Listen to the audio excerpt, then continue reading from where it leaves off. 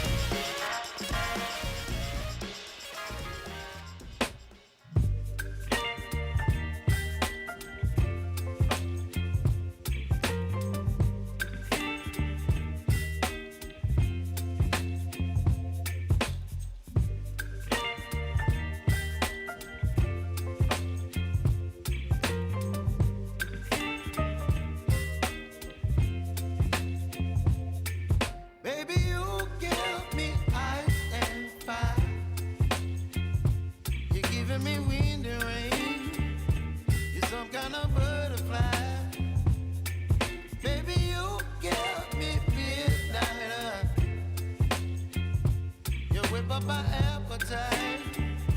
Don't leave me here high and dry. Oh, well, I don't wanna jinx it, baby, and twist myself at the spine. Don't wanna overthink it, baby. It's just twist your body and mine. Baby, you give me ice and fire. You're giving me wind and rain.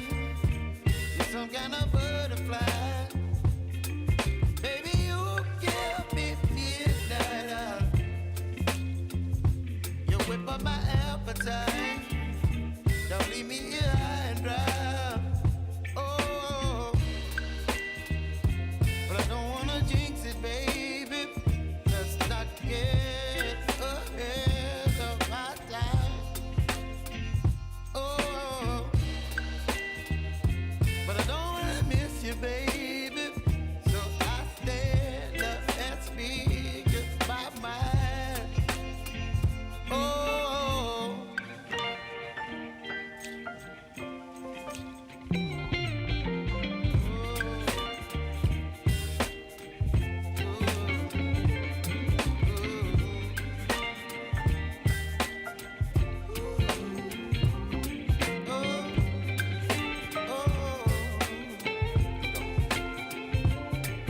Baby, you give me ice and fire. You're chilling wind and rain. You're some kind of butterfly. Baby, you give me midnight. You whip up my appetite. Don't leave me here high and dry. Baby, you give me ice and fire. You're channeling wind and rain. You're some kind of butterfly. Baby, you give me midnight. You whip up my appetite. Don't leave me here high and dry. Oh, oh,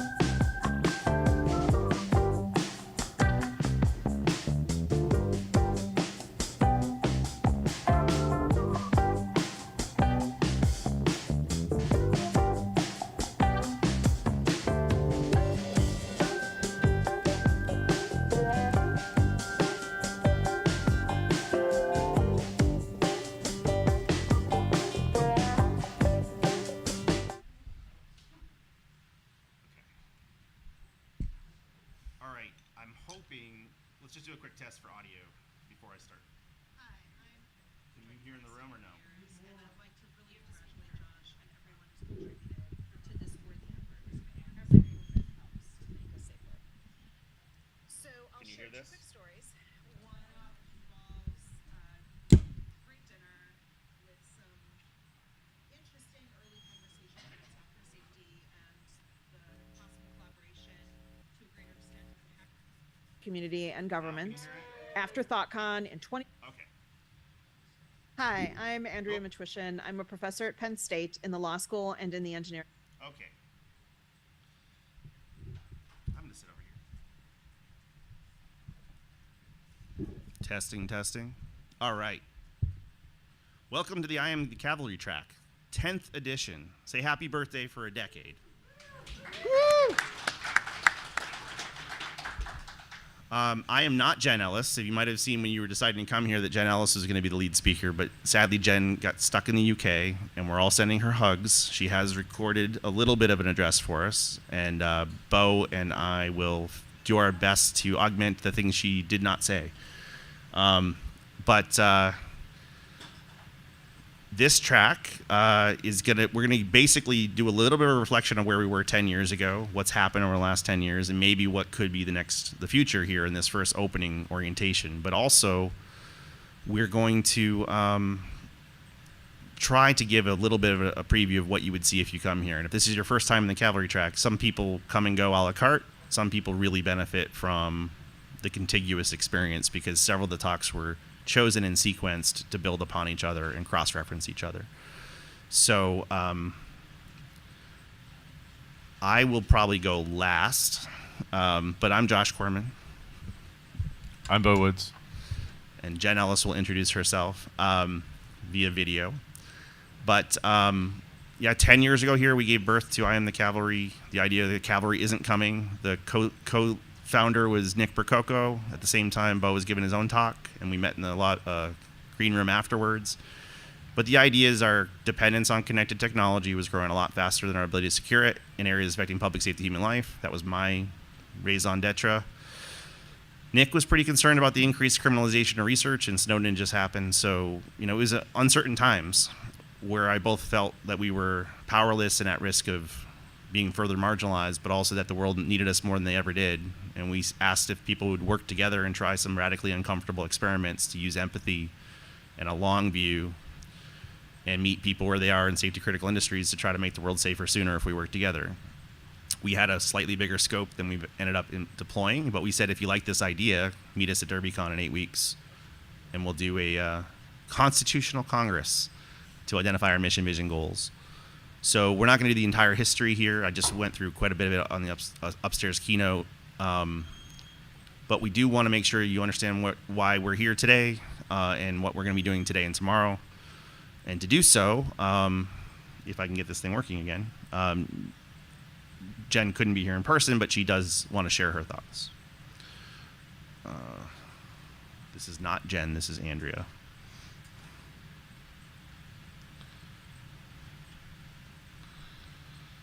And Bo's seeing this for the first time. So he may disagree with everything that Jen has to say.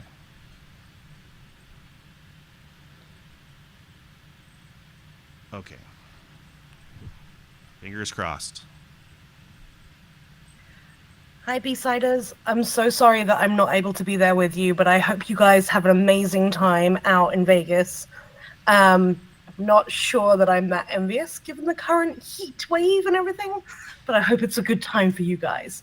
I just want to really congratulate everybody. 10 years on the Cavalry is amazing. When I think about some of the milestones that you guys have hit or that the Cavalry's hit in that time and some of the impact that's been created, I think it's really phenomenal. And I think when you look past the 10 years and like what's changed in that time, I do think you can see the sort of sticky fingerprints of the Cavalry members on some of that evolution that is so important and impactful for how we think about security risk across society. So for those who don't know, I'm Jen Ellis. Hi. I work really closely with governments around the world and nonprofits around the world to try to think about how we create behavioral change that reduces security risk on a societal level. And like weirdly, I've been sort of in the background involved in the Cavalry since the very, very beginning, but it was all a bit of a coincidence on timing, really. So like, come with me as we go back through time. So 10 years ago, I was working for a security vendor, and I was supporting a security research team and working really closely with them. And one of our research leads was threatened with legal action for a research project that I'd been really closely involved in with him. And it was all a bit stressful, as I imagine that you can relate. And it didn't sort of lead to anything terrible, but the whole process was so stressful that he sort of said, I don't know if I want to do research anymore. And I was kind of like, yep, I get that. But at the same time, there's a sort of consumer rights issue here because, you know, research is the thing that arms consumers to make informed decisions to manage their own risk, right? And I was like, what are we going to do if researchers feel like they can't do research? And so I started to look into it more. I learned about the Computer Fraud and Abuse Act. I learned about the Digital Millennium Copyright Act. I learned about state hacking laws and what impact all of this was creating for researchers in the US, and then sort of anti-hacking laws around the world that are very similar, that are also creating a chilling effect on researchers. And I got indignant, and an indignant Jen is a bad Jen. And I was like, something's got to be done. And even though I have no policy background, no law background, and in fact, I'm not, as you probably gathered from my accent, actually American, I decided that I was going to be the one to go and change it. And so I started to talk to some other people who kind of maybe felt strongly about this too, and tried to sort of think about how we could go and engage policymakers. And that all started 10 years ago. And weirdly, at the same time, Josh was going through his own sort of process of like realization and awakening around the risk that existed in society where physical and virtual meet and have the potential to create harm. I'm sure we've all heard Josh say where bits and bytes meet flesh and blood 1,000 times. If you're playing Josh Corman bingo, I am here for you. So we were at a conference and Josh and I were just catching up, and he was talking about what he was doing. And I was like, oh, that's kind of weird, because I've also started doing government engagement recently on this thing. And what we realized was that the two initiatives, while separate and had come from separate places, were going to be super, super, super complementary to each other. You know, every time I went and I met a policymaker and I said, hey, security research is being chilled by the current legislative landscape, they would look at me, and it was a little bit like I'd said, we need to build a rocket ship to the moon. And they were like, what's the moon? And my ability to answer that question, what is security research and why does it matter, was really aided by the Cavalry, right? I was able to go, well, for example, when you look at cars, let's think about how much software is in cars. And most people don't know these things, right? They don't think about things in these terms. And in fact, at the time when we started, automakers weren't thinking of themselves as technology manufacturers. They told me directly they weren't. And so, you know, having the conversation around cybersecurity with people who don't think of themselves as software companies is really hard. And talking to legislators about that kind of stuff is really hard. But every time I met a researcher through the Cavalry who was working in one of these areas of, you know, potential harm, and like the thing that's cool is, you know, obviously it's terrible, the level of harm, but they're very relatable areas to talk about.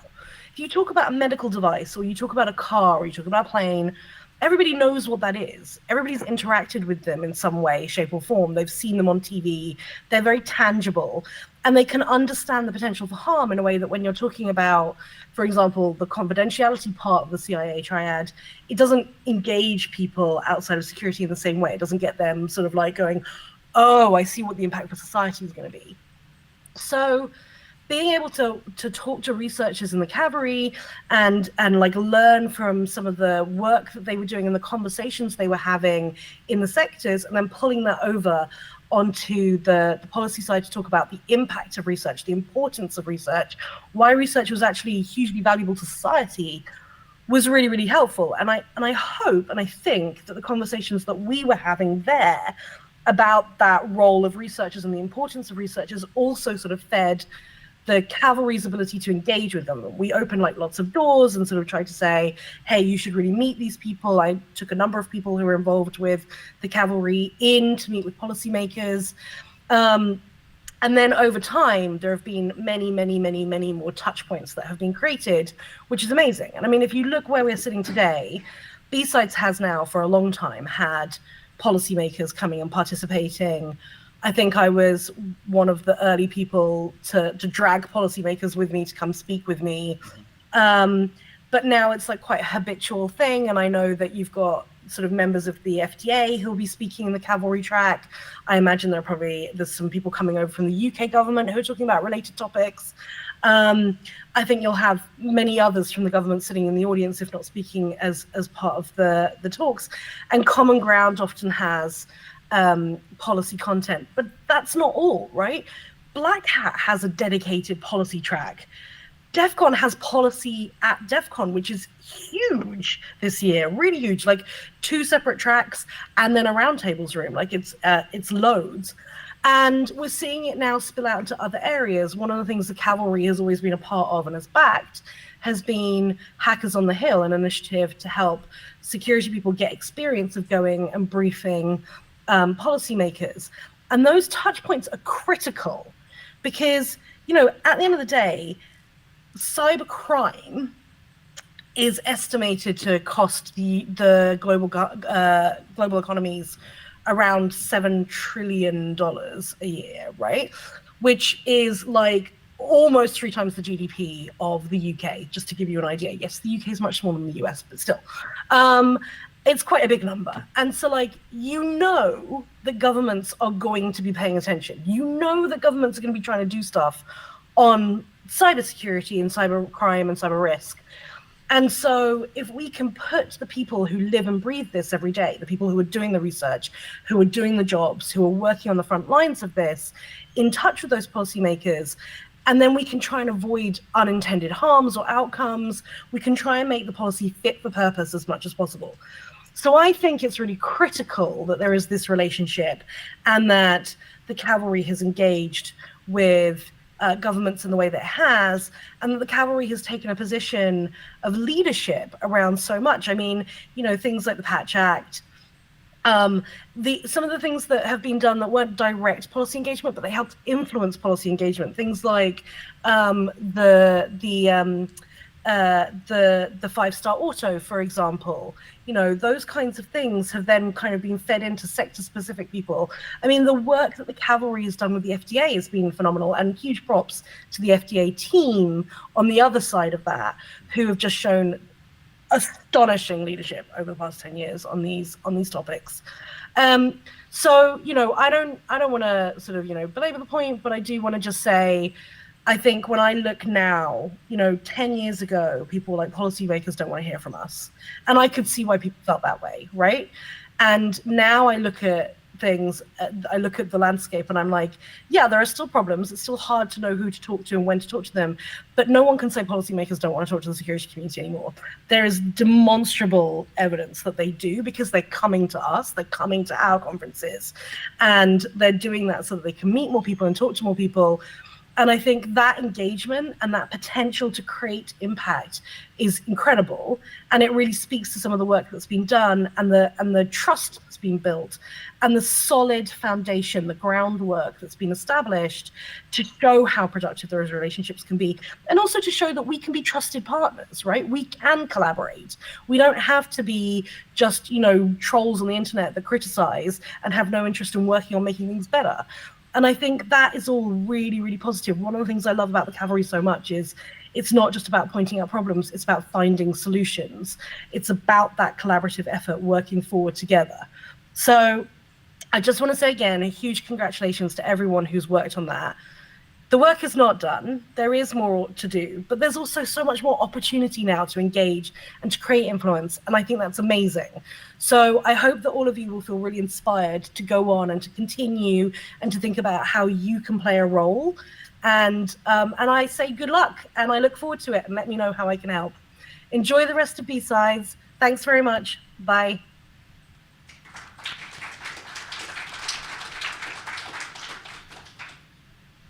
Okay, so that's Jen.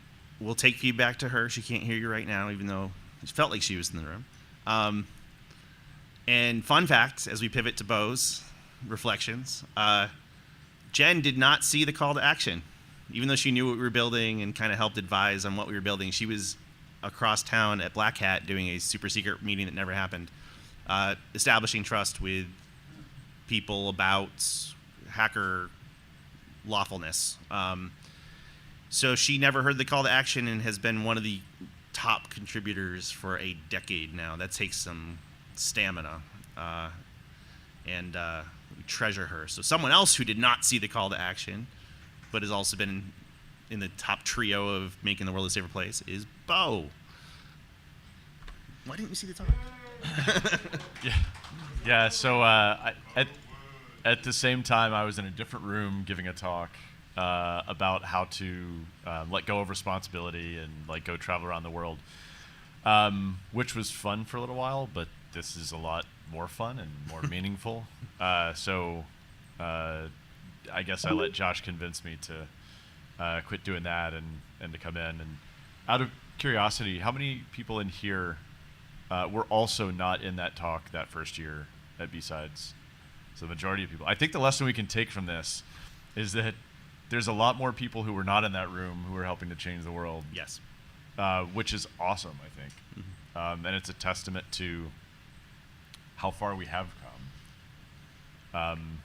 And I don't know, we didn't plan this, by the way, because we kind of had some last minute stuff. But do you you pulled something up? No. Ignore do you that. have Ignore something? that. Okay. Yeah. You should take about the same time she did. So. Okay. So as I've been thinking back in the last 10 years, like 10 years ago, what did we tend to hear about when you had, the so-called adults in the room talking about stuff? It was banks and the electric grid, and that was basically it. Films, I think Sony had just gotten hit because of the the film about North Korea, and that was a lot of it. Like if you talk to policymakers or anybody about, I see you're doing a montage. You can ignore it. Look how young he looks. Oh, the camels. If you talk to policymakers or others, like they hadn't really thought about security implications of Internet of Things. They didn't realize that computers were in cars. So a lot of the things that we had to do back then to make things relatable today, that situation has totally changed. So it was it, when did CyberMed Summit happen in the hotel room? The Do No Harm, the first Do No Harm. That's what it was. I think it was year 2 or 3 of our birthday. Yeah. Yeah. So this would have been like 2014, 2015. We have some very awesome doctor friends of ours who are also hackers. They've given talks at DEF CON and also saved people's life in the emergency room. They're like, hey, we should just like have a conversation about medical device security, about healthcare security. Like there's some really serious issues there. It's going to get people killed. And we're like, all right, cool. What do we want to do? Like, well, let's get some people together. I was like, all right, that's cool. Tuscany has great big hotel rooms. We could just do it in my room. Next thing I know, I see a tweet go out like, hey, Tuscany, this room, everybody just show up. And I'm like, oh, shit. So I'm like, okay, I guess we got to prepare for this. So I emptied out my bathtub. I hadn't showered in it and put a bunch of ice in there, went and made like 10 trips to the ice machine, got a bunch of beers and threw them in there. And we had probably 20 people sitting around in a hotel room just having some really, really interesting conversations about medical devices, healthcare security. Some really, really good people in there who still to this day are doing amazing things in medical devices. And we formed an idea to do what we called the CyberMed Summit. I'm just going to wander and ramble on this. We came up with this idea to do clinical simulations where you put doctors in a room to treat a patient. The doctor doesn't know what's going to happen to them. They don't know it's going to be something cybersecurity related, but they've got a support staff that has a script. You've got a patient who's a professional actor who does these things all the time. And so we did this really amazing thing where we killed someone on stage. We killed someone in an operating room, but not for real, but we simulated it. And it was incredibly powerful.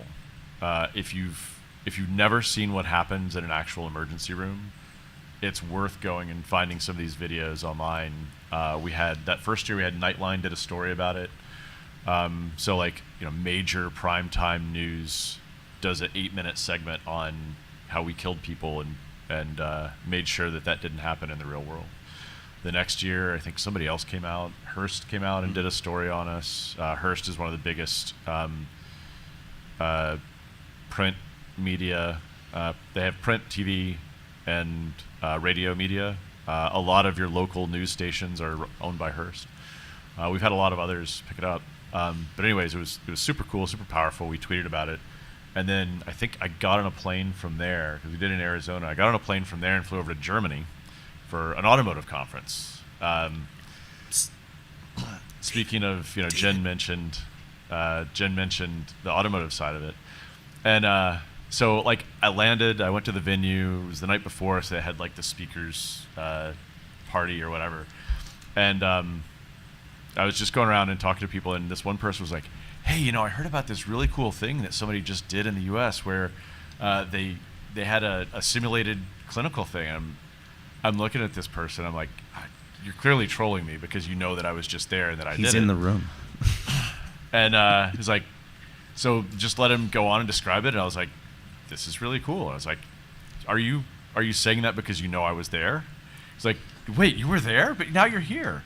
And that's going to be one of our speakers later on today, I believe, or tomorrow. Tomorrow. And the British are coming. That person, David Rogers, who's sitting right there, has also been one of the loudest, maybe not loudest voices, but certainly one of the most impactful people at getting IoT security governance put into public policy around the world.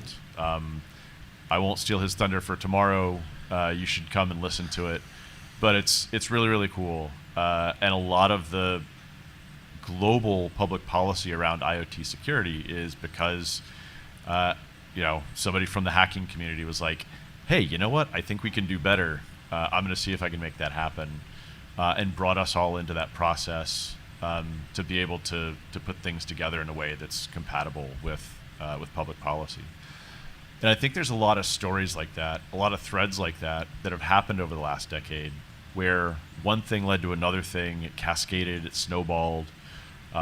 People heard about this idea, started believing that it could happen, eventually changed internal roles in their organization so that they could be on the product side rather than on the internal security side, and that happened at least a couple of times.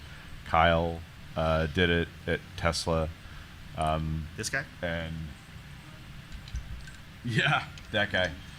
And then Colin at J&J. Yep. Mike Murray at Mike GE. Murray, yeah. And like those are seemingly small transitions, but when you think about what it takes to get a multi-billion-dollar company to change what they're doing, that's actually massive. And I think it's been understated. They're not up giving talks about those types of things because largely you can't talk about what goes on inside companies like that. But they've been some of the most influential and powerful change agents. And while Josh and I are up on stage blabbing about all this stuff, they're actually going out and doing it and making it happen. And so there's a lot of things where a sequence of events comes together that couldn't have happened otherwise.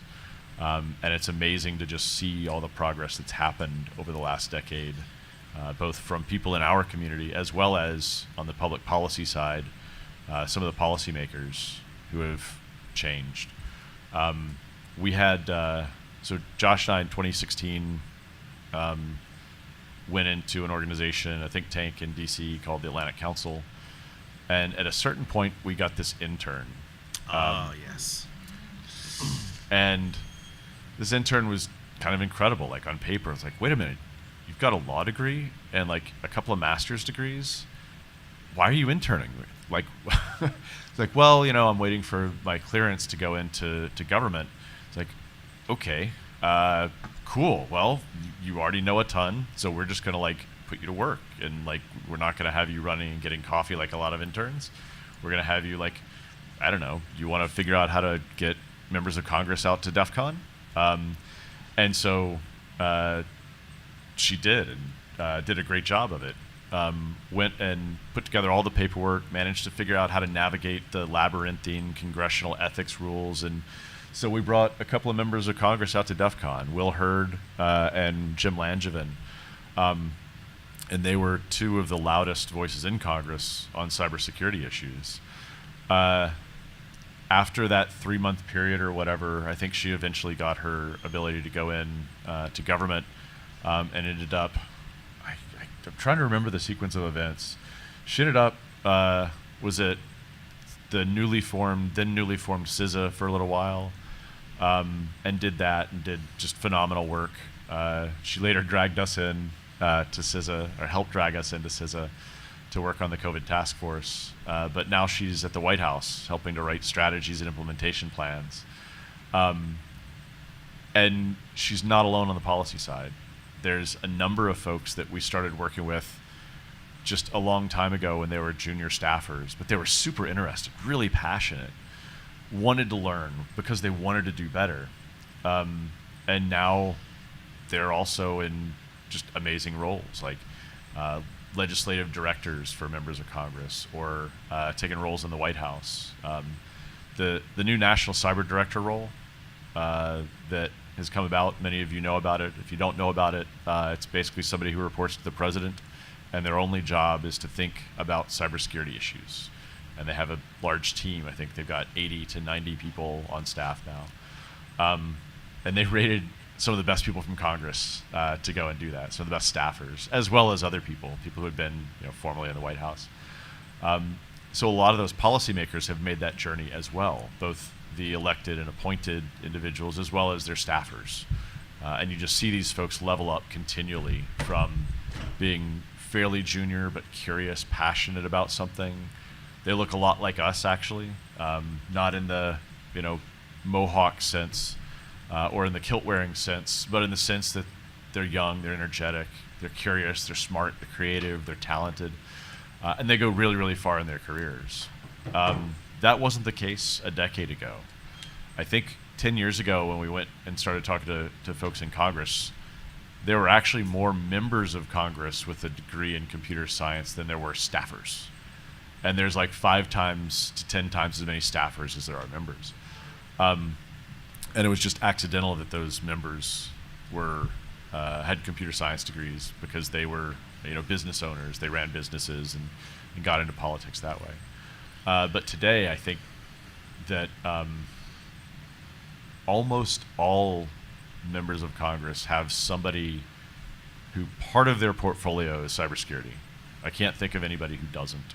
And many of those have computer science degrees, or they have a technical background. They know about technology, and they're serving their version of public good. They're doing public service in that way. And so from all sides, the world has changed in a decade, and changed in a lot of ways for the better.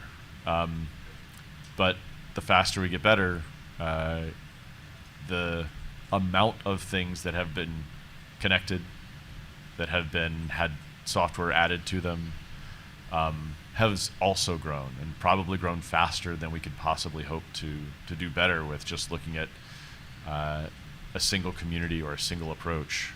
And so part of the original thesis of I Am the Cavalry was we have to to fuzz the chain of influence, figure out what works, repeat that, and then avoid the stuff that doesn't work, or tweak it and try again. But to be kind of relentless on pursuing this. And so we found a lot of stuff that's really cool and that works after a decade. And we're going to be talking a little bit about that tomorrow afternoon. We found some stuff that doesn't work so great. And so when others want to go in and do things, we want to help them avoid those things. There's some things that others have tried that have worked really, really well. Ray in the audience here worked on at state level. How do you form teams of people who can go in and help during a crisis, or can be the go-to when you need to talk to people in policy at the state level? So there's a lot of stuff that has happened in the last decade. There's a lot of stuff still to come. All right. I was doing a little bit of visual support. So it turns out there was a lot of confusion about the keynote, so I didn't want to repeat much between what I did, but very few of you saw it. So just a couple looking back highlights. I think I'm going to read a very short comment from our day one co-founder, who is not here in Vegas this year. So I did not read that upstairs, but I will read it now. So this is Nick Prococo, C75. He used to be at, he started ThoughtCon. I don't know, I think he's still involved, but he was at Spider Labs at the time. And of all the people that I was socializing my crazy idea to before I chickened out, he really stepped up and thought that we could not just use our skills for our employers or for our hobby, but maybe for the greater good. But for his teaming with me early, I don't think I would have had the nerve to do these talks and launch this here August 1st, 10 years ago. And DEF CON the following Sunday, we got the main stage. After being rejected, Jeff Moss said, we got to put you guys on stage. So we got the keynote stage on Sunday morning again, so we did this talk twice. But as we grew and changed and focused more on public safety, human life, and a little bit less on his stuff, he was less involved, but has always been a good touchstone. If you were at the launch or the original call to action, we had talked about our general concerns, or the three planks of a platform were essentially body, mind, and soul. Like, I was deeply concerned about public safety, human life, and the increasingly connected technologies.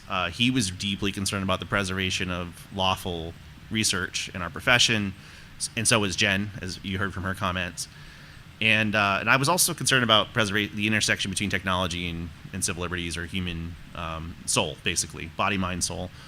As Bo and I really decided to make the front line, tip of the arrow, public safety, human life, where bits and bytes meet flesh and blood, I never wanted to let go of any, but we kind of did a turducken, where by saying we can help the public safety, public good, they're like, oh my God, how can we help? And Congress really cared, and they would lean in, and we said, well, for one, there's a chilling effect on good faith research. And they said, oh, yeah, we can help with that. So we took the side door while Jen and others took the front door. So I think we never really let go of number two for Nick, but here's his remark, and I can't speak like he does, but it says, in the past decade, since the creation of this movement, the world has changed in ways we could not have fully predicted. We knew that information security community wasn't headed to the place we thought they should be in 5 years, 10 years, or even 20 years, by mostly ignoring the side of technology that mattered the most, human lives. The goal of changing the trajectory of where information security was headed was certainly achieved by the hard work and dedication of Josh, Bo, and hundreds of others.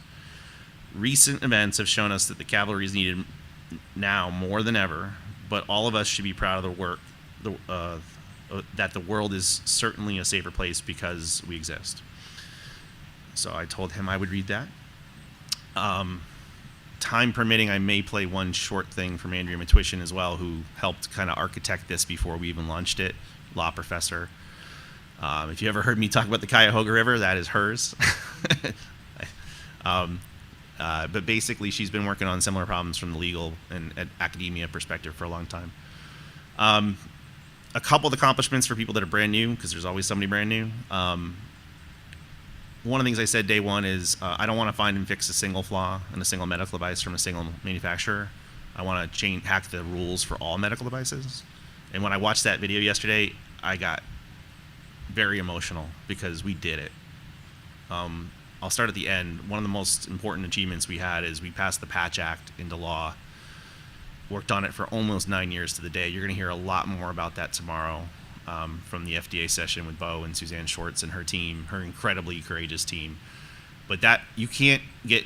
One of the problems with cybersecurity is we always say let's focus on the low-hanging fruit. But when you pick all the low-hanging fruit, you know what you're left with? Really, really hard problems that take a decade to fix. But this crazy idea was let's have a long view. Let's do the work. Let's have a campaign. Let's not focus on activity that make us feel good, but results that make us actually safer.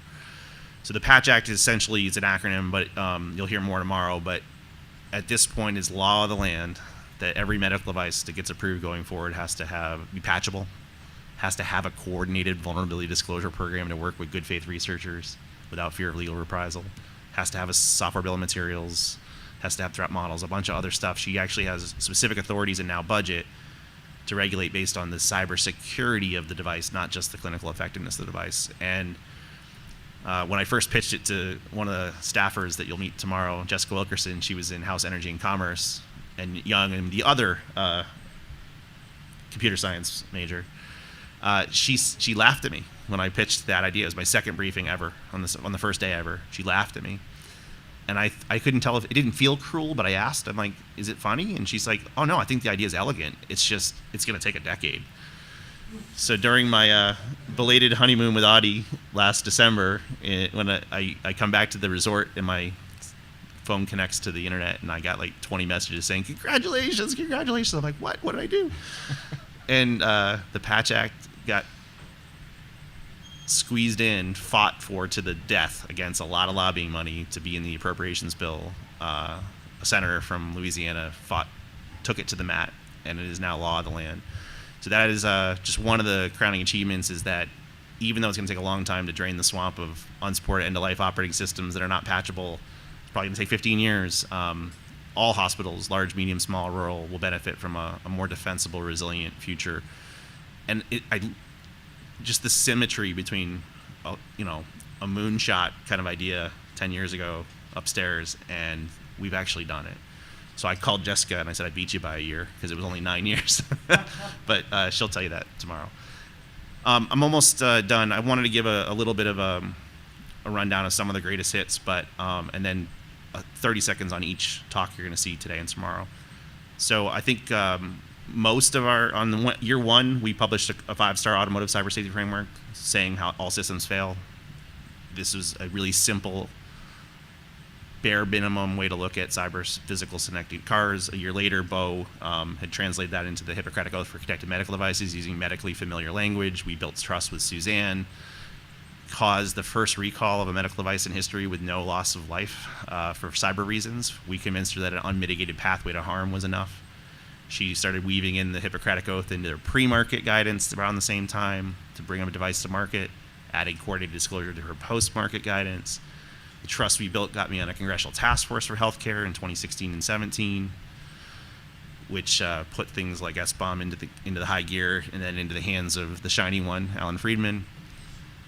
When the pandemic hit, actually before that, the Mirai botnet taking out the internet for a day scared congressmen. So Senator Warner spent a couple hours with Bo and I, and out of that conversation came the IoT Cybersecurity Improvement Act of 2017. Later testified to Will Hurd's committee on that. It failed, but during the pandemic, it was reintroduced and passed into law. So hackers caused a fucking federal law.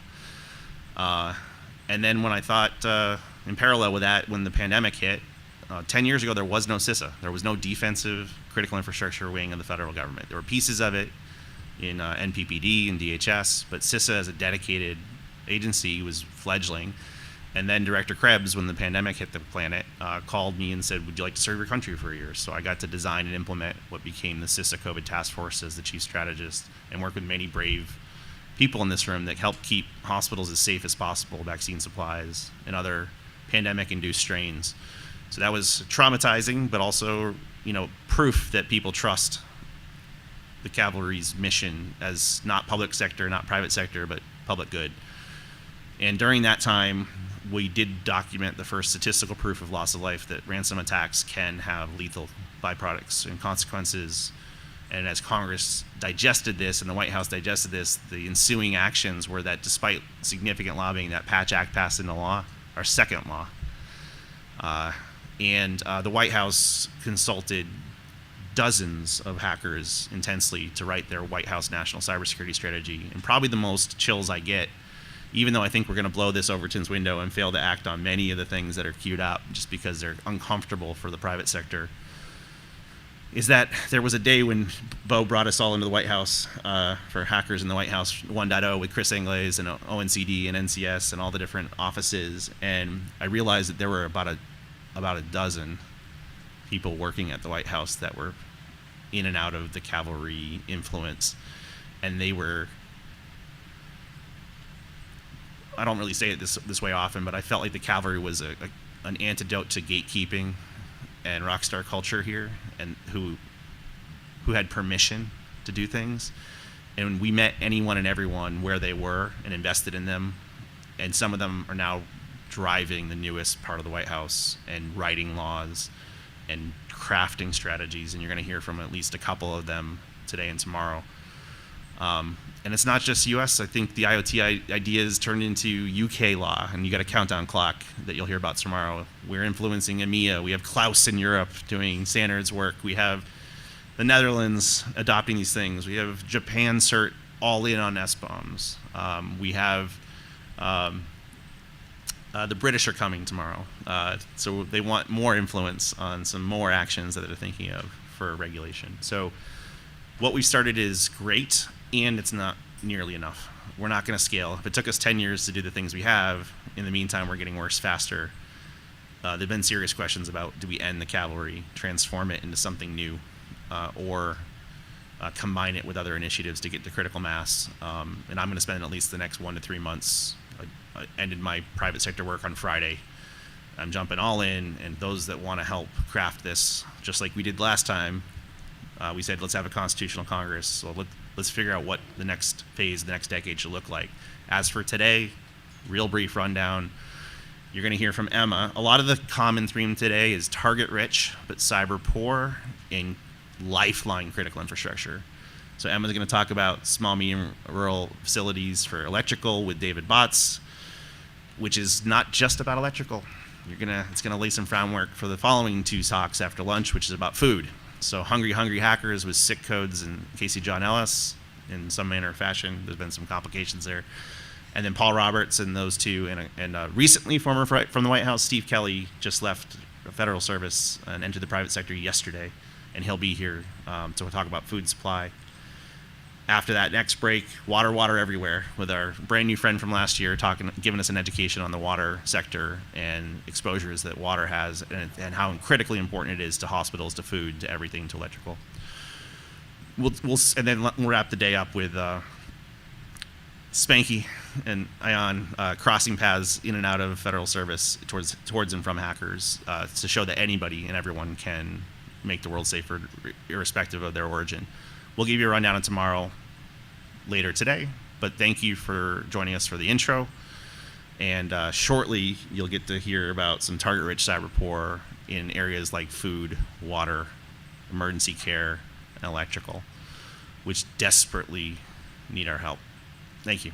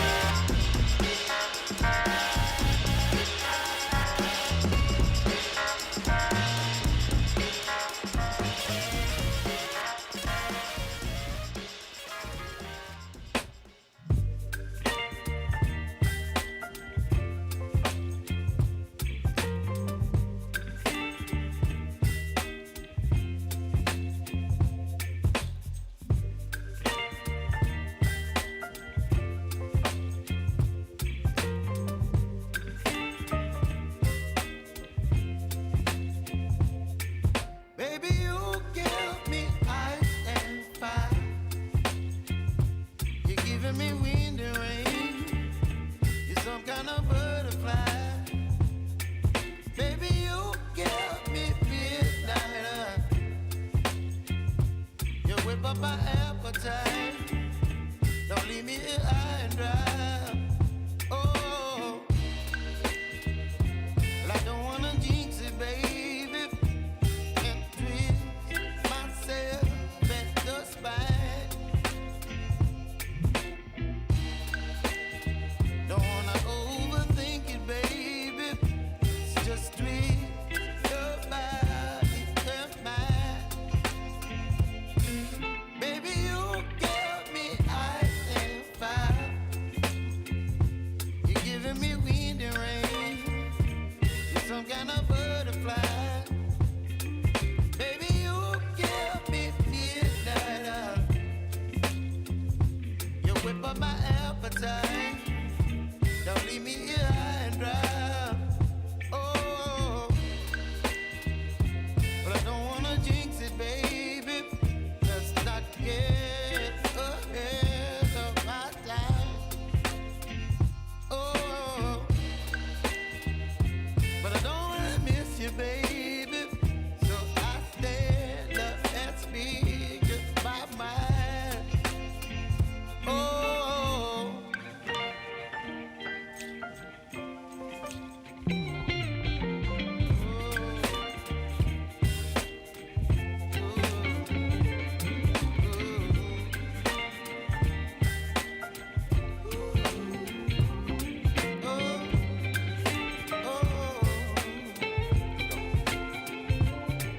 Baby, you give me ice and fire. You're chilling wind and rain. You're some kind of butterfly. Baby, you give me midnight. You whip up my appetite.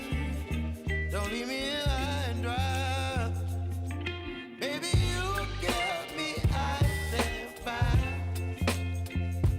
You're channeling wind and rain. You're some kind of butterfly. Baby, you give me midnight. You whip up my appetite. Don't leave me here high and dry. Oh, oh, oh, oh,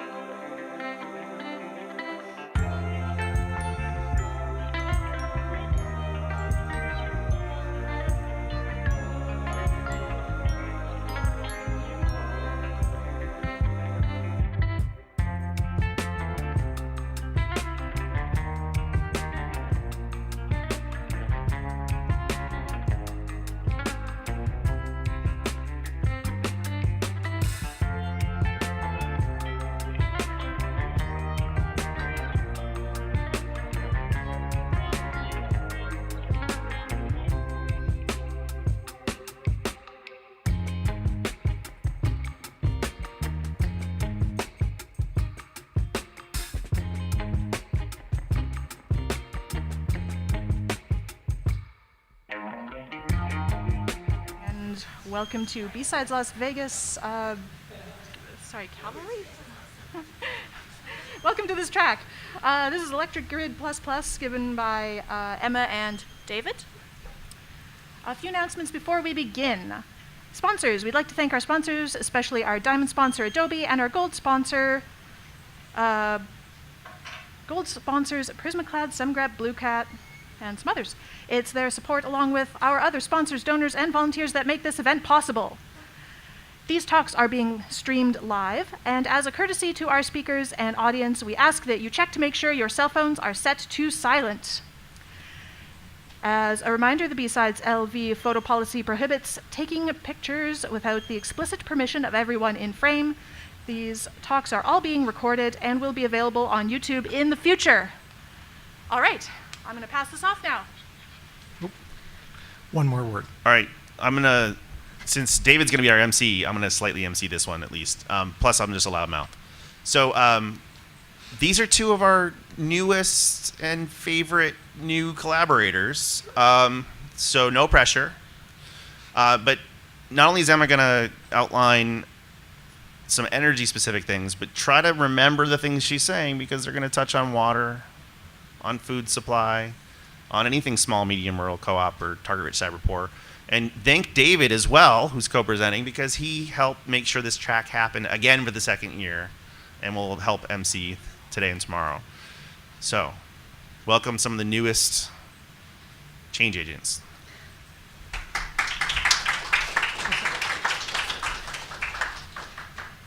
Hi there, and that was quite the introduction, thank you.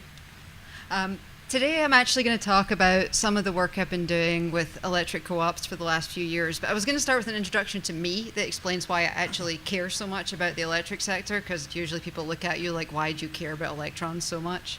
So this is me. The picture on the bottom is my first ever job working for an electric utility. It's me wearing PPE that's far too big for me because I was 18 years old and it was in Scotland and they didn't actually have any women ever on the field crew. So I turned up with gloves that were too big, a giant yellow jacket that my dad probably could have worn, and nothing fit me. I did that for a little bit, decided it was too cold and wet in Scotland for me to continue doing this. I just didn't want to. Went to university, worked in electrical and mechanical and electrochemical engineering, so I like to spread between different topics. And then I decided I was kind of done with Scotland, not going to lie, it was cold again. I moved to California, worked for 4 of the national labs, currently working at Idaho National Lab. Moved around quite a bit because every time I wanted to learn something new, I ended up going to a different national lab to do something different. So Sandia worked in hydrogen, Berkeley worked in renewable energy and distribution grid, Livermore worked in other stuff, and now at Idaho, where I'm the chief power grid scientist for various things. My more recent past before that was also working for National Rural Electric Cooperative Association, which is one of the big trade associations in DC that essentially looks after the 900 electric co-ops in the country. So my entire career has been in the electric industry since I was probably 18 years old at this point, which is quite long ago, I'm not going to lie. So I'm deeply passionate about how our electricity is delivered in multiple countries, and that's somewhat how we got to here in talking about all of this. But I also have David here. Good morning. So my name is David Botts. I work for the Edison Electric Institute. I started in computer science. My first real job after being an intern was for a utility company. So I worked for a utility company in the Midwest of the United States for like 20 years before having an opportunity to move to Edison Electric Institute. If you're not familiar with the electric industry, you might say, what is Edison Electric Institute and why does it matter? Why do I care? So Edison Electric Institute is the trade association for investor-owned electric utilities in the United States. At a holding company level, we've got approximately 63 members at a holding company level. Those 63 members are responsible for a little over 70% of the electricity that flows in the United States of America, generation, transmission, and distribution. The energy market, or the electricity market in the United States is wild. Why? Because there are 3,000 electric utilities in the United States. Emma just mentioned 900 of them that are called co-ops, and then in addition there are about almost 2,000 public power municipal power companies. Most of them are teeny tiny. Most of them are distribution only. Some of them are huge. So let's talk about a huge one, LADWP. They have on the order of 5 million customers. So they're super big, but most of them are not big. Most of them are small. And we're going to talk about bigs and smalls, resourced and under-resourced electric companies for the next 42 minutes. Dr. Emma. So the other thing I wanted to add in here was a little bit of history of how we got here as well, because 3,000 utilities is a kind of ridiculous number. There is a long history of how we actually got to having that starting in the 30s, but I'll talk about that in a minute. But the big thing that's going on just now with all of these electric utilities is we are going through an energy transition also at the same time. If you've missed them talking about the energy transition, the renewable energy, climate change, that is all happening just now at exactly the same time. So what we're really been faced with just now in the electric sector is how do we do everything absolutely all together, all at once. We've got to make it clean, reliable, equitable, resilient, and secure all at the same time when we're not really there yet. So interesting challenge. But I like to tell stories. This actually happened summer 2020. Again, it's not really got a cyber angle, but it's an interesting piece for how do we look at interdependent infrastructure and why everything actually matters.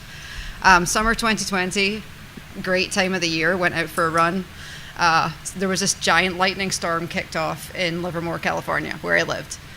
Huge dry lightning storm that eventually caused what was known as the lightning complex fires. I was out running, went back to my house. I was like, I am putting my stuff in the car. This is how it ends. So put everything in my car, was ready to go.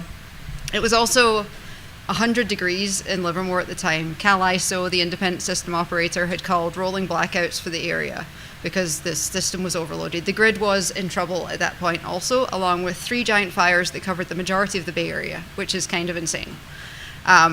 Livermore was having problems. We were struggling. The lightning also hit a massive power transformer. There was 2 big power transformers sitting in Livermore. It hit one of them. As it turns out, if you want to talk about cyber protections, most of Northern California doesn't have lightning protection on their substations because we didn't have lightning until, within the last 10 years, lightning suddenly became more common thanks to climate change. So they didn't have lightning protection on this giant, large power transformer worth millions of dollars. The transformer died. Half of Livermore didn't have power because they were trying to roll power through Livermore as well. At that point, the wastewater plant also failed because they hadn't tested their failover, which we told them they needed to do, and they didn't do it. Wastewater goes down as well at the same time. At that point, in this series of things happening, the fire had turned around. The one on the bottom right of the red blobs essentially turned around and started heading for the city of Livermore rather than the rural area. So the city of Livermore, if you don't know already, also has a massive national lab in it, which does a lot for fusion research, for example. The national lab basically called that we were going to have to evacuate at that point. Most of us weren't even there at that point, so we were trying to work out what we were going to evacuate from the lab at the same time. But evacuation orders all happened at the same time. Right along that time, talking about politics and all of this intersecting, Gavin Newsom decided to announce that all of California was going to go for phase-out gasoline-powered cars by 2035. Just announced this in the middle of there being a massive emergency taking up half of California. We hadn't had power for 3 days at this point in various places. And we're like, so we're not going to have gas vehicles, but we're evacuating a massive city just now that hasn't had electricity for 3 days? What do you think would have happened?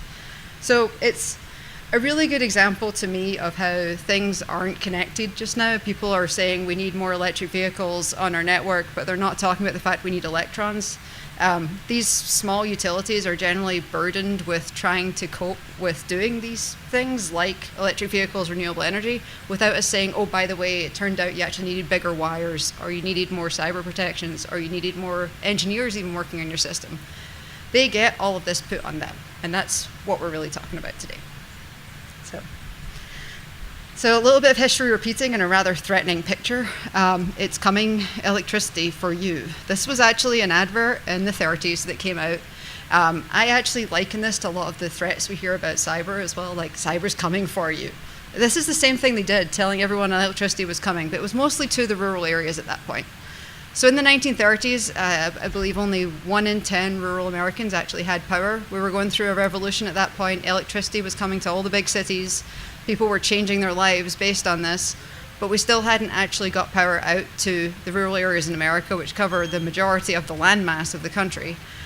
In 1936, they brought in the Rural Electrification Act, which essentially allowed low-cost loans to go to farmers, low-cost federal loans to go to farmers so that they could form electrical co-ops and work with larger utilities to actually get the lines run through contracts, essentially to say, hey, we will serve everyone in the US power at this point. So these social contracts came into play for electric power. Electric co-ops were formed. They were all not-for-profit, but they were essentially, the local community were all members of the electric co-op. And that's gone on to this day. So this happened in 1936, and since then this has continued. We ended up with the Rural Electrification Administration, which later, I think, evolved into USDA and the Rural Utility Service. Again, when we talk about electric service, we all think of Department of Energy. Turns out USDA actually has a huge play in how the rural electric co-ops work as well. Most of their loans and financing actually come from the RUS program instead of DOE. So when we're talking about these small rural utilities, that's who we're talking about, these electric co-ops. Not that there wasn't controversy about this. I'm looking at David just now with the holding companies. There was 7 major holding companies in the US at this point. As part of this deal, they were trying to break those up because they held monopolies over most of the electric service in the country. They created these fancy cartoons. They were calling it the death sentence to the electric service. And so eventually, this is where the Rural Electrification Act came from. And no? Okay, so how did the grid actually evolve for my eyes? Like, how did we get into this mess? It's a very simple picture. So talk about 1936, we've got this nice dumb grid. It works. There's no fancy electronics there. It's working. The electrons flow in a certain way. It was remarkably reliable for what it was. So we created the dumb grid. Fantastic. Roll on 2008. We've decided to do the American Reinvestment Act. The Smart Grid program comes into play. This is where we started getting all those devices that could talk onto the grid. Primarily smart meters ended up being one of the big things, and solar energy. Those smart meters actually weren't as smart as everyone thought, as it turns out, because most of the customers actually rejected there being mostly smart meters connected to their house. So we ended up with very fancy smart meters that couldn't do anything, which was great. Then we had the clean grid. This was around 2008 as well. The Sunshot program started for DOE, which had a goal of $1 per watt, essentially. We were meant $1 per watt of solar. They actually achieved that goal in 2015. But side note, what that also meant was a lot of the solar industry moved their manufacture offshore at this point, and roll on to 2023, where we have certain problems with supply chain. So decisions we make now, generally for this sector, roll on for the next 20 years. Then we had the physical and cyber secure grid. We're around 2012, 2013 at this point, where we're starting to worry about physical attacks. We're starting to worry about things that happened in the Ukraine. Now everything has to be physical and cyber secure. We change direction every few years in what we're worrying about on the electric system. Apart from now, where we're worrying about everything.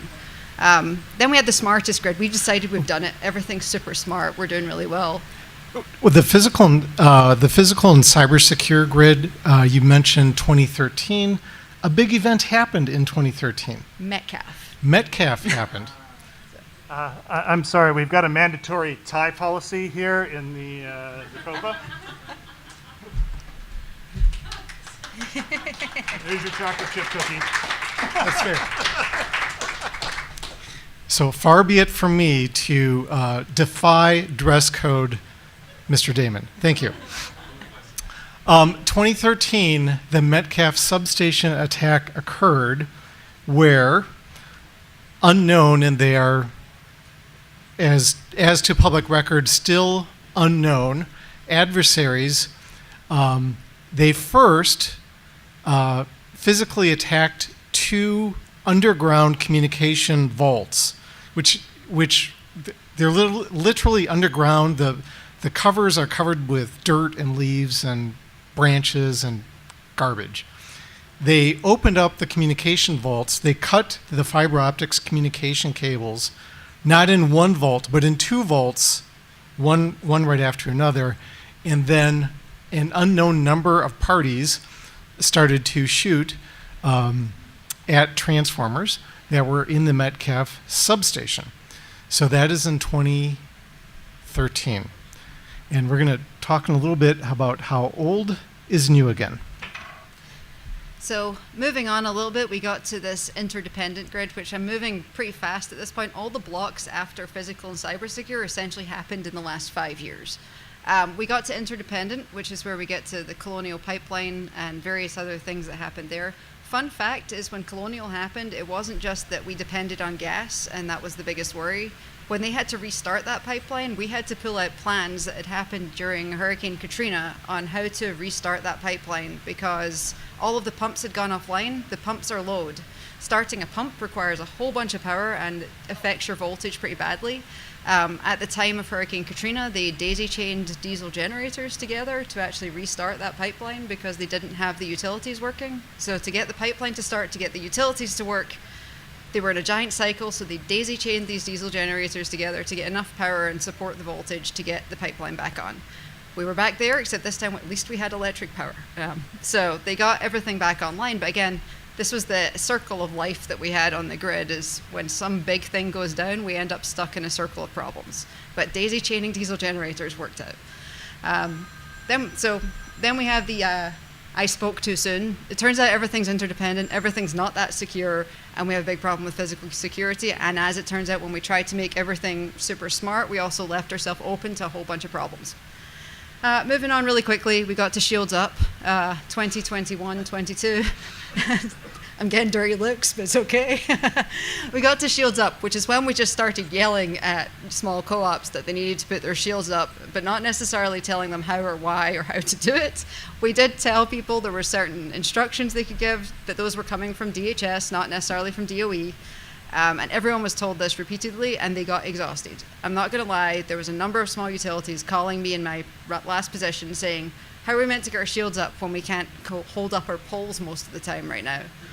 So then we got into climate impact. I think 2023, we had the most number ever of billion-dollar weather events causing damage to the electric system, including one that just happened about 12 hours ago in the Northeast, where there was essentially a huge storm. If you look at the news just now, there's pictures of entire distribution lines just laying flat on the ground because a tornado went through them.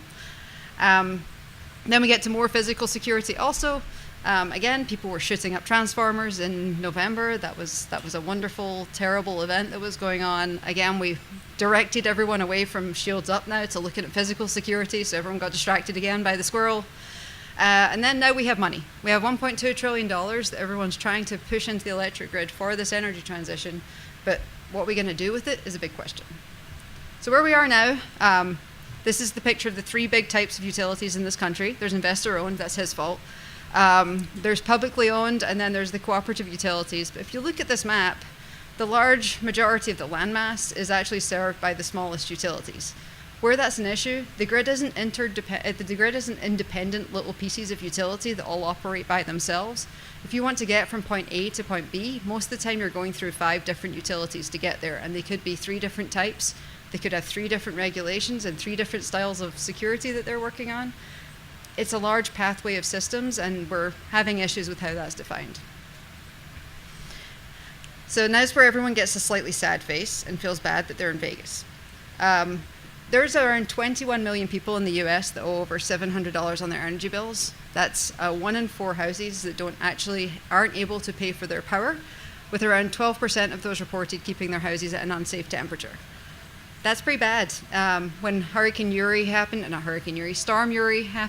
around 200 people died because they didn't have power. So they didn't have heating. At the time it was freezing, so they didn't have heating. They died for various reasons because they didn't have power. Some of those people now, 12% of people, are keeping their houses too hot or too cold because they just can't afford the power. Why this is important? Our electric bills and what we do with security, you pay for it. We pay for everything that happens that the electric utility has to do. There's no magic pot of money coming. It's your rates that pay for it. So whereas we might be okay, there's around 25% of people in the country are not okay for paying for their power. So how do we make this work? How have we reached a point of no return? How do we actually make this work for everyone without burdening those that can afford it least? Other interesting part of this picture, the co-ops serve 92% persistent poverty counties. So those land masses in rural areas usually are where some of the persistent poverty counties really are. If you look at this map also, it's also where a lot of our military bases are. So about 110 co-ops serve critical military installations. I believe there's a lot more IOUs and munis as well. But we have this group of things coming together that makes our issues with criticality pretty interesting. One of the really interesting public policy issues is the following. Is it right, is it appropriate to demand of an under-resourced rural cooperative that they themselves are responsible to defend themselves against nation-state and state-sponsored actors? Are they financed for that? Is it going to show up in their rate base? But it's not just the co-ops. It's also true. I mean, I think the question is a reasonable question to ask for utilities of any business model. So both public utilities, the City of Manassas public utility, that they are responsible for the local distribution in that area, or investor-owned electric utilities. Is it the right thing to demand of electric companies to be responsible for defending themselves against nation-state and state-sponsored actors? So another intersect of who delivers your power. I guess it could be a game show quiz or something. And are they considered critical in the sector? You saw Josh show his picture earlier of all the different sectors, like how they're split up. The electric sector, to me, is one of the most complicated ones in that you had a line, Josh had a line that goes from DOE to the electric sector. Again, there is also USDA and DOE and USDA and EPA that currently have $10 billion for clean energy for utilities to apply for to put on their system. That's a lot of money, but it's not ran by DOE, and the security requirements aren't necessarily being defined by DOE. So clean energy is electrons going onto your system. It's an interconnected system to your operational network. Do we have requirements for that yet, or are we just running into the clean energy world without actually working on that? So the little baby picture is basically showing, I think if anyone has kids, they probably remember that there was a baby formula shortage in the last year. It was pretty bad. That baby formula factory was actually in Sturgis. I was doing a little math of where that was and what it was served by and who serves it, and to try and work this out. Believe it or not, with 20 years of electrical engineering, I still had to sit and draw this out on a map because it's not that easy. So essentially that baby formula factory is served by a municipal electric company which wheels power through a co-op which is served by an IOU for transmission. So there was 3 different utilities in play for what that was. It was water that was their primary problem, but if any one of those electric entities was down, they'd have had exactly the same problem, and probably not water as well. So the criticality piece for me, it becomes defined by the entity, by who they're owned by what their boundary is on their system. But I'm not sure that's working anymore for the electric sector. There's too many pieces that are connected together that is relatively unique to the electric sector. Those critical functions that we've looked at make sense in the metro areas, that's great, but not necessarily in rural, because again, we have our rural hospitals, we have our other things that are out there. We have mysterious baby formula factories that happen to sit that you've never heard of until you didn't have baby formula. These are all sitting in these rural areas served by multiple different utilities who are all struggling essentially to meet requirements for security. So David already mentioned the military functions, again, private defense from the baddies. I have worked with a number of the locations that serve military bases or have contracts that keep them alive to serve those bases to meet the requirements they have, and they all wonder like what's going to happen when the next requirement comes, and they can't change their contract with the military base to increase that rate as well. So people aren't necessarily working together to fix this problem, which is something I would really like to work on solving. So this is the other scary slide that makes people have a sad face. There's over 900 utilities in this country that don't have a single person working on IT. Not 900, over 900, thank you. Less than one person. And that person might not even be the person focused on it. I was doing incident response with a 7,000 person utility, as in they serve 7,000 customers. They had a $3 million ransomware event happen where that ransom was actually on their outage management system. They were in Texas. There was another storm heading for them. This was right after Storm Uri. And I get a phone call from their singular person to say they think they're about to be fired. They're crying, and I'm instead of on incident response, immediately I was on mental health response. So I was more worried about this person than I was about what was going on, because they were going to be okay. But she was distraught, and she was told she was going to be fired by our board that didn't understand what had happened, even though months ago she'd said, hey, I think we need to spend some money to fix this. And the board was like, nah, let's not do that. But she was working with the outage management. It turned out she was also the storm responder, funnily enough, and the communicator for this utility in particular. So she was going to have to, first of all, tell the customers they had a ransomware event, while also responding to it, while coordinating their insurance, which turned up to try and help, while also being threatened to be fired, while being paid $70,000 a year for doing this. But she was dedicated to her community, and that was part of this. This is something I think we should work on. Her dedication to her community meant she was taking it from all sides at that point, but also standing there trying to stand up this utility and keep things going while everything was falling apart in both her life and the utility itself. So this community angle is something I'm very interested in. Like, how do we look at these areas differently? Instead of them being electric, hospital, gas, food, is there a way that we look at them as actual units of importance that can work together on fixing this? Again, I've covered most of this, but salaries are lower in rural areas. They can't compete. Like, in most utilities, they actually can't compete if you've ever been paid by a utility or a trade association. Most of them are using managed services. I know some that are using the Geek Squad for their utility. And again, we've got infrastructure dollars flowing. There's OT providers like never before. Some of those are actually shadow IT, as in people have got this distributed resource management system installed. It's sitting on the cloud. Yay, look at us, we've got a cloud managed distributed resource system. They don't have an OT network. They never had one. They think it's been managed by the cloud provider. They have a generation and transmission entity that runs their SCADA, but they never actually had a cloud entity before doing this, so they don't have the people to actually support it.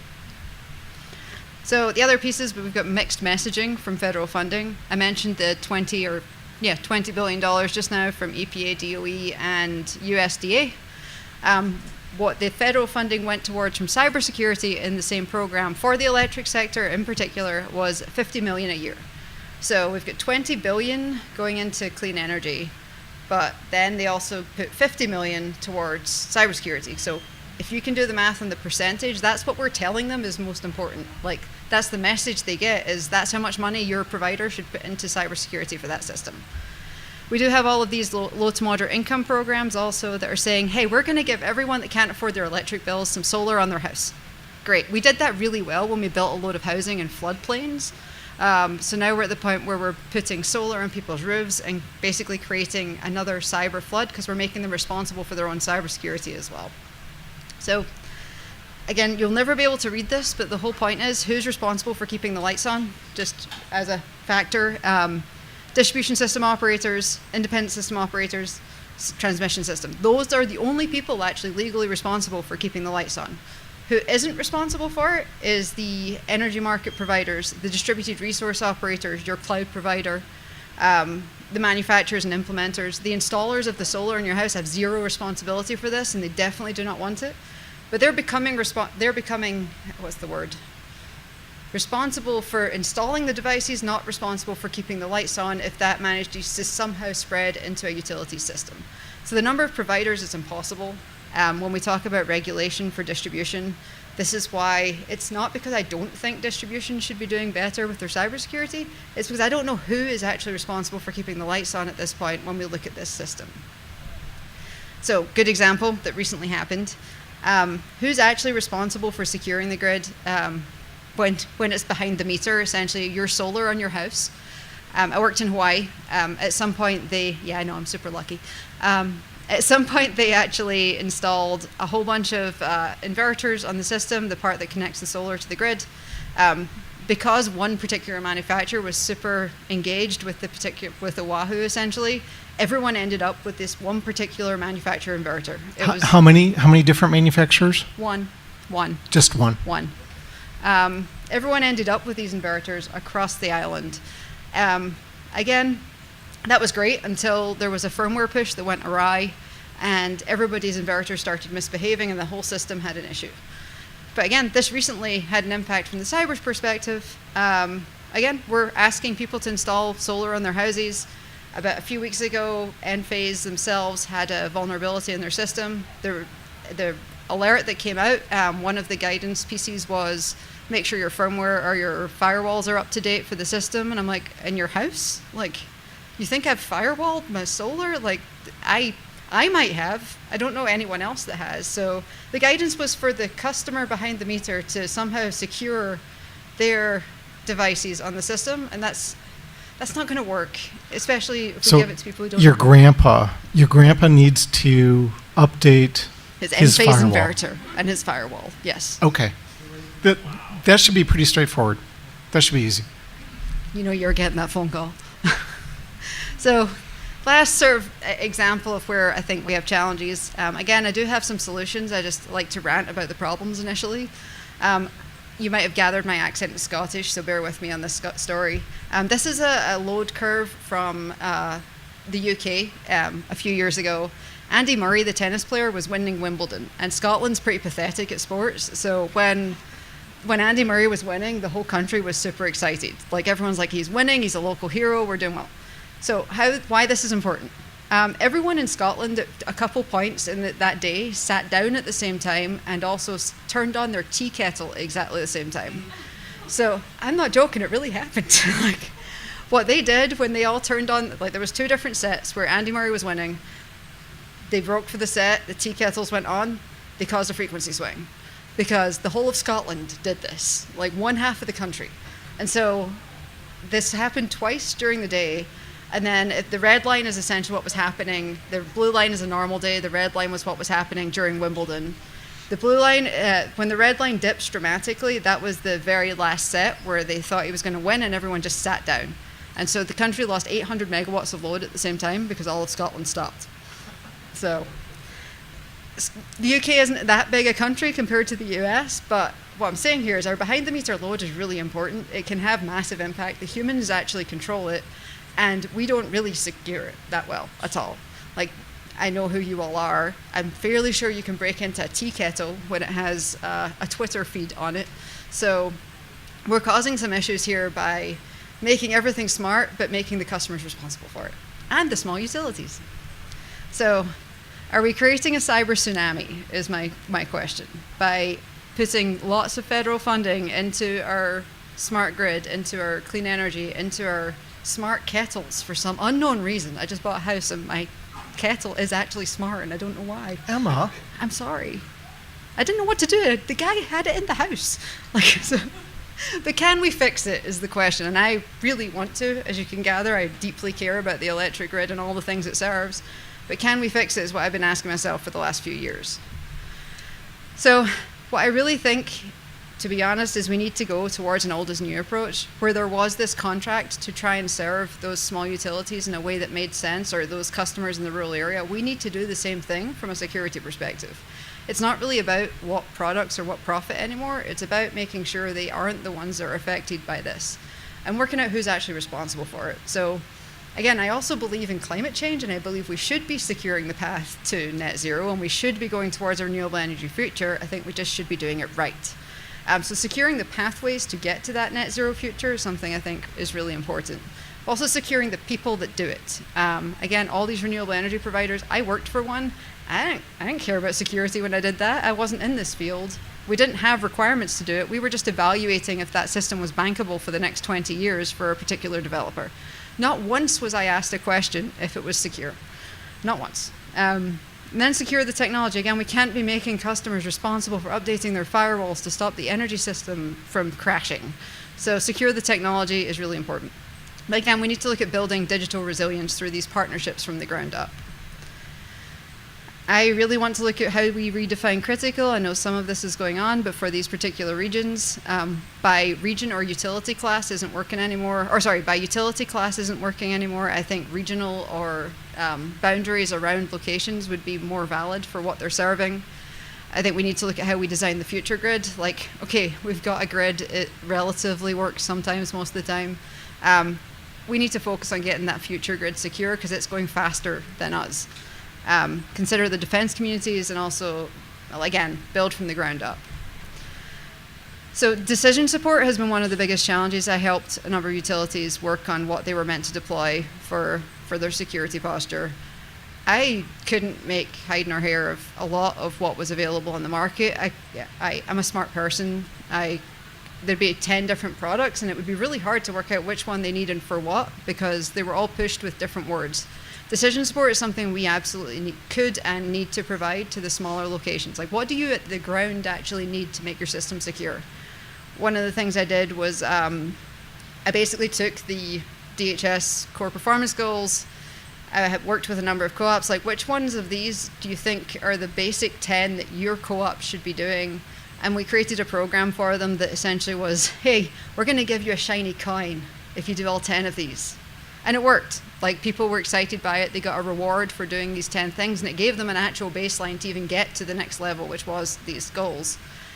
We need to set the bar in a way that makes sense. The bar is a spinning plate from my perspective right now. We don't have a consistent discussion on what is the bar for security in this country. I know it's constantly moving, but we need a bar for people to actually get to that doesn't move 10 minutes later. I do think the public-private partnerships, we need to consider taking those that profit the most out the equation for what decisions are being made for what's necessary on the system.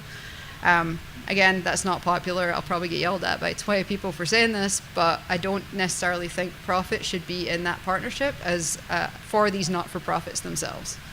And again, holistic approaches for local communities. That one person that works at the utility, who's the singular IT person or the 0.8 of a utility IT person that's there, they're probably also working for the hospital. They're probably also helping the small businesses in the community. If there's water, they're probably doing that too, because they're doing everything. So how do we look at backing up those people in a better way that accounts for the fact that they're not going to have independent people at every location? I'm going to move on to this one. Despite I work at Idaho, I'm very excited about cyber-informed engineering. I had to say it, but I was excited about it beforehand because I think it did give people an opportunity to improve what they're doing now without worrying about different pieces. One of the things I was thinking about was how to design better principles for the interconnection of renewables that does include security, but isn't necessarily saying, again, the customer needs to secure it or the utility needs to secure it. I mentioned the end phase problem. Again, that's local. That goes everywhere now. Everyone is keeping up with the Joneses in solar in particular. Those installers that walk around the neighborhood that I terrify every time they come near my house, they'll sell a single inverter to the whole neighborhood. I think one of the analyses I've actually done is if you just changed the inverters out in one feeder and made a rule saying you can only have 10% of one particular brand, we'd actually be in a much better position if all of those tripped off all at the same time. There could be a massive cyber attack on those inverters. We'd still have power. I did this analysis for one large state that I won't talk about, but we'd still have power. We wouldn't cause a voltage event. Everything would recover. The system would be okay, even at very high penetrations of renewables. That's a basic principle to apply that is very difficult to get through just now. So even just looking at more heterogeneity on the network would be helpful as a whole, and that's where the cyber-informed engineering and secure by design principles can come from. So again, the other piece that people have talked about, we're stuck in the middle of this right now. One of the most reliable and resilient things we could do to the electric grid with all of these devices is connect everything. As in, if you connect every single device and make them all work in concert, we actually could have a fully renewable operational system. Electrically. Electrically, yes. If you connect everything and make it all work in concert, we could have a very insecure system that falls apart tomorrow. So it depends who you're talking to, what we do. I'm joking with my meme here about from Forgetting Sarah Marshall, where there was a surf instructor who said, do more, no, do less. That's where we're at with this. Like, what is the optimal amount of connectivity that we need? Again, cyber-informed engineering, I won't go into it too much, but I do think we need to set future data standards for cybersecurity monitoring in particular. Data quality and quantity. I worked in sensors. I developed a sensor. Before we even got as far as it being installed anywhere, we wrote a taxonomy that's not able to see, but it was what grid state are we actually trying to measure with this sensor? Like, what's our expected outcome before we actually develop a new device to measure it? I've noticed in security, we tend to say, let's just monitor everything and we'll work it out afterwards. We've never done that in the grid before, ever. Like, that's not a thing. We don't monitor everything. We don't monitor distribution transformers. The recent GAO report that said all distribution transformers are insecure have never looked at a distribution transformer, which is concerning. They are secure because they have no communication and no measurement on them at all. They're just these devices sitting on the top of poles. You can shoot them, but you can't necessarily attack them from a cyber perspective unless you go through an interconnected system. So data fusion and data taxonomy to me are big technical pieces that would actually help us define what's needed. A last point on data science. One of the bits of research I did in the past, which is completely not cybersecurity but is relevant here, was looking at healthcare data. I've spent an unfortunate amount of time in the hospital. I was looking at healthcare data. If you can fuse together MRI data, measured data, voltage data, infrared data together, you can actually help transform healthcare outcomes. This was a big thing we did with multimodal, multivariate data. Transforming those outcomes at that time was to prevent deaths. It was to prevent the death of, actually in this case, veterans with traumatic brain injury. I sat and was doing some of this work and I was like, humans kind of look like transformers in this regard. You're looking at me like, oh God. But humans in this case actually looked like transformers, and we used that to create a new system for evaluating failure on a transformer that you can't see with measured data, so it's called incipient failure. From my perspective, a cyber attack to a grid person looks like incipient failure. We can't see it. The lights are still on. We actually wait for transformers to fail, believe it or not. The smoke signal is usually the first sign that it's failed. So data fusion and breaking data silos is really important for our future. Again, community workforce engagement. Something that's working really well and I think needs to continue is they've created these centers for regional engagement. I think supporting those is really important. There are a few different states. Arkansas is one of the big ones just now who created a center for regional engagement. It's bringing in students, people that actually don't need to be paid that much, sorry. But the students are coming in to help be the SOC. They're helping being analysts. They're helping learn their trade from the bottom level. But they're also helping support. This has got multiple cooperative and municipal utilities that have bought into being part of this regional engagement. And that means they're getting support from this center that's also federally funded, which is helpful, from the state funding that is more than the federal funding for cybersecurity. So they're being helped to do that with these centers, and I think supporting those has been a really big success and something we can continue to do in the future. So I've probably gone slightly over time, but I'm excited about opportunities and challenges and the big questions and how to improve the electric grid. I do have hope it can get better. I do have hope that there is a way to fix it, but it's going to take more than just people that work in the electric sector to do it. So that's it.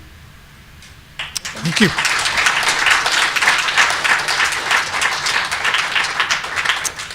So we've got a couple of seconds for questions. Yes, and so if you got a question, come on up to this mic, and or the mic will maybe come to you. I might have to turn up the mic because I turned it down. Thanks, Agor.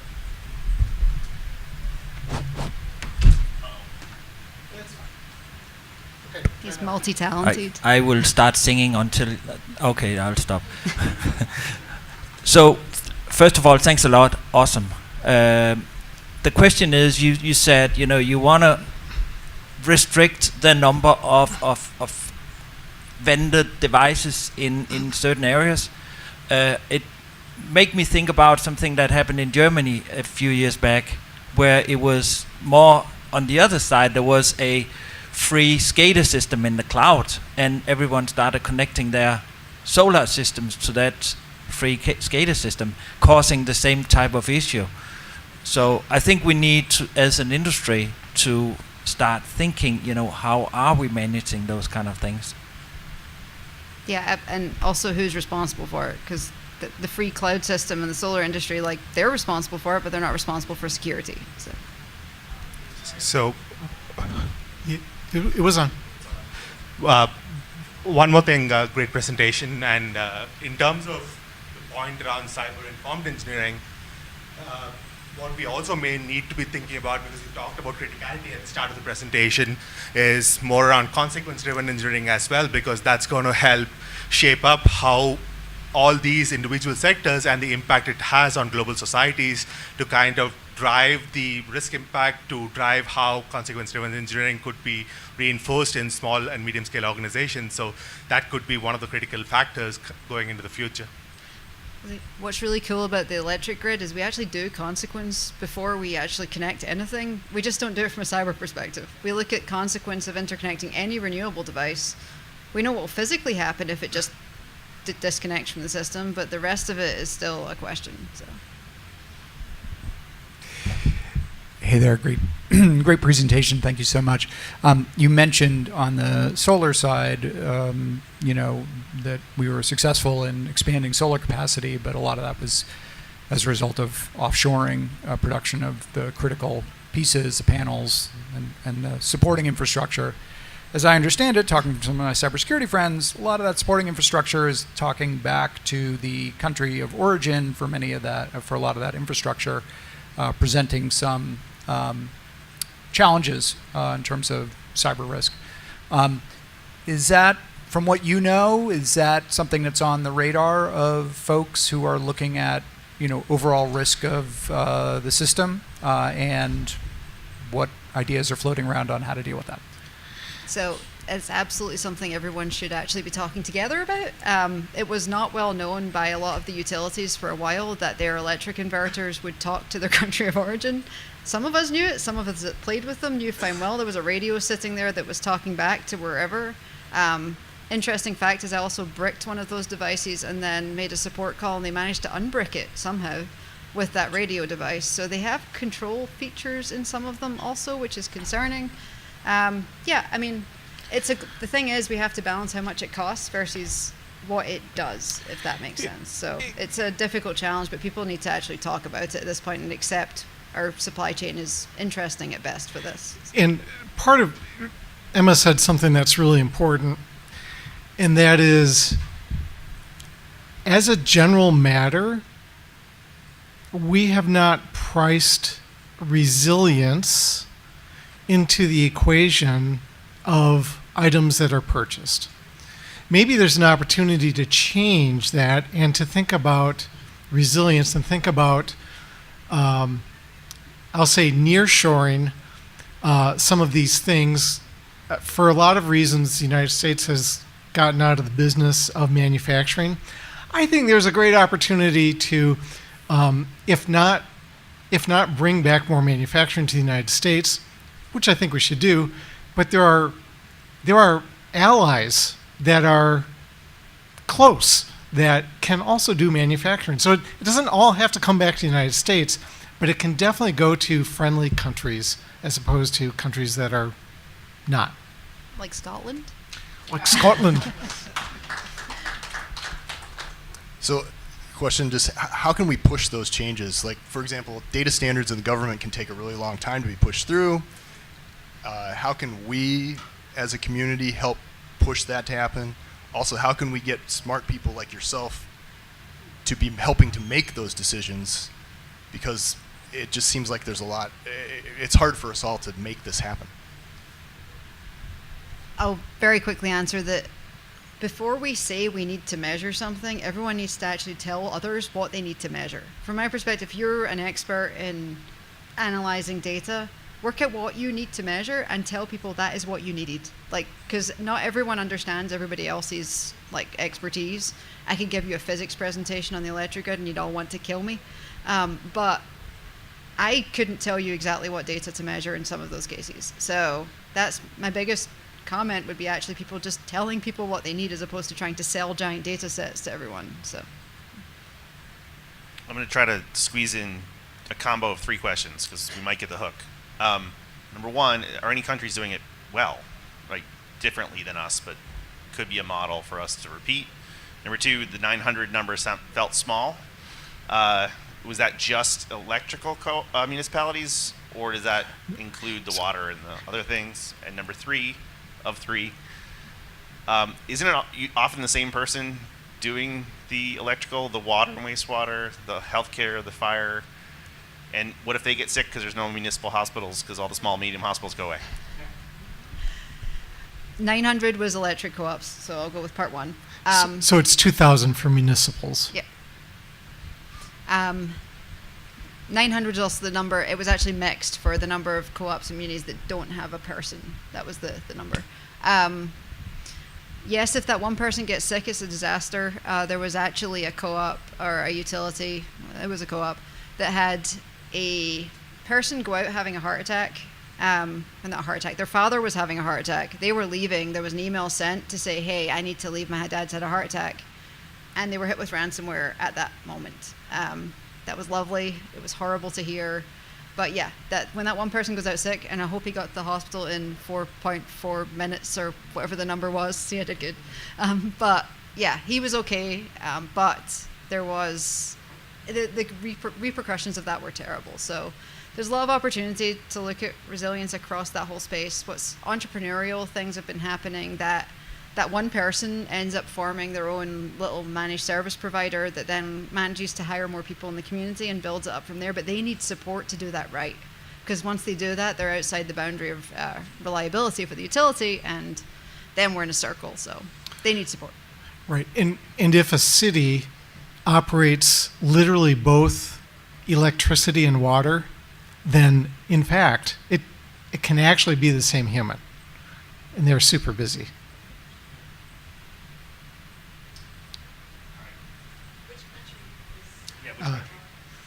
Which country is doing it well?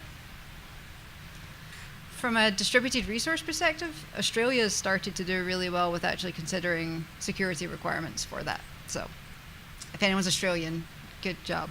All right, I was told we had a room announcement from someone in purple. Is that you? Okay.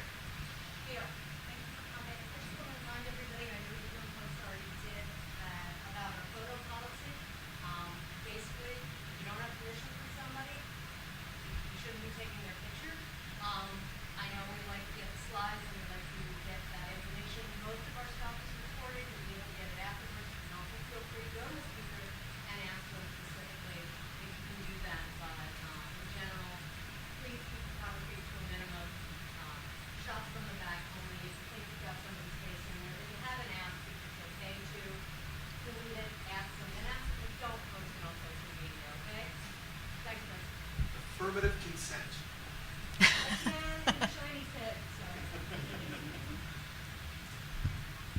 Okay, let's thank our speakers.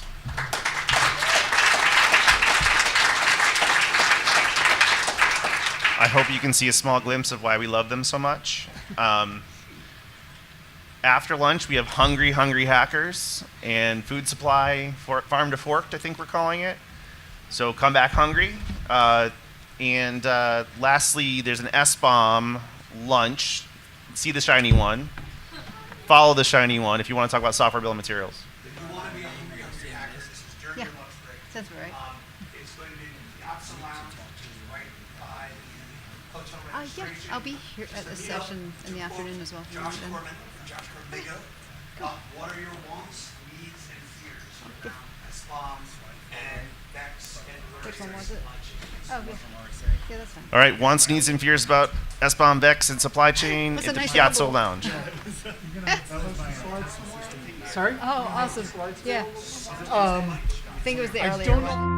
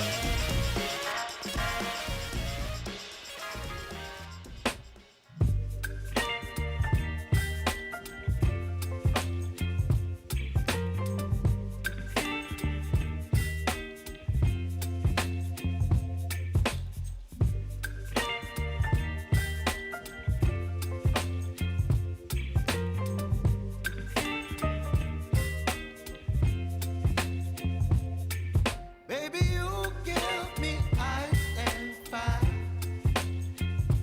You're giving me wind and rain.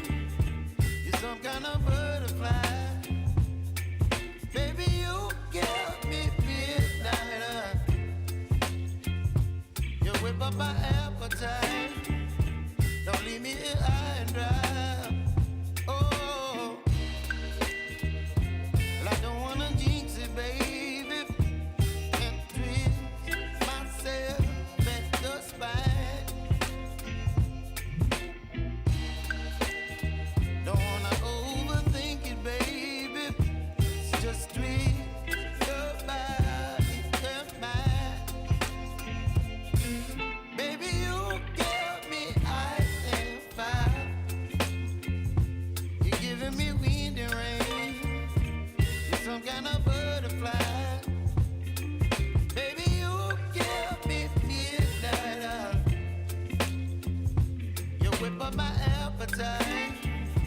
Don't leave me here high and dry. Oh, but I don't wanna jinx it, baby. Let's not get ahead of my time. Oh, but I don't wanna miss you, baby. So I stand up and speak my mind. Oh.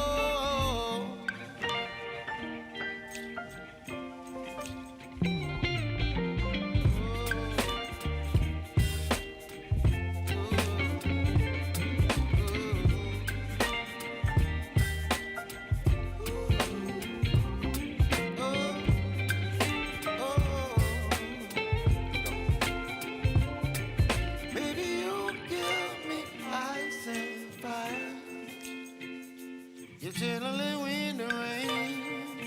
You're some kind of butterfly. Baby, you give me midnight. You whip up my appetite. Don't leave me here high and dry. Baby, you give me ice and fire. You're channeling wind and rain. You're some kind of butterfly.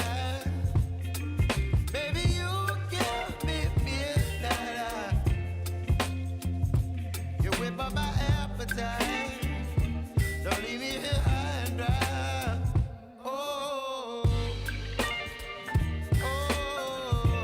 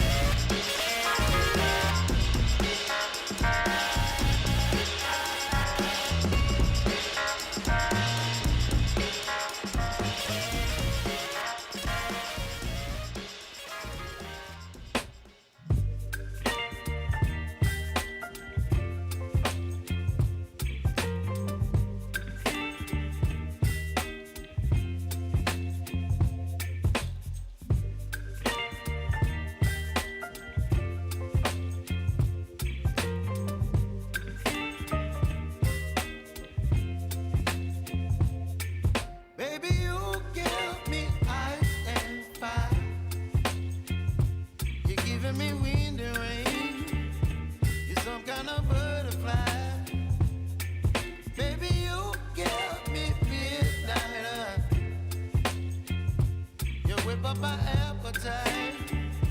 Don't leave me here high and dry. Oh, well, I don't wanna jinx it, baby, and twist myself at the spine. Don't wanna overthink it, baby. It's just twist your body and mine.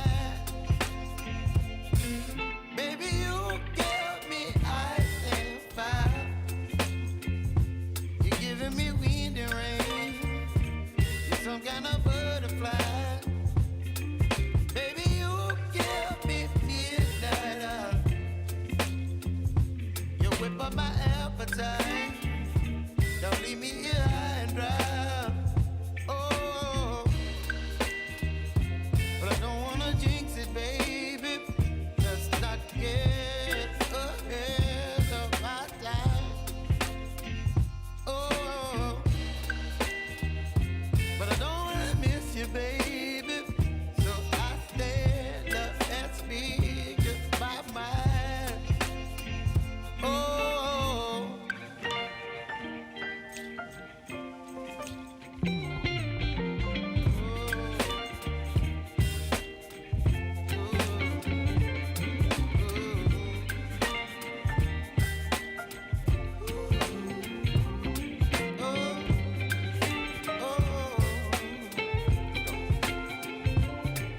Baby, you give me ice and fire. You're chilling wind and rain. You're some kind of butterfly. Baby, you give me midnight. You whip up my appetite. Don't leave me here high and dry. Baby, you give me ice and fire. You're channeling wind and rain. You're some kind of butterfly. Baby, you give me midnight. You whip up my appetite. Don't leave me here high and dry. Oh.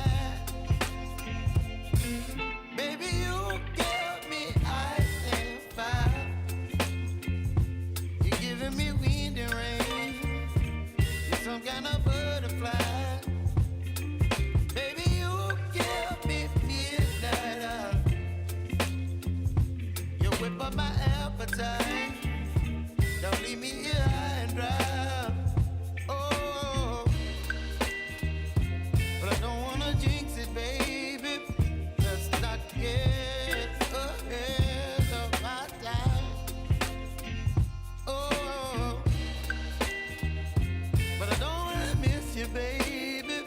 So I stand up and speak my mind.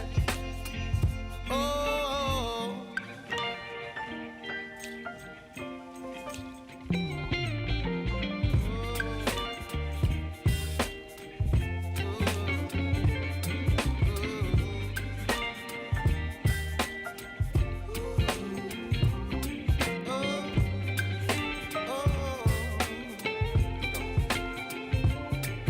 Baby, you give me ice and fire. You're channeling wind and rain. You're some kind of butterfly. Baby, you give me midnight oil. You whip up my appetite. Don't leave me here high and dry. Baby, you give me ice and fire. You're channeling wind and rain. You're some kind of butterfly. Baby, you give me midnight oil. You whip up my appetite. Don't leave me here high and dry. Oh, oh, oh, oh,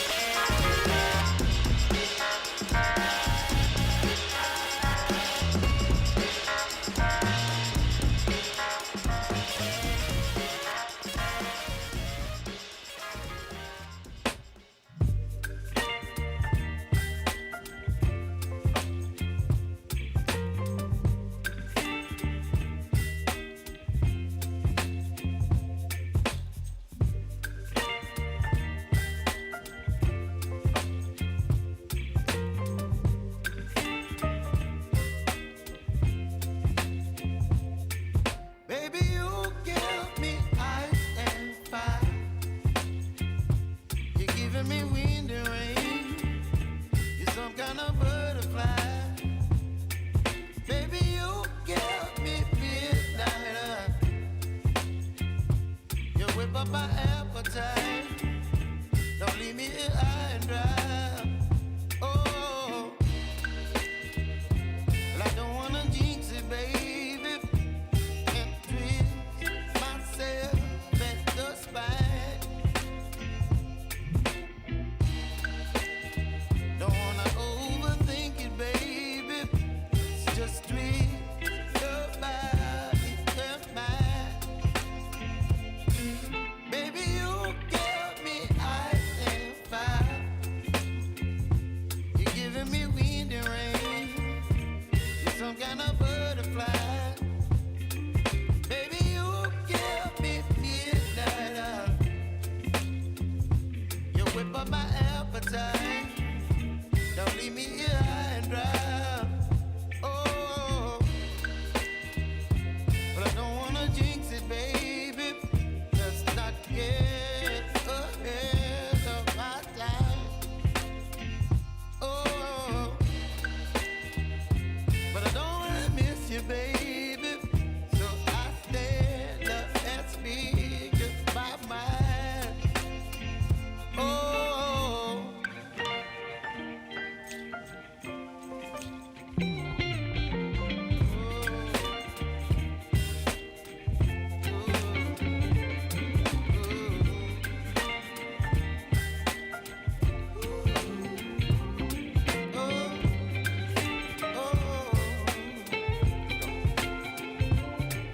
Baby, you give me ice and fire. You're chilling wind and rain. You're some kind of butterfly. Baby, you give me midnight. You whip up my appetite. Don't leave me here high and dry.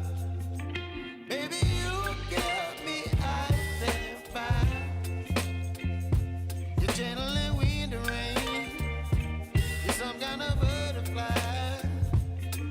Baby, you give me midnight. You whip up my appetite. Don't leave me here high and dry. Oh, oh,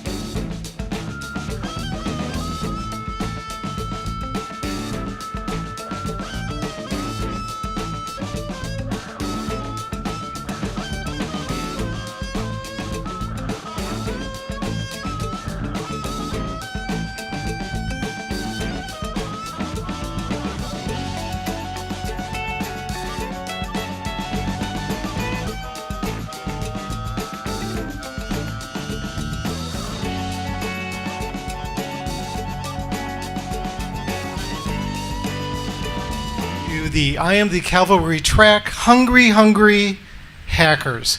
We were delighted to welcome and invite Sick Codes, and due to reasons, travel and otherwise, Mr. Codes was not able to join us today. However, we do have Mr. Casey J. Ellis to be present and help us walk through some of the issues related to challenges in security in our food ecosystem.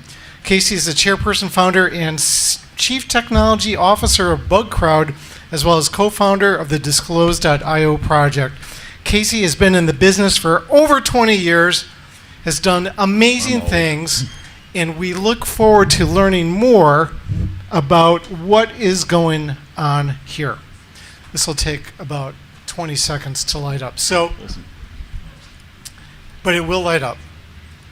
I'm sure it will. All right. Casey, who is not sick, tell us where we're going to go in our next 45 minutes. Thank you. Thank you. So thanks everyone for coming. Has anyone seen the We Are All Sick Codes meme, or the sub meme on the Twitters? And if you haven't, it's all good. So basically, I think the idea is that when we learned that Sick was going to have some trouble getting into the country, Josh and I decided over a couple of beers at a cabana yesterday that all tall, red-headed Australians are basically the same if they work in this industry. And it's actually not just that. When Sick did his first presentation at DEF CON last year and actually started presenting security research, it's the first time his face had actually been on the internet, and people thought he was me. So we ended up swapping out. It just turned into this whole fun little meme. The interesting part and why I thought, I could actually probably have a go at just running through this content and getting it out there is because I was actually involved in a bunch of the stuff that he's going to talk through in my capacity as, BugCrowd, Disclose, like all of those sorts of things. So I am Sick Codes for the purpose of this presentation. What gets really funny, so yeah, if this is like, hopefully that explains any jankiness in how this all kind of plays out. But it's a cool story, and like to me, what it is, obviously the title is food specific, right? But to me, what this is really a story of how security research like fundamentally changed the perception of safety criticality in industry, which is something that's very near and dear to my heart. So, we good to go? Is everyone confused sufficiently at this point in time? I know I am. Yeah. All right, let's rock and roll. And let's have some fun with this, because it's going to be a bit strange, but I'll get through it, and you guys can ask questions. The other thing as well is that Paul Roberts gets a shout out. There's actually a panel following this, and that's going to be more of a conversation around kind of my personal opinions when it comes to this stuff. So this is partly representing Sick and his point of view on things. So all of those, and now I'll get into his disclaimers. Right? Told you it'd be fun.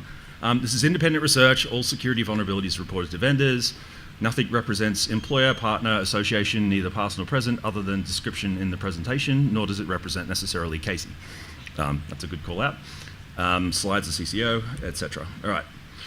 So basically, Sick is a pretty prolific and fairly recent security researcher, and in terms of when he popped onto the scene. I actually met him for the first time when he doxed me through Odesk in 2020. That's a fun story that we can tell some other time. But since then, he's actually had a pretty prolific vulnerability disclosure and security research career, and a lot of his work has actually, become. I don't think that these things are complete in terms of their impact, but what it did was it precipitated and catalyzed a bunch of changes in thinking, and that's kind of what we're going to go into here. And this is where you can find me/him. There should be some sort of drinking game for whenever I get that confused, right? Is that? No. But really, yeah, as I said, this talk is about how security research can actually change, cause change, and his views on that, right? So the birth of his security research, the birth of my, all right, is it his or my? What do you reckon? Vote. Both? All right. You guys are tracking, it's all good. I'm twisting myself in knots up here, but you guys are fine. So the birth of the idea for getting into agricultural research was actually Paul. Seeing, I think, a comment that Paul made, does John Deere have any CVEs? Not sure what precipitated that exactly, and I'm sure we can get into that later, but that was the origin of it. So Paul is very much focused on the right to repair angle of all of this stuff. I think what happened in SixMind at that point in time was the idea that like right to repair is actually inherently less friendly from a security standpoint, and if you combine that with a safety critical or a nation, like a national security critical industry, you've got a real problem at that point potentially. So SIG goes off and does some security research, finds a vulnerability where basically if you submitted a VIN from a free developer account, you could get back all of the customer details in the response. And I believe that this was enumerable. So you could basically go through and get all those details. So, you know, in the hands of a cyber criminal or a nation that wanted to understand the mechanics of another country's food supply, that's pretty handy, right? I'm not quite sure what this slide was for. Why companies need to be ready to receive. Yeah, so really what he's talking about there is the fact that like this is a thing that happens.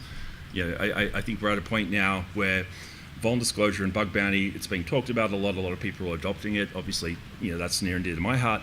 But this is really one of the reasons why that needs to be in place as a standard thing, because this happens. Like humans write code, humans make mistakes, bad things happen. Hopefully you find someone who's actually friendly like SIG that can, you know, pick it up and disclose it and try to take it through. But as a vendor, you just kind of need to expect this stuff, right? So, yep, off he went and told the story. It got picked up, and it went from there. John Deere's response was basically not quite in line with SIG's kind of perception of the actual technical problem. And by the way, this research, he goes into some other stuff, which I'll get to in a sec, but this research is in the closing keynote of DEF CON last year. I highly recommend it on the technical side if you're into that type of thing. But they basically said we immediately investigated and fixed things. You know, nothing enabled access to customer accounts, etc. So, you know, who's a hacker in the room here? What's the first thing you do when a vendor says that? Like, nah, bet you missed something. And they did. So basically what happened, he did some additional research to be able to get, you know, details in a different way. I believe he continued to kind of pivot, and there's, you know, all of those stories are out there online as well. So, okay, cool. This is actually, yeah, the point of this is that some of the information that he was able to get out in his subsequent research was a lot more sensitive from like a PII and a user standpoint. So basically John Deere responded to this by saying, no, we meant sensitive data. So that was kind of part of their fix, right? And again, this is his opinions. I'm just trying to render them as, anyway, this is fun. Yeah, this is not, I mean, speaking as myself, this is not an uncommon initial interaction. If you got a vendor that goes from never having experienced this to experiencing it for the first time, they freak out and do stuff like this. It's not uncommon. It's all the road to doing it better, ultimately. But yeah, John Deere established a private bug bounty with no bounty and no disclosure. SIG found this very confusing, and you know, he reached out to me. We'd already been talking on some other stuff, but we talked about the general mechanics of you know, bounty incentives, vuln disclosure, like what does it look like as an organization? Like what I was just saying before, it's like this is actually, it's not ideal, but it's also not uncommon. So what's the path from not doing this at all to doing it well, and what are the bumps in that path? So we had a good chat about it, and basically, you know, I kind of laid out some of the different things that from a pure security researcher standpoint can seem quite unreasonable and seem quite counterproductive to the outcome that you think is the right thing. But when you think about it through the lens of the recipient and the journey they have to go through, like the 5 stages of vulnerability, grief, like all of these different things that happen, they're pretty common, and it's all about the next step, right? So that was this is where I get to introduce myself as me. Literally got these slides 24 hours ago too, by the way, so we're jamming on who says what, and yeah, whatever. Y'all get it.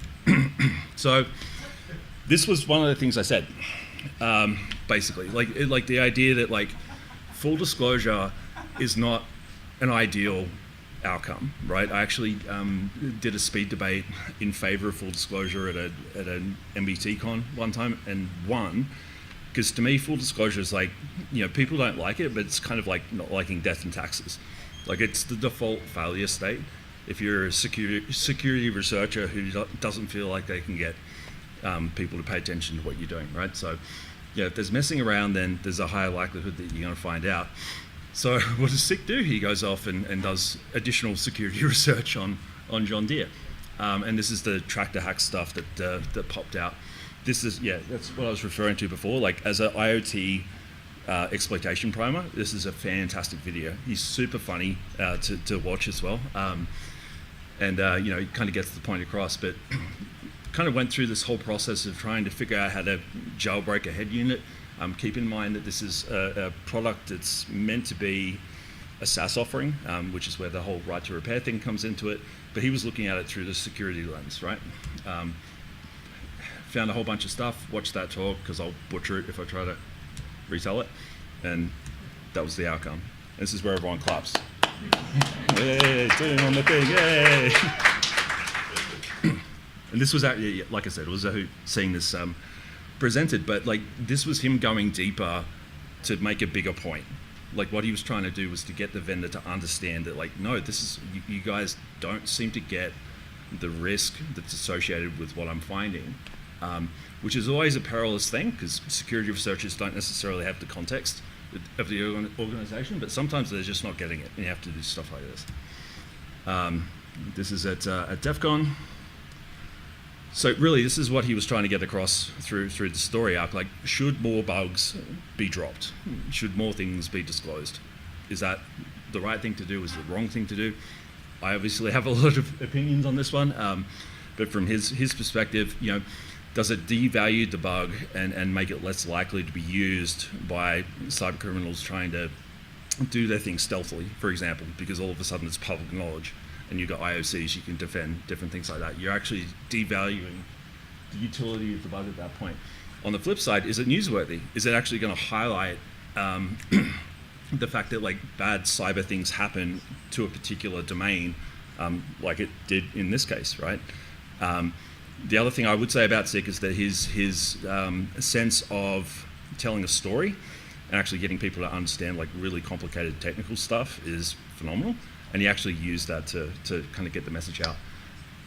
Is there an NDA? Is there a VDP? What the fuck are we doing here? Like, all those things come into it. But ultimately, like, this as a question that is good to ask yourself, I think is very, very valid, and a lot of what he was trying to think through at the time. So I'm not entirely sure what he was trying. No. I think the point of this slide really was the idea that the financial, because bugs are worth something, right? If you've got a vulnerability, you can do bad things with it. You can sell it to a third party. You can sell it through a bug bounty program. You can use it for clout and drop it on the internet. They all have, in terms of thinking about, like, putting food on the table, a different kind of return, and that's just the nature of a bug. I think what he's saying here is that's not a linear thing. It's going to be an exercise for the reader and really depend on what's actually happening at the time. And of course, this one, which I think is a little bit more clear, the idea that, like, if you're thinking about, as a security researcher that's focusing on public safety impact, which is the whole theme of the Cavalry track, the bigger the bug gets, the more chutzpah, whatever you want to say, that's not balls in this case, because he can pull that off and I can't. It takes more nerve to get that stuff out there, because the consequences increase with the amount of impact that you're having, right? So there is that dynamic to it as well. So coming back to where I started with this, like, the way that my bias and how I'm telling this story is really to encourage people to think about the security research as being able to have this type of impact, right? These are some of the things that you need to factor in.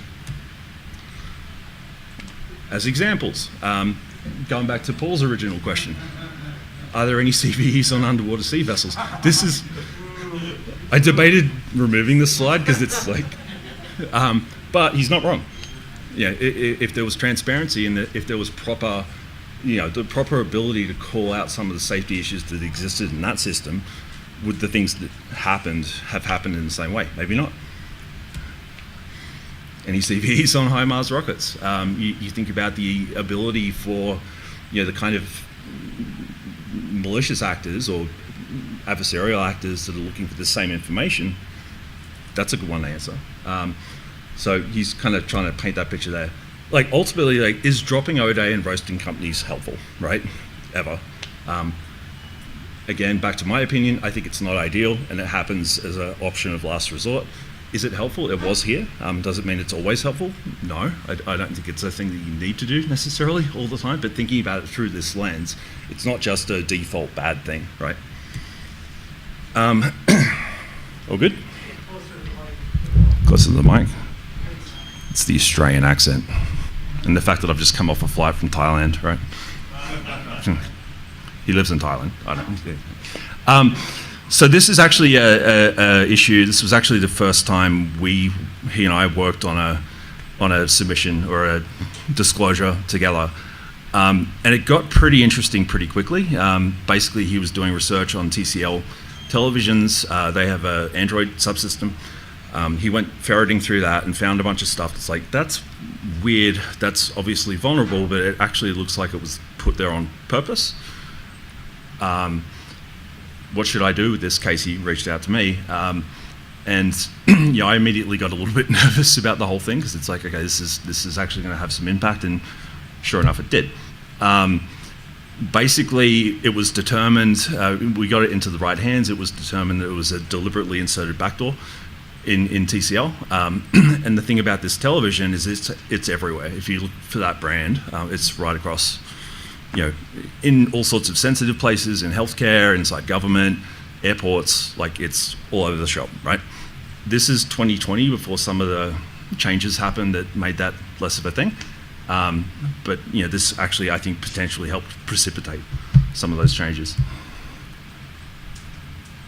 Yeah, and ultimately what we did, aside from trying to work out any kind of safety concerns that he might have with this kind of information, was to get it into the hands of the right people, make sure that it was taken care of properly on that end, and it ended up escalating from DoD originally into DHS, and there was a very concerted response to that. Thank you. I feel like I'm leaning right in on this thing, but it's all good. We good so far? Yeah? All right. We're all SIG codes. SIG's awesome. So yeah, what happens when you push a bug's news beyond its limits? Because like literally when this stuff dropped, basically we got the information, put it all together, it went off into the high side and disappeared for a period, and then this stuff started coming out of DHS, and we realized it was the same thing. And what SIG wanted to do, this was independent as a decision of his, but he basically wanted to push this news further. Same idea. It's like, how do we tell this story and make sure that the impact of this is known, because this has consequences, and it's probably not the only code of its nature that's out there in the wild, right? This is when we had the safety conversation. There was a pretty dramatic stock hit as a result of this. And yeah, basically the DHS were incredibly responsive to this particular piece of intelligence, and actually used it as a way to tell the story of the potential risk of foreign consumer equipment, and just the fact that it's possible. So it's not necessarily targeting China or a particular country. It's like, this is just a thing that we need to be aware of. In this case, obviously they're calling China out, but that was a big part of the broader narrative as well. So, yeah, pretty much, he found a bug in CCP-owned stuff. Homeland Security takes it and runs with TCL as a suspected backdoor. What he's calling out here is like, what if that same type of security research had gone into some of the things that were ultimately exploited to create this outcome, right? Interesting thought. Same thing with JBS. So we're talking about food. This is the food happy hackers kind of theme. But personally, I see this as a safety critical research issue, and these kind of impacts, these kind of consequences, these kind of questions apply to how you focus your research if you're wanting to have this kind of mark, right? Grain co-op. There's a lot of stuff in here, and we're actually going to go into this more on the next panel, so I'll skip for a bit. Yeah, so ultimately the result of some of the research that he did on John Deere and the conversations that happened off the back of that actually created and spawned really a task force of around agricultural connectivity. I think it actually got classed as a critical infrastructure domain at the same time. So, this sort of precipitated that. Were there people already thinking about that type of thing? Probably. Was this a massive catalyst to it actually happening? Yes, 100%. And what was observed at that point in time is that those task forces had a lot of attention. The combination of the narrative that was around some of the stuff that he'd done and the fact that there is growing interest in this particular area, it drew attention to the right things. Now he's going back to the colonial stuff. Like I said, 24 hours ago. But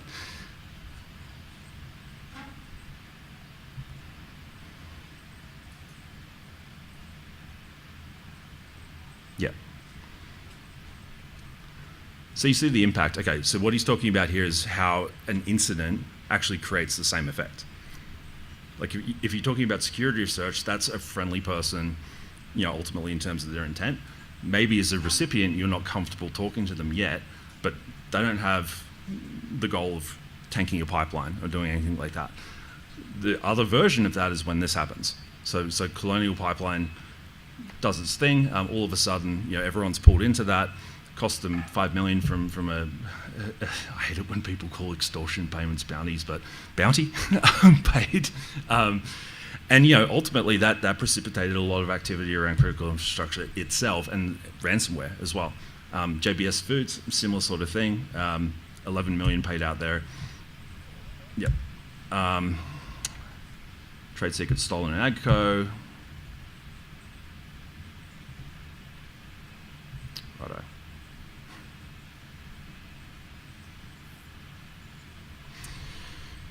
Yeah, so this is tying into the fact that this is the whole I am the Cavalry tie-in. And it's honestly a big part of the bug crowd story as well and what we do with Disclose.io. Like there's not enough talent that's directly accessible for organizations to proactively get ahead of these problems. Like we are going to be a catch-all in a lot of ways, and that's ultimately an opportunity that we've got. And to some extent, I actually think it's a responsibility that we have as well. This is an example of it actually working and causing change.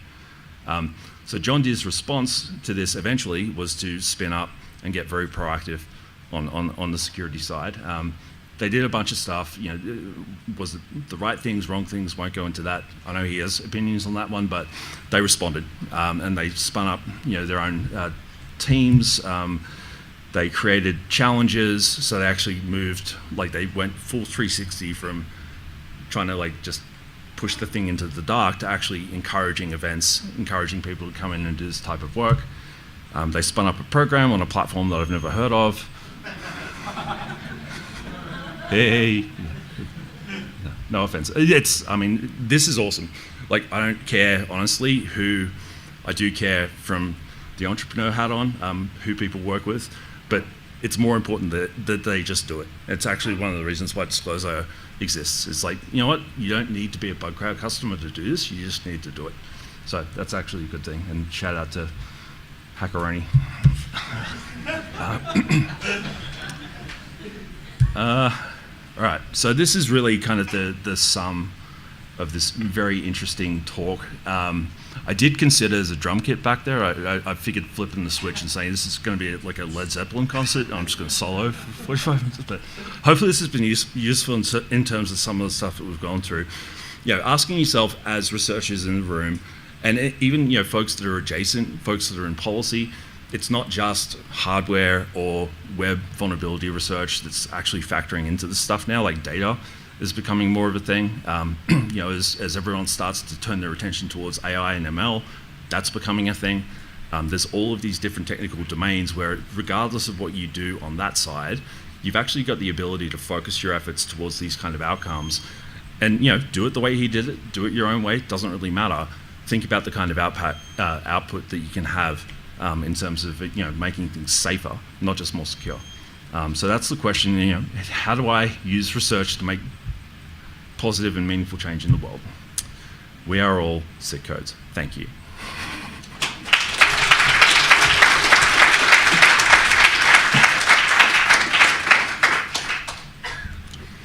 We should not let six replacement off so easily as this. That was easy. What? So now is your opportunity to stump the champion. If you have a specific question regarding this matter, coordinated vulnerability, etc., this is your opportunity to talk to a rock star. So if you raise your hand, I will run this mic over to you, and then you can ask your thoughtful question. Or I'll play the drums and be an actual rock star. Either way.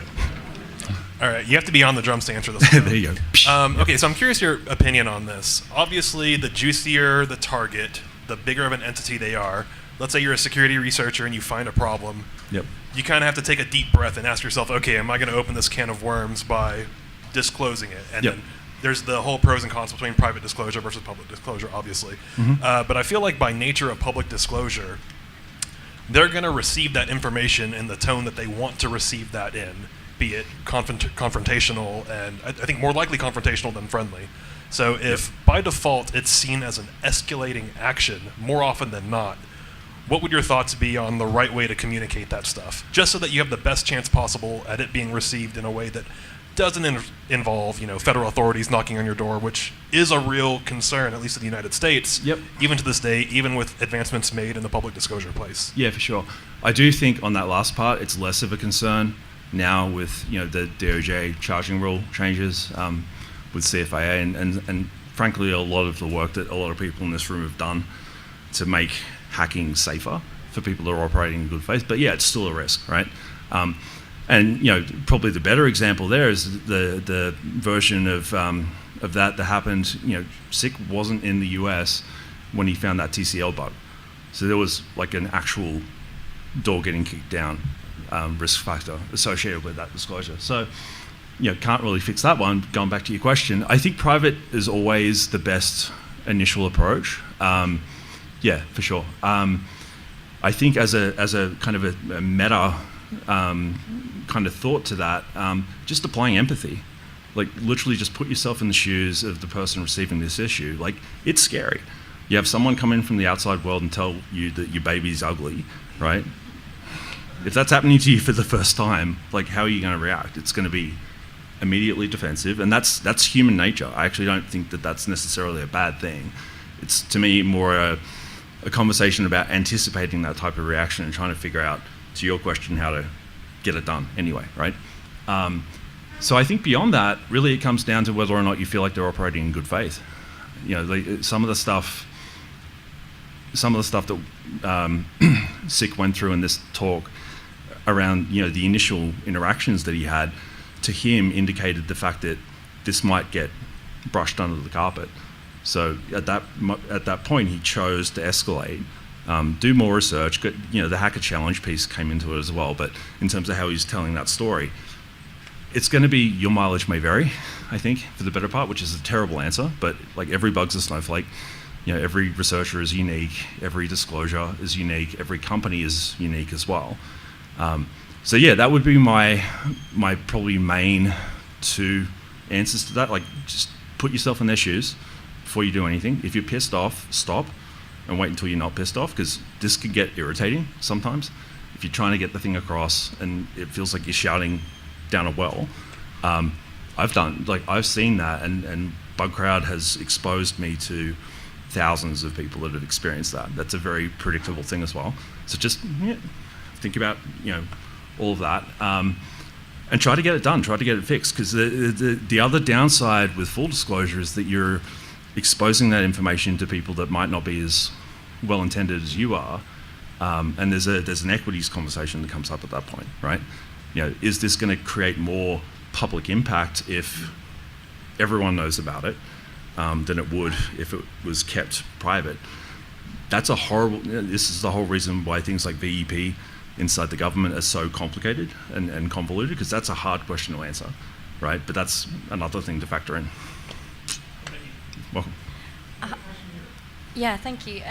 Firstly, thank you for the talk. I really appreciated it. I was just wondering, I was really interested in how John Deere's response has now obviously changed, and they've got the challenge up. And are they doing any kind of public announcement of the lessons they've learned in terms of their response to the initial approach from SICCode? Only because I'm wondering if we're kind of preaching to the converted here, right? Like, how do we communicate with companies who take the same approach that they took initially, and sort of say like, oh, please don't talk to us, and if you feel like you're under attack, like, are they going out to say this is a better way to do it and we should have done this sooner? And if not, how do we get them to do that? Yeah, for sure. Like, to me, the fact that they've gone out and proactively offered a vulnerable disclosure program, like that is to me an admission of the fact that, yeah, this happens. Like, we know we're not perfect, and we know that sometimes things are going to get found outside. We need to have a way to receive that, and here's the behavior that you can expect from us if you do that. One of the things that we did with Disclose.io was to make sure that the language in briefs like that actually created a sense of safe harbor for the security researchers, so that the recipient couldn't suddenly change their mind or cloud up and rain and all those different things. But that to me is an example of them actually acknowledging this and becoming proactive. I believe they've done like joint talks and different things like SICK and John Deere made friends eventually. And I think there's been some stuff that they've actually done together to tell this story, particularly in places like Iowa, and areas where this is top of mind, right? Maybe look into that, because I'm like 90% confident on that answer. But yeah, to me, going back from that, just the VDP in and of itself is a proactive measure.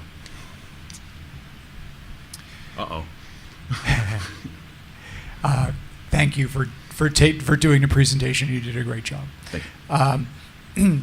I know with John Deere, one of the reasons that SICK did not join their vulnerability disclosure program, and he was the first person invited into it for obvious reasons, was that he felt like it was really just a way for them to get him to sign an NDA that would then basically muzzle him, and he didn't want to do that. And so he kind of joined it and then immediately left it. Yep. I guess I'd ask you, and I should point out, you're right, I was the first person who said, hey, Deere doesn't have any CVEs. It wasn't actually my idea. I got it from, I think, Simple Nomad? I don't know. I can't remember. Yeah, it was Simple. Yeah. So it wasn't my idea. But I think I'll note John Deere still does not have any publicly disclosed CVEs on the NIST vulnerability database, NVD. And don't know of any plans for them to have them. So I guess the question is, as the operator of one of the largest, bug bounty platforms, how do we, sort of thinking crawl, walk, run, right? How do we get vendors to not just look at vulnerability disclosure programs as a way to muzzle researchers by getting them into NDAs? Yep. B, kind of realize that platforms like BugCrowd, great way to run both private bounty programs and access that talent pool, but also that they should probably have this larger, kind of wisdom of the crowd approach, right? Where the downside is you are going to have some public CVEs. The good side is you're going to have a lot more people looking at your stuff. Sure. So like, how do you kind of get them to engage in that? I'm trying to enumerate that question back. First things first, if it's private, it's not a VDP. Right. Full stop. Okay. And I think that's a definitional, like that was a big part of the initial conversations that SICK and I were having around this. Companies that do that, and companies that let other companies do that, like ultimately are doing a disservice to disclosure as a baseline operating principle of the internet, right? And that's the second problem, is that through the last 10 years of actually intermediating this and telling the crowdsourcing story, as BugCrowd, like we're definitely not the only player in the category at this point in time, but we're the first to actually go out and do that. And it was really trying to solve both problems, like the problem of being able to receive input from the outside world regardless of how it came in, because shit happens. Like sometimes you need a lightning rod. Do you know what I mean? Like lightning happens. Yeah. It's better for it to hit the rod than to hit your house, and that's the lightning that's determining that, not you. So like that to me is the reactive thing that it just needs to be ubiquitous. The crowdsourcing piece, to your point, is about actually being able to engage a broader talent pool. And the problem that we have is that people confuse those concepts because you get the same from both in a lot of ways. So, I think telling, that's a marketing and education, it's a policy issue. We've had hard conversations inside Bug Crowd where we've had to basically deny ourselves revenue because we wouldn't do things that customers wanted us to do for this reason. And I think things like that are ultimately what need to happen in order to establish norms and best practice and all those different things. Disclosure played a big role in that as well. Yep. Satisfactory answer? Yes. Yeah. Cool. Kind of have a two-part question. Sure. So for organizations, in your experience, for getting into an integrated vulnerability management approach where trying to build out a bug exploration or a zero-day kind of a program, first of all, what do you consider as building blocks in terms of maturity that an organization need to have? And second part of that question is, in terms of return of investment, how deep is too deep in terms of going into the rabbit hole in terms of budget and time an organization should put into considering if they're getting into this maturity at an early stage? Right. So my personal and very strong point of view on this is that every organization should have a vulnerability disclosure program, full stop. For the reason that I just said before. It's lightning will eventually hit your house. So put a rod up, and that's something that everyone should do. That's a part of the reason, a part of the driver behind all of the not, frankly, kind of Bug Crowd work I've done to affect policy in that direction, because people need to know that. The good thing about it is that transparency actually breeds maturity or a perception of maturity, which is trusted in the market. So we're at a point now where companies actually are starting to want to do it because the consumer gets it. It's like neighborhood watch for the internet. I understand that, right? So there's positive things that actually drive that whole movement. Probably the counter-intuitive opinion that I have is if you talk about a bug bounty program as a vulnerability disclosure program with rewards, so like the NIST 853R5 definition, I don't think most companies should do that. So if you're talking about going out to the open internet and saying, hey, we'll pay you if you can hack us and tell us what you found, the problem that creates if there isn't enough maturity, to your point, is the inability to actually deal with that, right? Like those bugs are still there, those risks are still there, there's still a problem. But if you add another problem on top of that, then the original one's probably less likely to get solved at that point in time, right? So I think, a robust downstream remediation process, vulnerability management, like in the true sense, inside the organization, looking at things like, ISO 30111, I think. There's the two ISO standards, 24197, which is intake, outside in, and there's 30111, which is what you do once you get the bug. You do need to have both, right? Where I disagree with some opinions that are out there on this is that on the VDP side, like you don't need, like you're out of time, right? Like if someone's found a thing, you need to have a way to receive that. So that's my kind of point of view on that. Hopefully I've answered.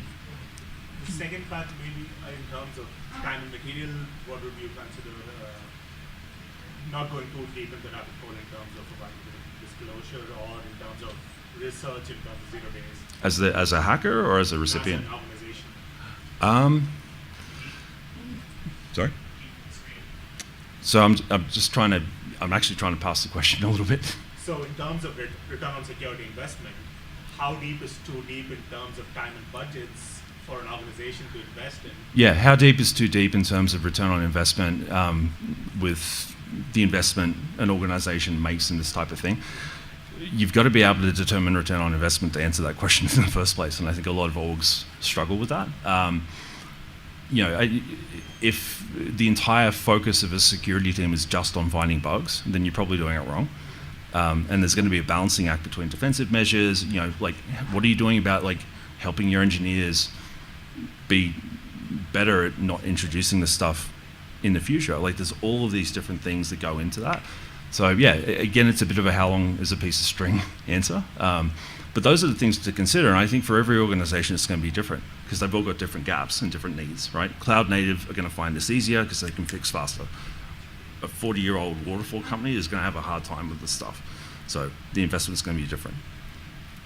Hey, good afternoon. Thanks for a really interesting talk. Had a quick question for you. So in the last 5 years or so, I've seen DHS's CISA grow from being a really immature organization that could barely spell vulnerability to a credible one that probably has relationships with much of the Fortune 500. So in cases where a security researcher faces an adversarial relationship with a company, they found a vulnerability and don't have a good way to bring it to them. What are your thoughts on, and I know this is sacrilege for many hackers here, using government to be that broker to approach the firm initially? You can definitely do that. The challenge with that is that they're pretty busy. And you've got to have, I think those processes, and shout out and all power to the people that I know quite well who run them. They'll probably thank me for saying this. You've got to have something that's impactful in a way that will actually prioritize all of the other stuff they're getting. So if you're sending them 50 XSS vulns in some nothing site, right, you've just basically created load that they're not going to be able to help you with. So again, it's an equities thing. I do think there's other ways to do that. Community.disclose.io as a way to basically get help from people. There was a period in time, and shout out to everyone in the room who's in this bucket, where if you weren't able to get information into the right hands, you'd tweet about it, and then someone would eventually tap me on the shoulder, and then I'd find someone I knew, and it would get done that way. That's basically what I just talked about. It's basically a forum that helps with that and kind of scales that idea out. There's a lot of different things happening there, but yeah, I think centralization of intake, it's risky. You think about what we do, we've got thousands of customers, we literally do that. And it's hard. It's one of the reasons that what we do is, people pay for it, it's because it's really difficult. So to apply that kind of solution across the entire internet, maybe not so much. I think it needs to be distributed more than that. Josh. Hey, Josh. Hi. This is sort of for both of your personalities. Given this is the Hungry Hackers thing, we care about food targets. SIC's been one of the few that has looked at and found vulnerabilities in the food supply, not just heavy equipment, but ice cream machines, solar. In the healthcare space, Bo had a great idea of We Heart Hackers. So we initially started just listing all the medical device makers that had a disclosure program as a wall of fame, right? Mm-hmm. Then we had a We Heart Hackers challenge from the regulator to say, will you bring your stuff to DEF CON, the Biohacking Village? Now it's in the Patch Act. It's to make a new medical device come to market, you have to have a coordinated vulnerability disclosure program. Yep. Has any discussion between you and SIC or Paul, maybe this can lead in the next panel, can we replicate that recipe to accelerate the number of participants from the vendor community, but also the number of participants from this community, so we target the right equipment that has the highest impact, and maybe short circuit what was a 9-year journey until maybe a couple and establish sane baselines from a hygiene standpoint, all that kind of stuff as well. I know there's some private events, and CornCon has some of these things, but is there a discussion about getting to critical mass? Yeah, so we've he and I have definitely talked about that. He's a hardware guy, and these kind of domains tend to have a lot of hardware in them, so it's a topic of conversation that we have a lot. I think one of the areas that validates what you're talking about, we got pulled into election security in a pretty heavy way in 2018, and that's a 5-year cycle ultimately in terms of some of the stuff that's popping out. It followed the exact same story out, right?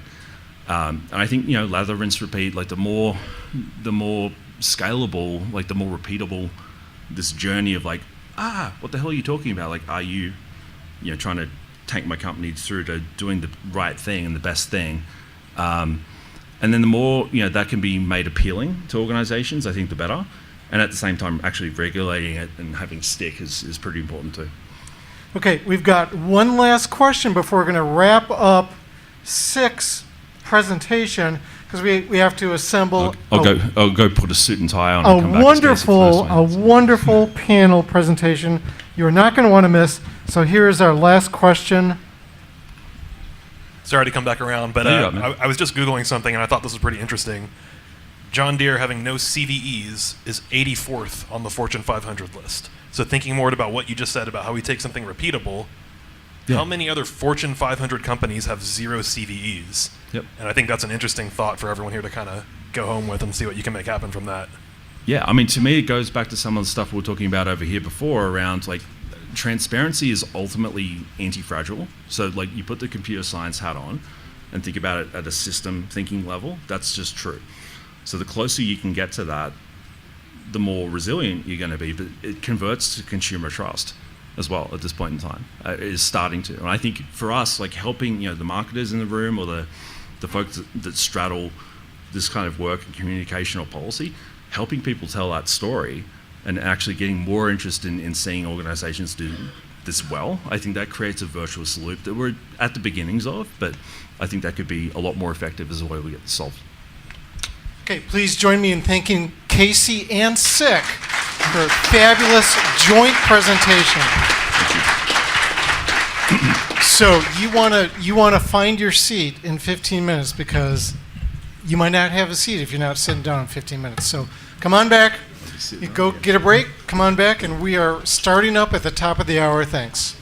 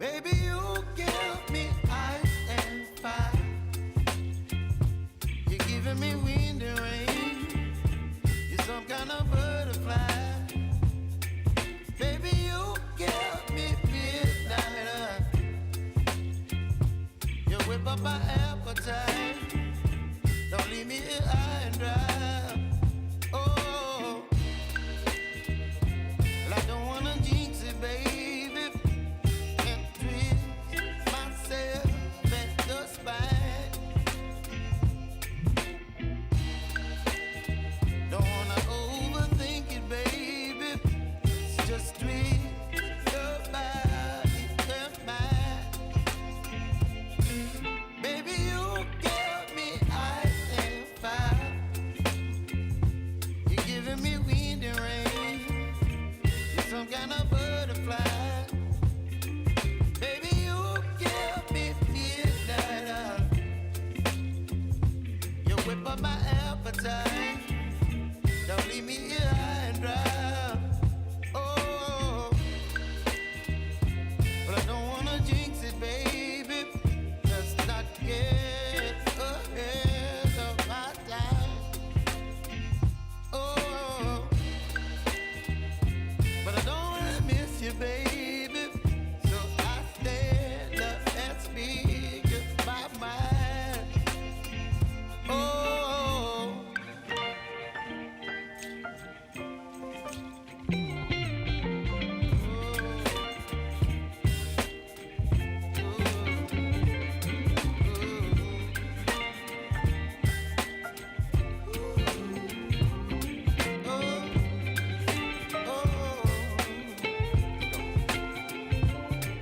Baby, you give me ice and fire. You're channeling wind and rain. You're some kind of butterfly.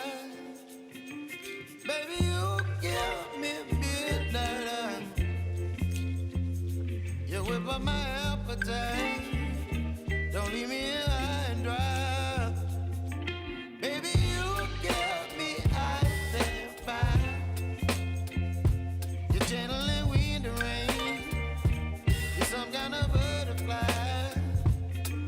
Baby, you give me midnight. You whip up my appetite. Don't leave me here high and dry. Oh, oh, oh, oh,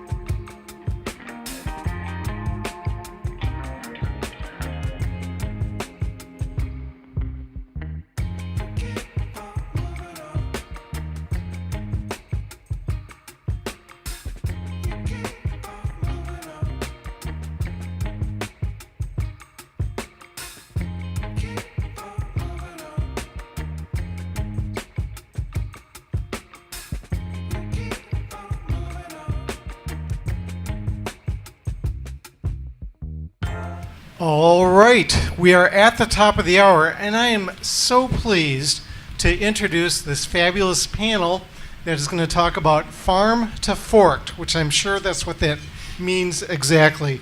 And facilitating this panel is Mr. Paul F. Roberts. Paul is the founder and editor-in-chief of the Security Ledger, an independent security news and analysis publication that explores the intersection of cybersecurity with the Internet of Things and other important items. So Paul's going to introduce the rest of the folks, including Not Six, and away we go. Over to you. Thank you very much. Yep, my name is Paul Roberts, and editor at Security Ledger. I'm the cyber content lead at Reversing Labs, and I'm founder of a group called Secure Repairs, which is a group of IT and InfoSec professionals who support the right to repair. And so if there are folks in the audience who are right to repair supporters and you want to kind of join the movement, come up afterwards and talk to me. I can tell you more about our group. Really thrilled to be here. It's funny, last year I did a panel at DEF CON called Brazil Redux, which was also immediately following a Sick Codes presentation of his, or maybe it wasn't. Yeah, no, I think it was. Oh, it was before it. But basically the audience thing is basically the same.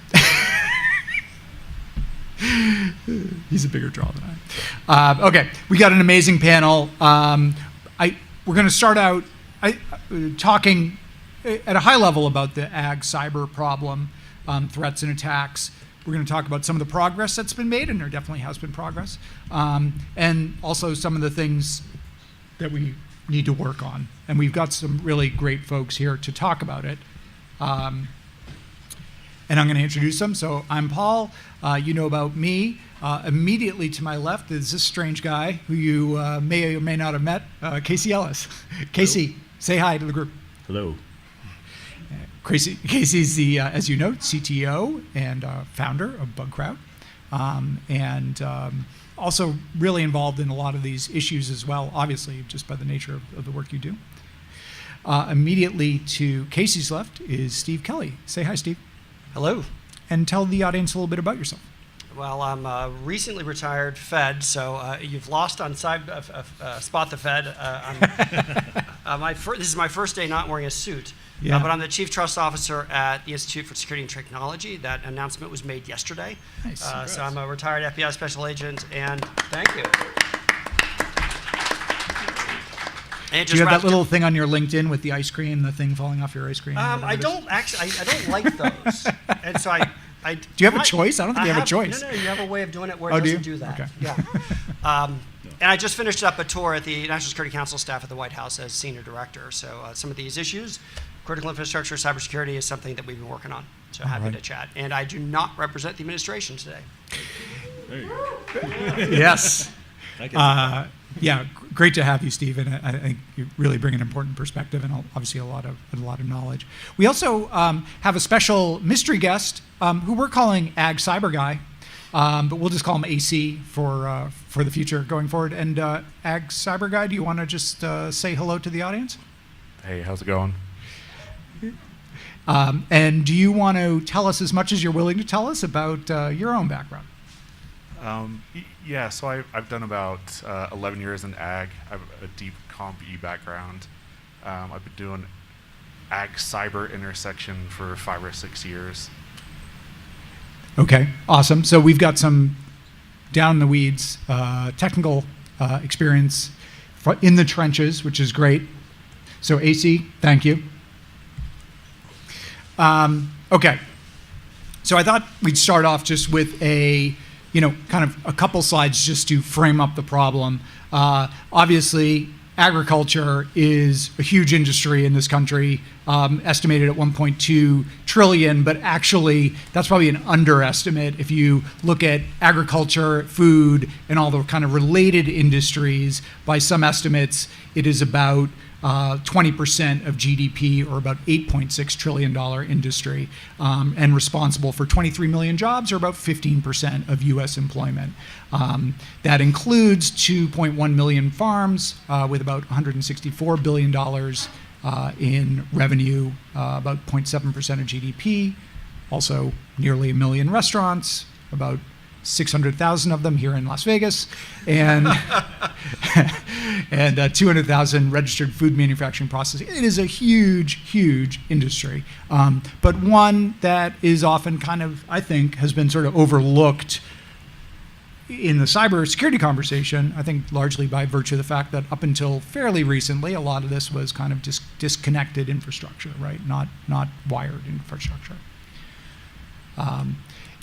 One of what we've got going on in agriculture is I'm going to use the term perfect storm. Say one word. No, I hate using cliches like that, but it is kind of a perfect storm, and it includes digital transformation, which in the agriculture, food and agriculture section is characterized by kind of precision agriculture, connected equipment, connected machinery, and even autonomous tractors and other things, but really throughout the entire food supply chain, just greater reliance on, as with everything else, on technology, always on internet connections.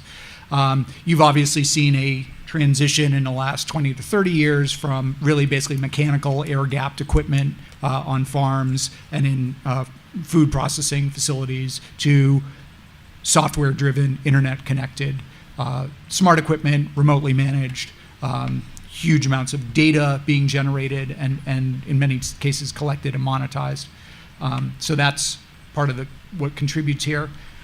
And as we've heard, kind of, as we're going to talk about, a lack of attention to cyber risk. This has been a conversation that has cropped up occasionally, pun intended, but has not really had sustained attention in the way that cybersecurity for financial services and banking have, cybersecurity for healthcare has, cybersecurity for even automotive has not had that level of attention. And yet, as we've seen, increased attention from malicious actors, right? So we had the JBS ransomware attack in 2021, and we've had, we'll go over some of the other ones, but there's, malicious actors, both cyber criminal and nation state, are definitely interested in this. This is a quote from a CrowdStrike. CrowdStrike did a pretty good kind of little mini report in 2020, hacking farm to table. Threat hunters uncover the rise in attacks against agriculture. More extreme weather patterns have encouraged innovation in agricultural processes, tools, and crop varieties. This intellectual property is a valuable target for countries seeking to grow their agricultural outputs and boost their competitive advantage relative to regional neighbors. So this is part of a much larger transfer, right, of intellectual property, and it's of course defense, but it extends to things like agriculture as well. And here's a kind of timeline of some of the more prominent, although this is obviously not comprehensive, but June 2021, 2021 and 2022 were just, as I call it, Farmageddon. TM, just a real explosion of attacks that touched on the food industry. JBS, there were a whole bunch of agricultural co-ops. The ones we read about were like New Co-op and Crystal Valley Co-op in September and October 2021, but there are actually at least 4 or 5 others that some of them did not make the media. Schreiber Foods, a big cheese processor, makes cream cheese. There was, according to the FBI, an ag services firm and multi-state grain processor that was hit by ransomware. And of course, even recently in February 2023, a ransomware attack affected Dole.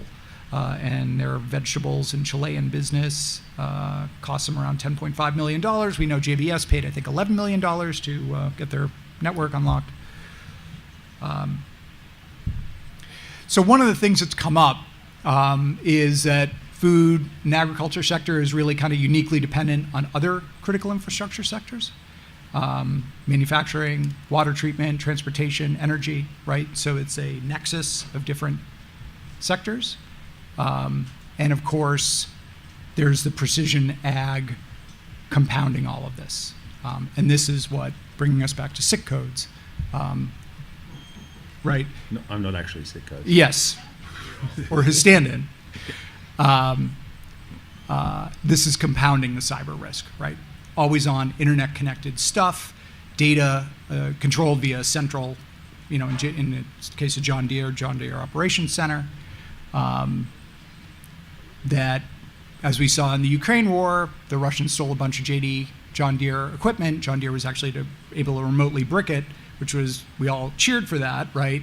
And yet, well, if the manufacturer can do it, who else could do it, right? So these are all kind of questions. Anyway, so I thought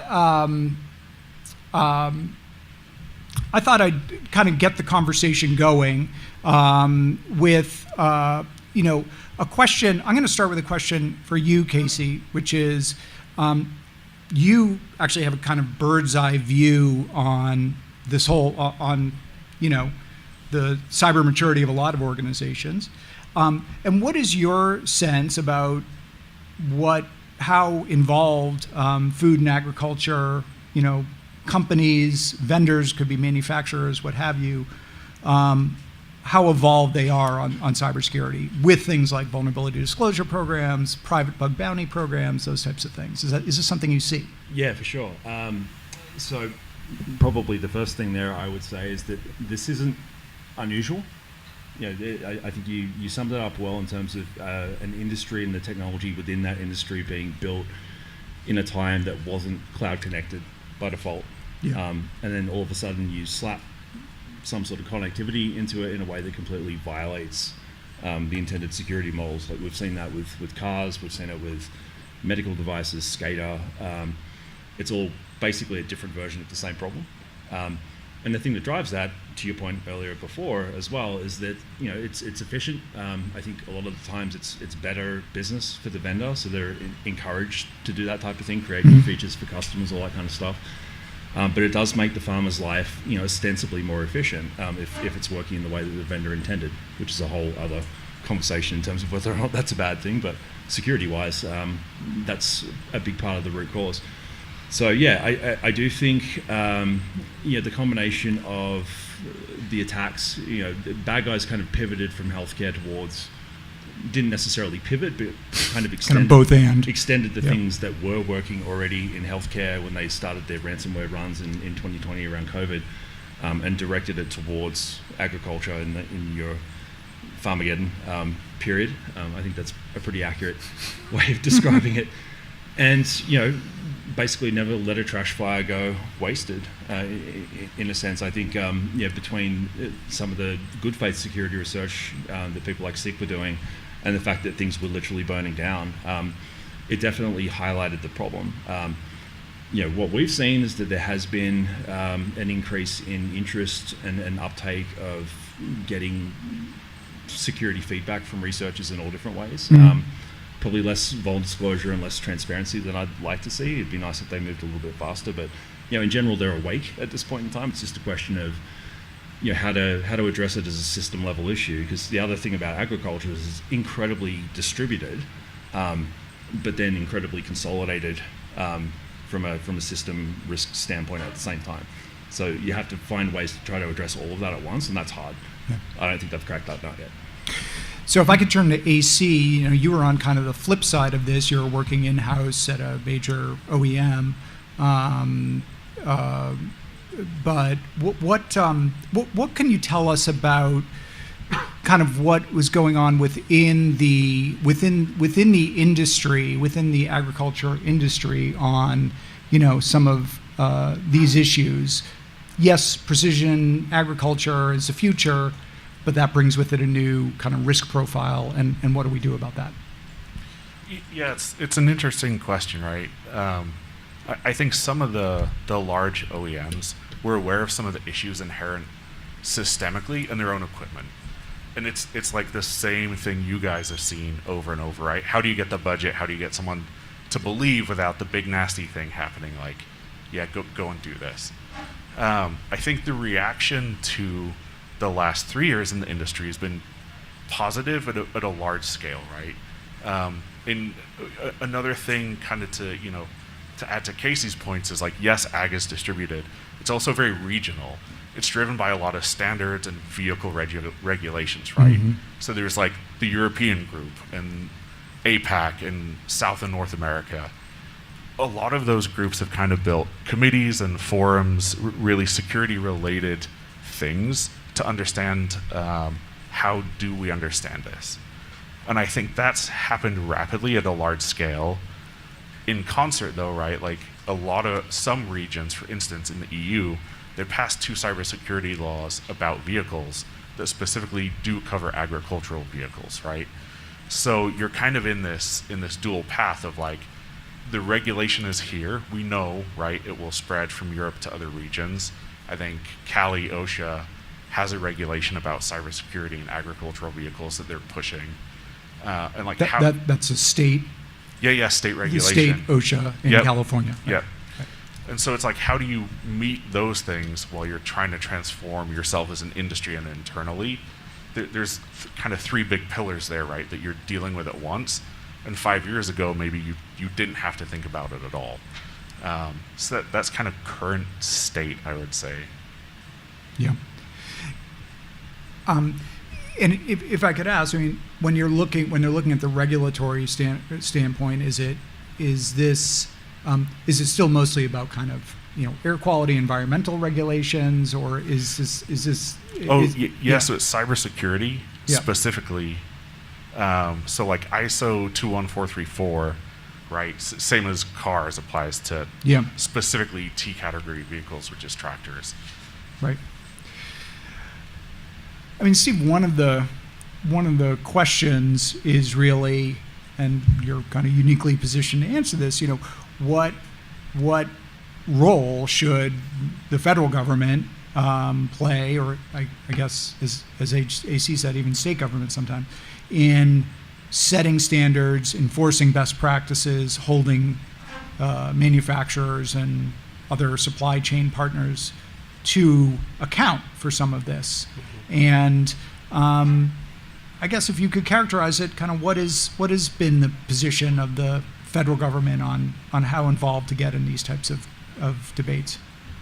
Yeah, so maybe I'll even start a little bit with, since we're having a conversation around food and agriculture, what's so special about that? And some of the incidents that you highlighted on the screen were ones that came kind of in a little batch. I remember when they were happening, and we were wondering, well, is there something in particular about the agricultural sector that's attracting these incidents? Is there a trend? Is there a vulnerability within that sector that we need to focus on? There was also a period of time where we had a number of water sector issues that kind of came in a clump, and it caused us to, wait, what's going on?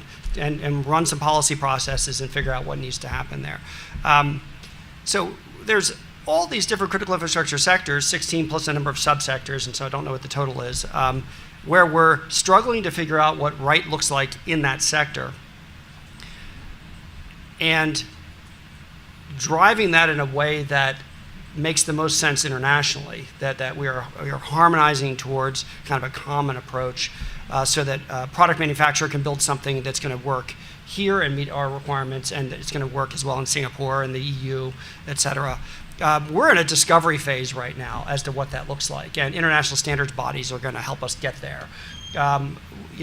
One example, not relating to agriculture in particular, but gets to kind of a theme of an ecosystem risk that needs to be tamed. And I'd put kind of dealing with ecosystem-wide issues at the top is the White House and the FCC just a few weeks ago announced an IoT security labeling initiative, kind of like the Good Housekeeping seal of approval for IoT products. Energy Star for cyber. And then also Department of Energy announced that they're going to be doing some work around some more industrial contexts. So the first 2 things, inverters and smart meters. And so you're going to begin to see the federal government getting more and more involved in shaping what secure products look like. And then through voluntary approaches like this IoT security labeling program for consumer IoT, where industry wants it because they want to build a product that's going to be marketable across the world and differentiate their product. But it kind of addresses an ecosystem-wide issue. There's other things that are in the National Cyber Strategy that kind of get at ecosystem-wide issues like liability and best practices in cloud security. Software secure development for software was certainly a focus, at the beginning of the administration and moving towards now. Vulnerability disclosure. All of these are pieces to the puzzle. And so when we get to what is unique about ag, I think we get towards the bottom of a cone of what is the stuff that's so very unique about a sector that you need real experts to understand that and to build controls around that. Where almost everything else is just the regular best approach. MFA, network segmentation, all of the things that we've been talking ad nauseum, and we've been hearing a lot about, that the ag sector, water sector, especially for small providers, these are target-rich, cyber-poor entities, and they don't know what to do. They're not resourced to do it. No one's telling them to do it. Well, we're working. I need to unlearn that. The federal government is working sector by sector to figure out where there are authorities to require and implement minimum cybersecurity requirements. But I'm kind of, as we figure out, for the ag sector, what are the pieces that need to be there for a sector that would be maturing into understanding cyber risk, where normally you'd have a sector risk management agency, you have the regulators, you have an ISAC, you've got a sector coordinating council, a government coordinating council, you've got this universe of things.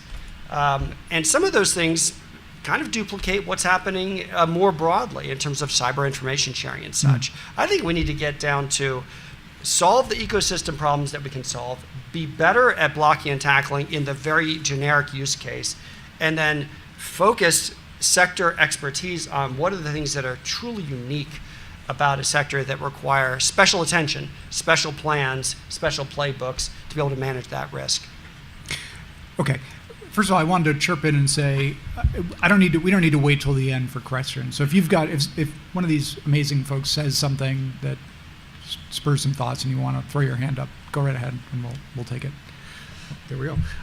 Hold on one second. But the microphone will have to chase you. Psych! Sucker. So I wanted to ask you if you could answer that question, and I'm actually going to ask AC to take a swing at it too. What is unique about agriculture? As we look at, you said, 15, 16 different critical infrastructure sectors, what in your mind is unique about agriculture, food and agriculture? Actually, off the top of my head, it doesn't seem... Cows are unique. It doesn't seem that much different than any other scenario. Now the scenario where you have a $1 million combine that has to work in the week that it has to be harvested, and if you wait a week later, thunderstorm happens, you've lost a crop. That is a risk that is unique. And if an adversary that wants to hold us at risk wants to pull the trigger at that moment, that's a problem. And actually, that's something worth pulling on just a little bit. I want to drill it down on CIA director and Jen Easterly has said pretty publicly, and I have as well, that that is the risk that we're under. It's no longer just an espionage issue. The adversary wants to hold our critical infrastructure at risk for contingencies, and this kind of a scenario is one that I would be concerned about, and maybe that should go back to our... AC, what do you, in your mind, what's unique about the agriculture industry as opposed to even automotive or, something like that? Yeah, so definitely the blend of such a deep and wide section of technology goes into the ag stack, right? If you think about putting a seed in the ground all the way to an agronomist having a huge amount of data about every farmer in a state or a region, right? You're spanning like the most mechanical thing all the way to like the most recent cool cloud hosted stuff. Another one is because manufacturing is so distributed, because it isn't as regulated as automotive, there's a huge blend of technologies, right? You can look at a Ford and you can look at a Chevy, and inside they're pretty much the same, right? When you go into ag OEMs, that can be quite different. Of course, right, stuff like, the MITRE ATT&CK chain, you're following all the same steps, but the nuts and bolts on the ground, like the energy it takes to investigate a thing, right now is not very commonized. In one sense, that's great, and in another, it's really difficult.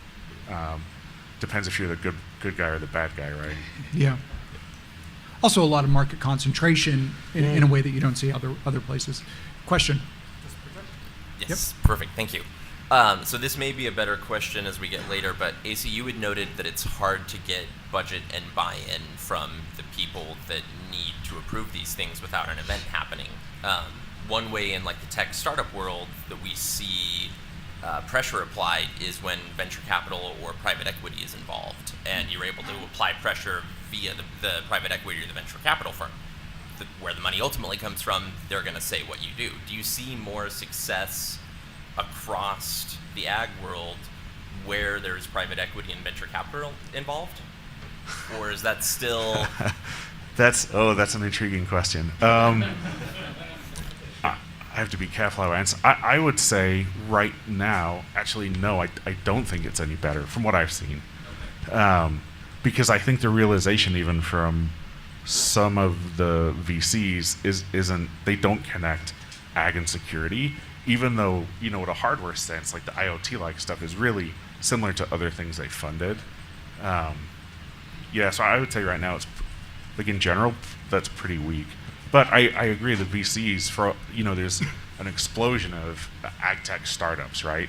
And that would be absolutely great if VCs would clock onto that.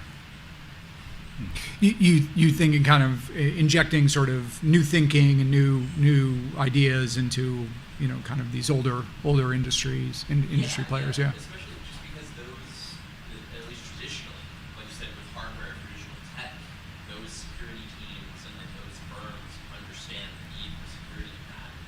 It's just, you know, it's farm equipment, so we don't worry about it. Right. Yes. Yeah, just an observation about sort of the difference in agriculture. So I grow grapevines, by the way, and I've done some stuff on viticulture, and what I've noticed is they're very keen to embrace IoT, for example, but they just want to get on and grow grapevines. They expect, it's a bit like consumer IoT, they expect that the service that's being delivered is secure. And they also, maybe like the medical situation with the cyber hospital stuff, is they don't attribute failure to the IoT. So in the examples that people have given on irrigation, you know, cutting the irrigation might be obvious, and then killing almond trees that take 7 years to grow back. But over-irrigating, say grapevines, for example, can have really, really adverse effects. And these are like 20, 25-year-old vines. So I think that's what makes agriculture very unique in that. Yeah. And maybe the way that I'd frame that is that typically in security we're very focused on confidentiality. If you're coming from the traditional kind of FinServ driven background, I think critical infrastructure in general places a focus on availability, which is foreign to a lot of practitioners, and I think that's why it's a discrete thing oftentimes. But with ag tech, integrity really matters. So the idea of there being a closed feedback loop that relies on the integrity of the output of a sensor, like that's pretty easy to mess with. Getting something to do something that's not meant to do and just be off by 10% for long enough, like you could impact an entire crop. There was well, then there's the chicken example. Changing the thermostat inside. I'm going to retell this wrong, but basically there was an attack where a whole flock of chickens in a massive provider was killed because they tweaked the thermostat, and that caused the heat to go all the way up and off. It went like that. So there are, there are the prevalence of these closed loop systems that do have like a binary impact that oftentimes are a lot more easy to tamper with. And I think probably the bigger thing is that it's not as native to us as security practitioners to think about securing things in that way. Right. We're thinking about how to keep it secret or keep it on, right? Yeah. I think that time and sort of impact recovery is a really important distinction, right? I mean, you think about an Equifax or something that gets hacked, like, whatever, we lost a couple 100 million people's information, It's insured, it's fine. We got the hackers off our network, we patched our systems, we changed some internal processes, and we're back to being Equifax, and but like you said, with a harvest, right? You have this window of time to either get it planted or get it out of the ground, and once that window has closed, you're ruined, or you're a vintner and you've spent 20 years growing these. Once they're dead, and you can't just say, well, I'm just going to reboot my vineyard and be back in business in a couple months, And I do think that that's incredibly significant. I think that's really true. Yeah. Hi, I wanted to ask about some of these more systemic, more serious risks with ag.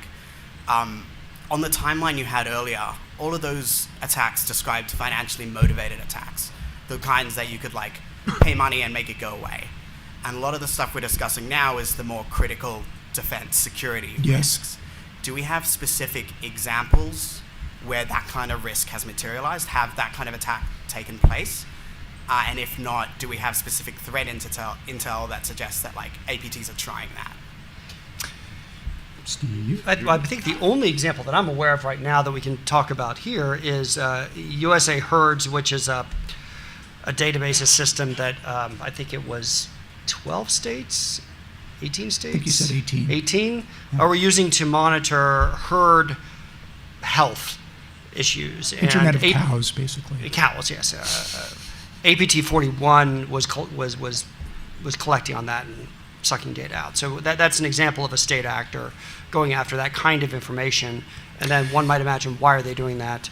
There was also the DJI stuff. There were the warnings that the government put out about using DJI drones. There seemed to be some evidence that, a nation-state actor was leveraging that data, which was all phoning, all those drones were phoning home, potentially to inform state-backed acquirers of farmland and other assets in the states. Yeah, I would chime in on that and say, without giving specific examples, as you can probably hear from the funny accent, I'm not originally from around these parts. But going back to Australia, you think about our position in the world, our population and our sovereign dependence on food. It's definitely something that's become, it's accelerated in terms of how it's become top of mind as a defense priority. Josh?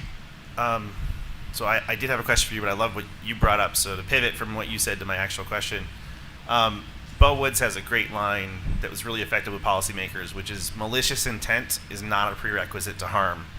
So while many of these adversaries in food are there to make money, they could inadvertently destroy the feedstock for cows, for dairy, with a pretty pronounced impact. To pivot to what I was going to ask, I think a lot of people think food and they think tractors, or they think manufacturing, like the factory. Mm-hmm. Could I ask each of you to state one of the less obvious weak links in the supply chain that could be terrifying? So for me, for example, when we were in the CISA COVID task force, we were desperately afraid we had to keep vaccines cold. We had to keep cold things cold throughout the entire shipment process. And weeks before the first shipment of Pfizer, Americold, a major concentration of risk across the U.S., was ransomed. Now, we weren't going to use those particular facilities, and they weren't cold enough, and they mostly had food and dairy as way stations. Cold chain provider. But cold chain, the duration of that outage affects how much spoilage and how much backup and how much lost food. Not just food prices, but lost food. And they were hit again with ransom very recently. So I don't think people think cold storage when they think food and ag supply chain. So can each of you kind of add a weak spot that researchers could help with that isn't an obvious factory or an obvious tractor? One thing that I continue to think back to, which is we've automated as much as we can in our society for the efficiencies. But imagine the grocery store down the street. If the point of sale systems don't work, you cannot sell one grocery item because you take the item to the cash register and they don't know how much to charge you. There's no way to do it. This is probably one of those things that spans, retail and food and ag. But I think when certain things break, folks can't shop, and the average family probably has 48 to 72 hours worth of food in their house, and things would get pretty zesty pretty quick. I would say mobile networks. Cellular networks, so 5G. The fact that you kind of low energy industrial IoT sensors and the way that they're connected, and going back to the decentralized kind of distributed nature of this industry, that's a backbone for all of it.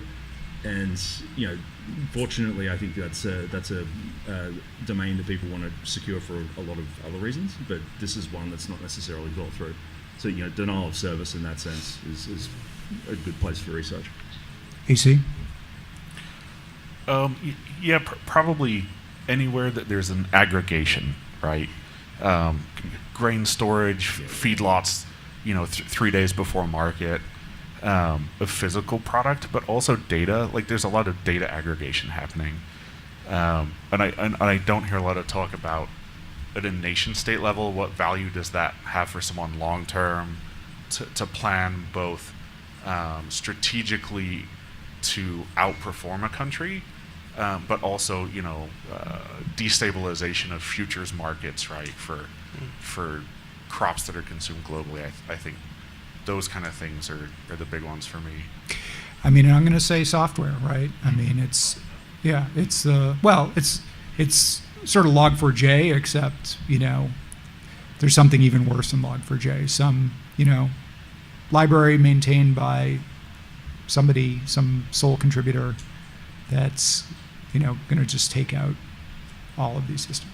So I mean, I'd say software is the linchpin in ag in the same way it's the linchpin in other issues. Yeah, go ahead.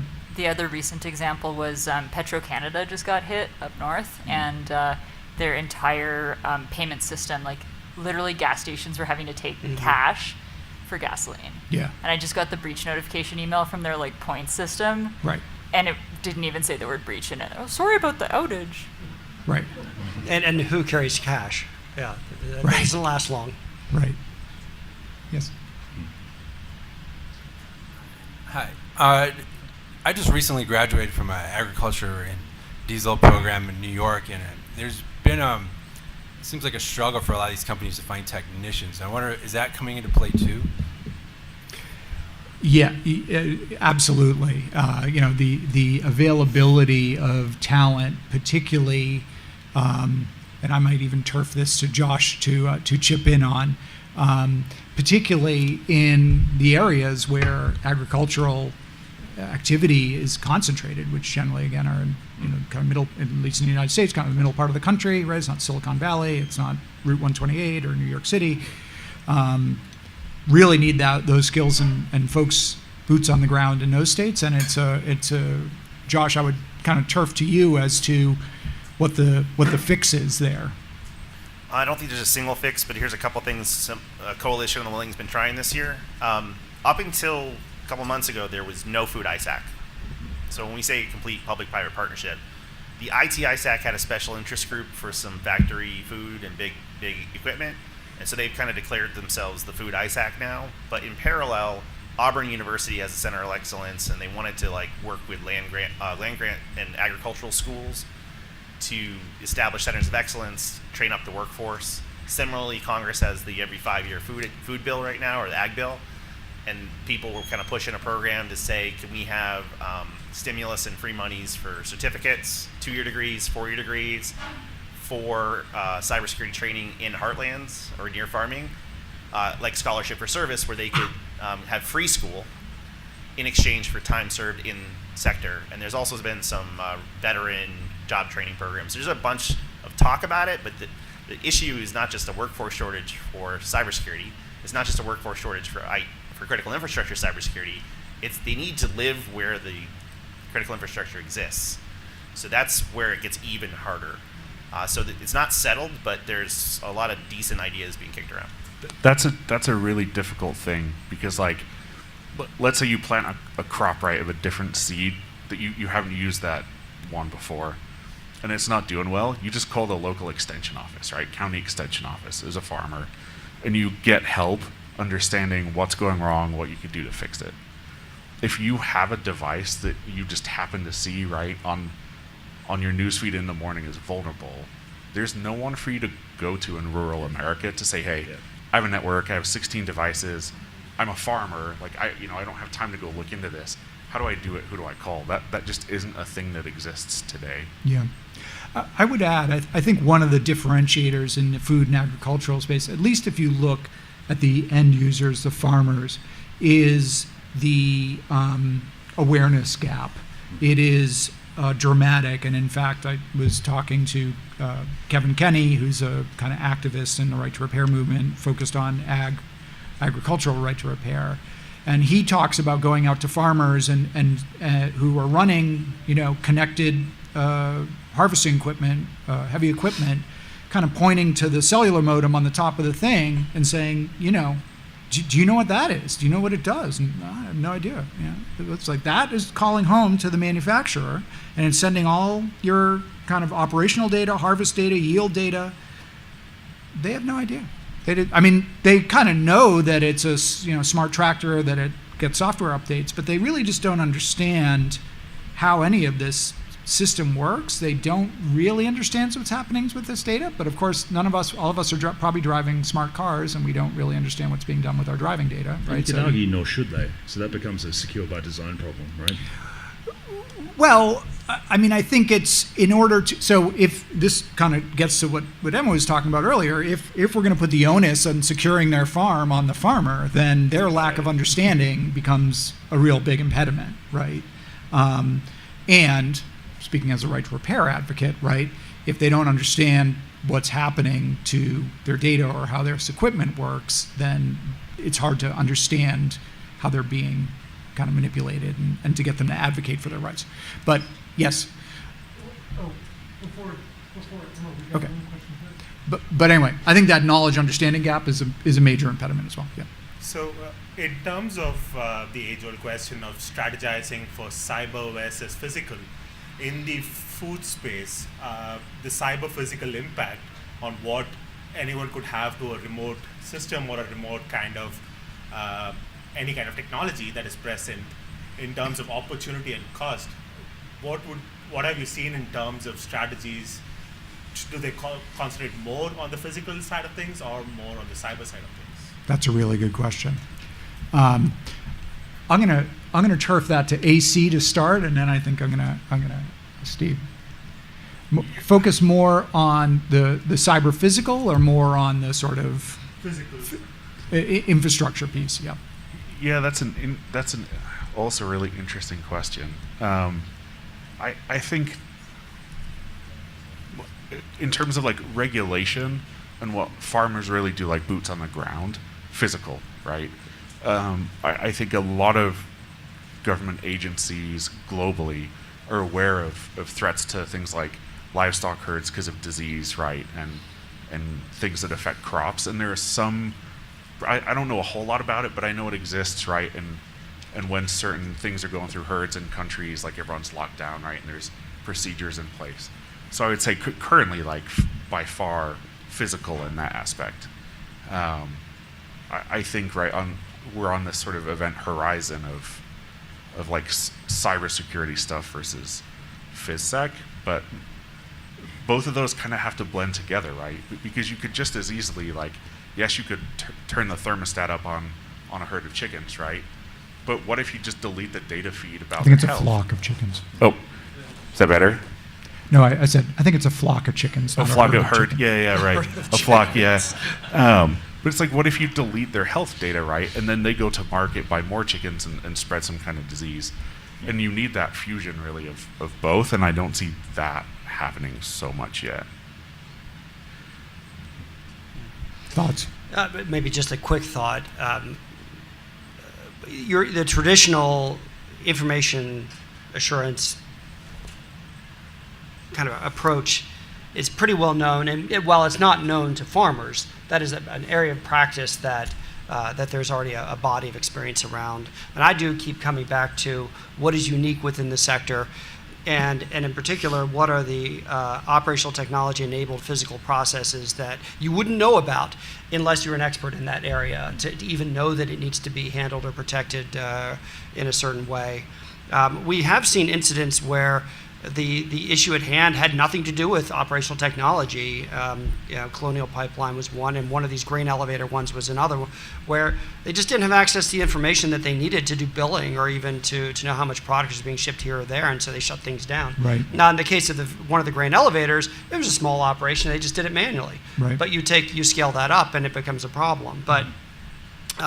But there's a number of scenarios that can play out, and that's where I think getting that sector-specific expertise, especially on the physical process issues, is quite important. Yeah. Notwithstanding the fact that these other issues can also have an impact. Yeah, I think the takeaway from Colonial was just that to disable a industrial, a company that uses ICS, industrial control systems, a critical infrastructure company, you need not compromise their industrial control systems. You can just compromise their billing system or their, management. You can just shut the company down via their traditional IT network, and that's probably going to spill over into their infrastructure. The other point I'd like to make is we talk about Colonial, we talk about JBS, we talk about the co-ops. One of the patterns is these cyber criminal gangs are kind of tripping over these critical infrastructure providers in the course of basically extorting them for money. But their interest is not in sowing as much destruction and disruption as they can. They're really just out to get paid. And so they're a good reminder to us of these vulnerabilities, but they have not shown us what a motivated, capable state actor could do and what the blast radius of that attack would be.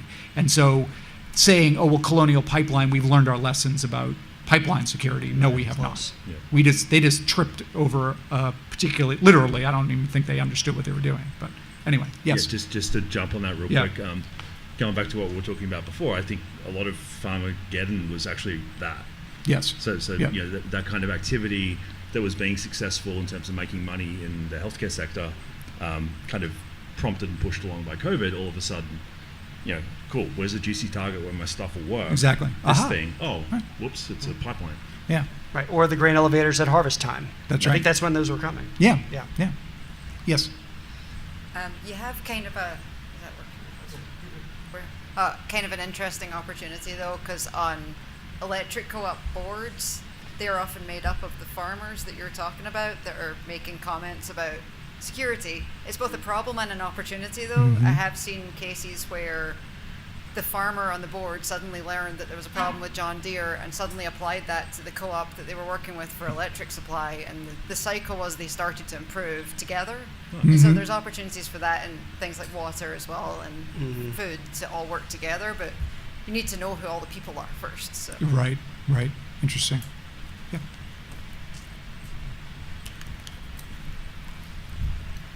Yeah, just Good pulling point. the thread a little bit on dependencies and kind of workforce development. There was a question earlier about kind of those dependencies. Do we understand what normal looks like? Like take away the telemetry, the data aggregation. Like in the movies before there's a famine or drought, there's the farmer hears the crows and the dogs barking, and then there's like a thunderclap. But as we become, ag's a complex system, and so as we gain that telemetry to make better decisions for yield, for, let's say, soil health. Do we really understand what normal looks like, and are we still learning those skill sets? And the example I'll give is soil health. Right? Soil health, you can adapt and adjust with phosphate. If you look at who owns most of the world's phosphates, you have some friends in there, and you have some other folks with different ideologies, and so. How do we know what normal looks like, and how do we trust the sensors, and are we still learning what normal looks like in a way that's that doesn't require digital and networked and automation? I think normal is the same, except that thundercloud drops 4 months of rain in 2 hours, and golf ball, and grapefruit-sized hail, basically. Seems to be the new normal that we're dealing with. Thoughts on that question? Yeah. What is there a way to baseline this? I think really, right? What should we be? Are we still learning how to do that? Yeah. I guess it really depends on where you're looking and what you're trying to baseline, but. Sure. All of this technology and these approaches give us more information to work on to bring efficiencies. I do worry that we're unlearning how to work without that. Yeah. Just in the same way that the grocery store can't sell the jar of peanut butter we can't get to the point where water plants can't run a manual. We do need to learn. We need to retain the knowledge. I've heard Tom Fanning from the Southern Company talk about running exercises where they're going to run the grid in Georgia manually. We need to continue to learn how to do that because one day it's going to be required. Right. And farming without access to that information as well. Right. And sectors you see, like in the medical, like in the healthcare sector, right? I think most hospitals certainly, and probably even small doctors' offices, do rehearse if our computers go down and we need to take care of patients just using pens and papers. They're able to do that. Although I feel like with the migration to electronic health records, like that's actually coming under got serious threat. concerns in that scenario. Right. Yeah. But I don't know that under other industries go through. I think some do and some don't. I'm not sure about agriculture, whether that's something that they're actually engaged in.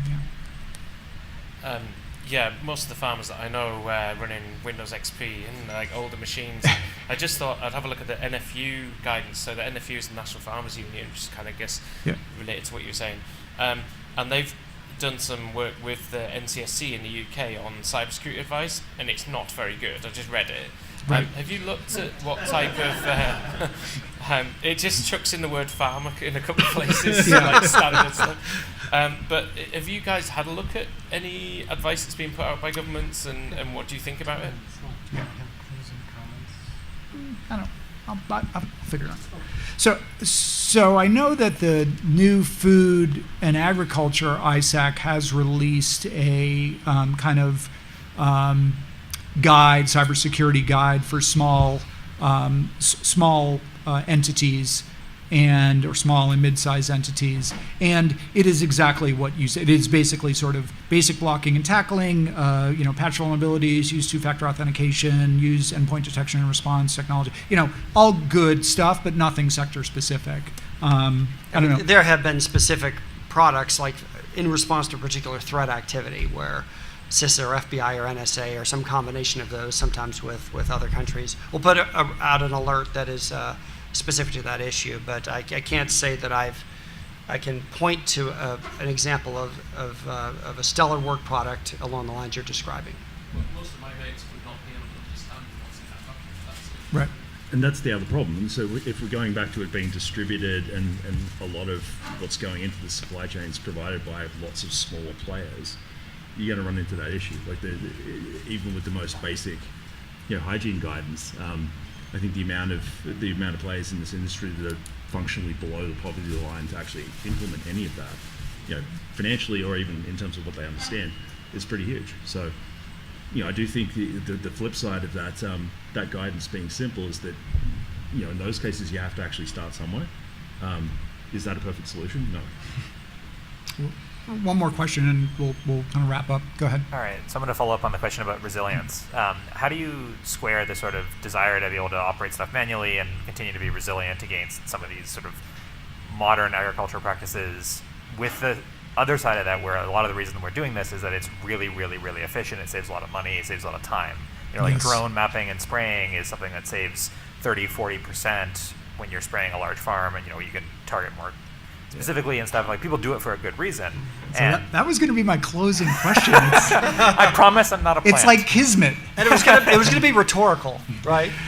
Yes. I'd like to turf that to AC. I think that's a great question for you. You've got background. How do you balance the productivity advantages of precision agriculture with cyber resilience? So, not all your eggs in one AppSec basket. Yeah, so I guess I'll start out by saying, right, I think there's in general, as people hear about this and keep hearing about it over like the last 3 years, there's not a great understanding about what a machine will and will not do without all of the technology turned on, right? So probably, this is kind of a swag, but for sure there are more running machines in the US and globally today that are not like high technology machines, right? They're existing machines doing their thing.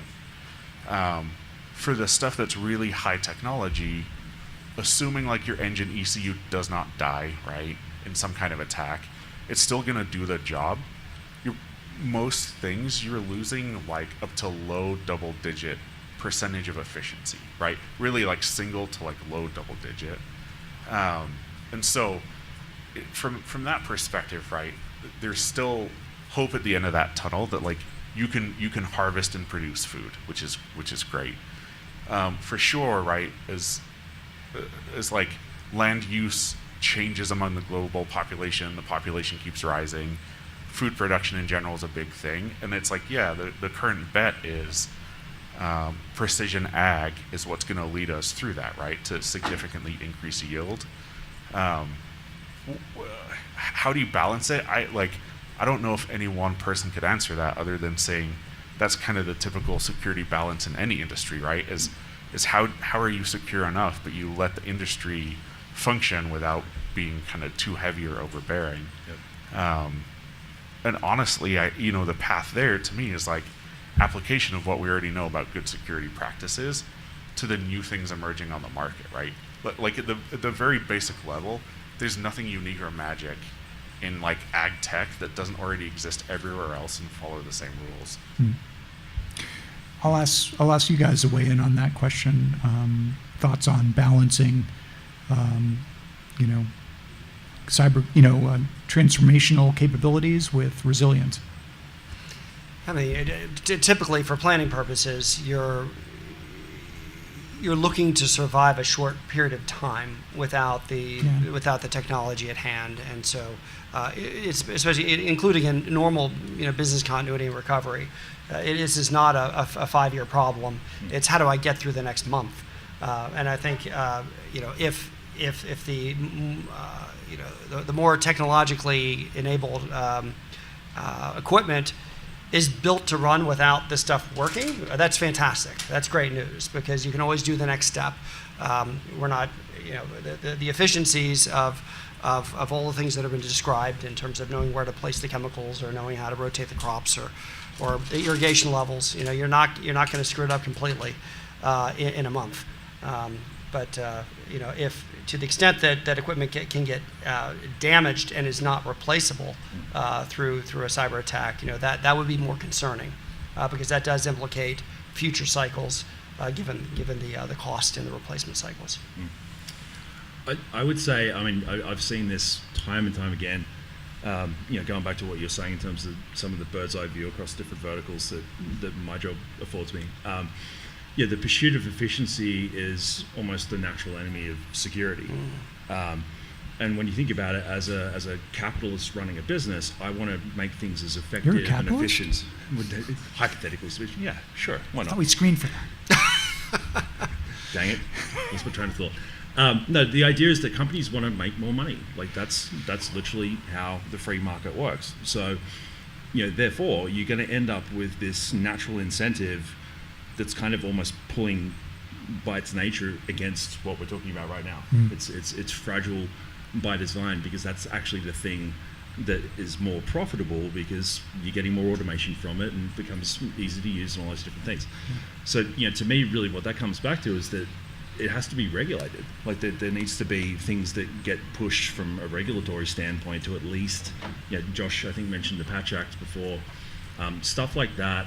That's kind of a solid foundational baseline that actually becomes a product security design issue that's forced in from the start.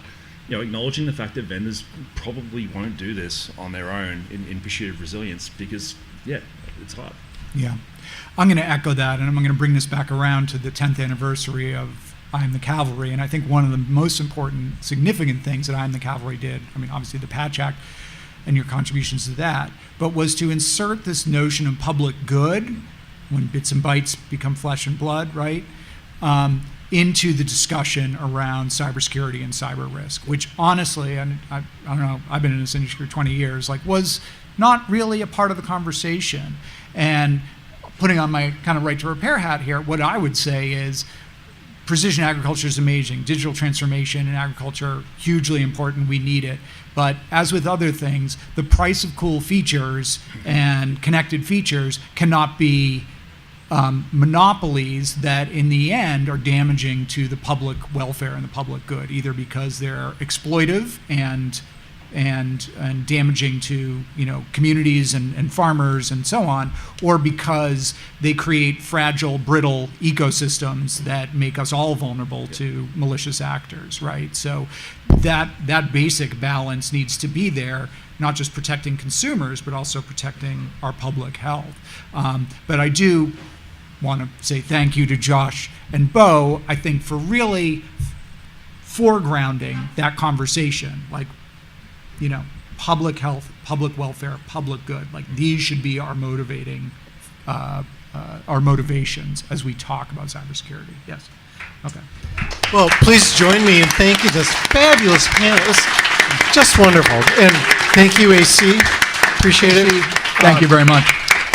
We're back in here in 60 minutes, and we're going to learn about water everywhere, and none to drink, possibly. And we're going to learn about the pathways to public service, which are not always straight. Sometimes they're very circular and exciting. So please be back here in 1 hour. Thank you. I will make the slides available for if you want them. Yes. Thank you.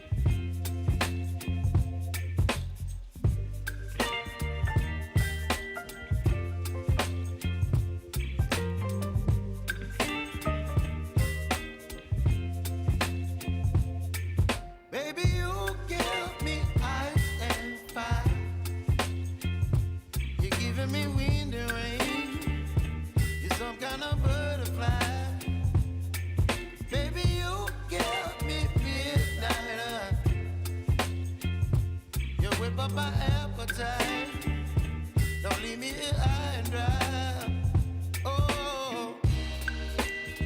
appetite.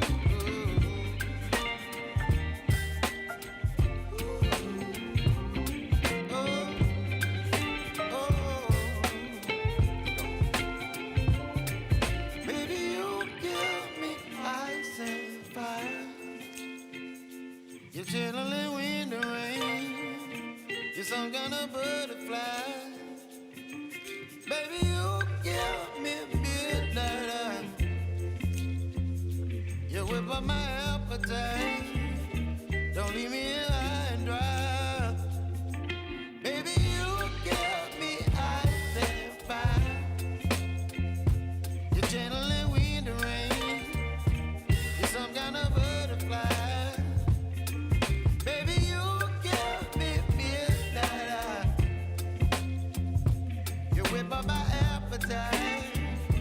Don't leave me here high and dry. Oh, oh, oh, oh,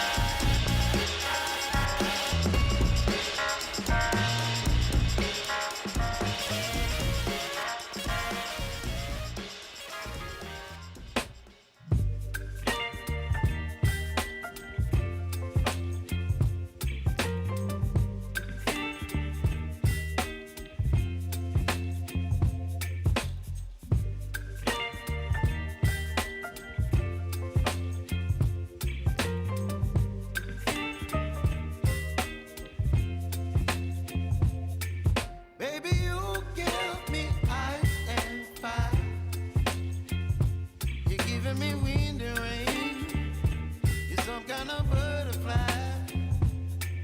Baby, you give me midnight.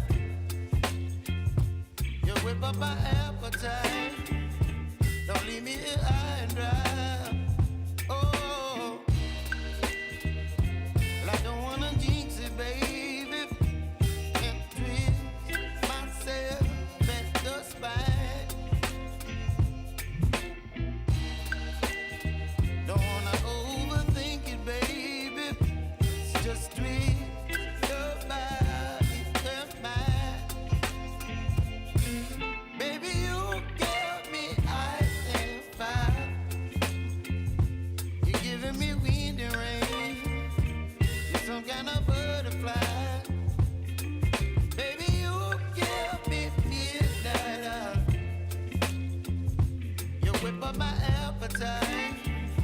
Don't leave me here high and dry. Oh, but I don't wanna jinx it, baby. Let's not get ahead of my time. Oh, but I don't wanna miss you, baby. So I stand up and speak just my mind. Oh.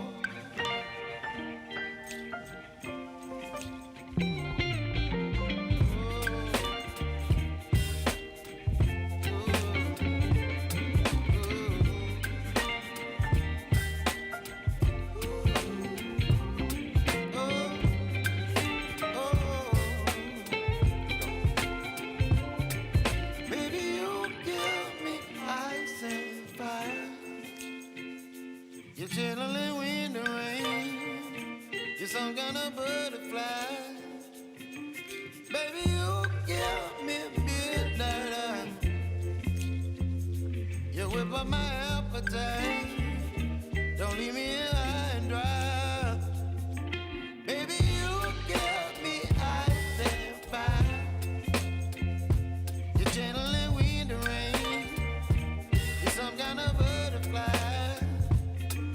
Baby, you give me midnight. You whip up my appetite. Don't leave me here high and dry. Oh, oh,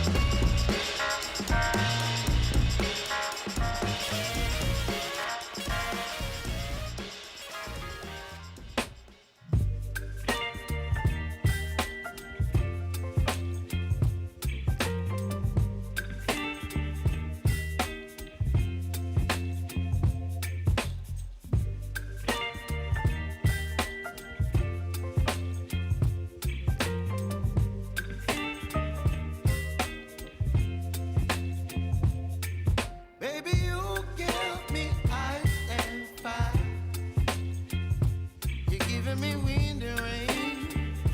You're some kind of butterfly. Baby, you give me midnight.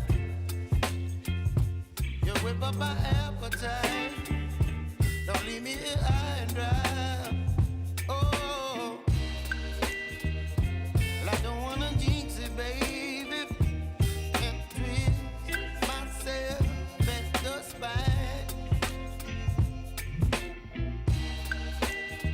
Don't wanna overthink it, baby.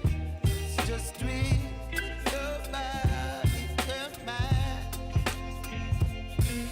Baby, you give me ice and fire. You're giving me wind and rain. You're some kind of butterfly. Baby, you give me midnight. You whip up my appetite. Don't leave me here high and dry. Oh, well, I don't wanna jinx it, baby. Let's not get ahead of my time. All right, we're at the top of the hour. We good video-wise, and we're good audio-wise, and everybody's smiling, and everybody's happy. Check. We got a mic for our speaker. That is fabulous. Our presentation now is called Water, Water Everywhere, the Krakens, Kelpies, and Mermaids in Today's Water Sector. So yeah, please join me in welcoming Mr. Dean Ford. Dean's 25-year career has involved automation systems, engineering, and consulting. He serves as the managing principal engineer at Luminary Automation, Cybersecurity and Engineering LLC. But here's the deal. He develops and leads a dedicated and passionate staff of automation engineers. He is a licensed control systems engineer in 24 states of these United States and participates in many standards committees. And he's a member of a lot of associations, but he is passionate, I say, about informing folks about the issues related to the water system. So with that, Mr. Ford, take it away. Thanks, David. So I can't sit down. There's just something in my brain when I talk. I have to walk. So real quick, so why the title, Krakens, Kelpies, Mermaids? I try to go with a little, keeping with the theme of these conferences. Krakens down there on the lower right, they're quite a mean breed. And if anybody's been to Scotland and what Scotland Water did with the canals over there over the last 20 years or so, there's these Kelpies are coming out, the stainless steel, beautiful creatures coming out of the ground. If you ever get into that area, please stop by. And then, the mermaids, we'll say that they're the good. So the ugly, bad, and good, bad, and ugly, that's about as creative as I get. So today we'll go over a few things, trying to keep with the theme of what Josh and the Cavalry is about. So I wanted to kind of educate a little bit first on where does water come from, who and what uses water, and what are some of the threats that we're seeing in the water industry, and then go over some questions. So who is this guy? David went through a few of those things.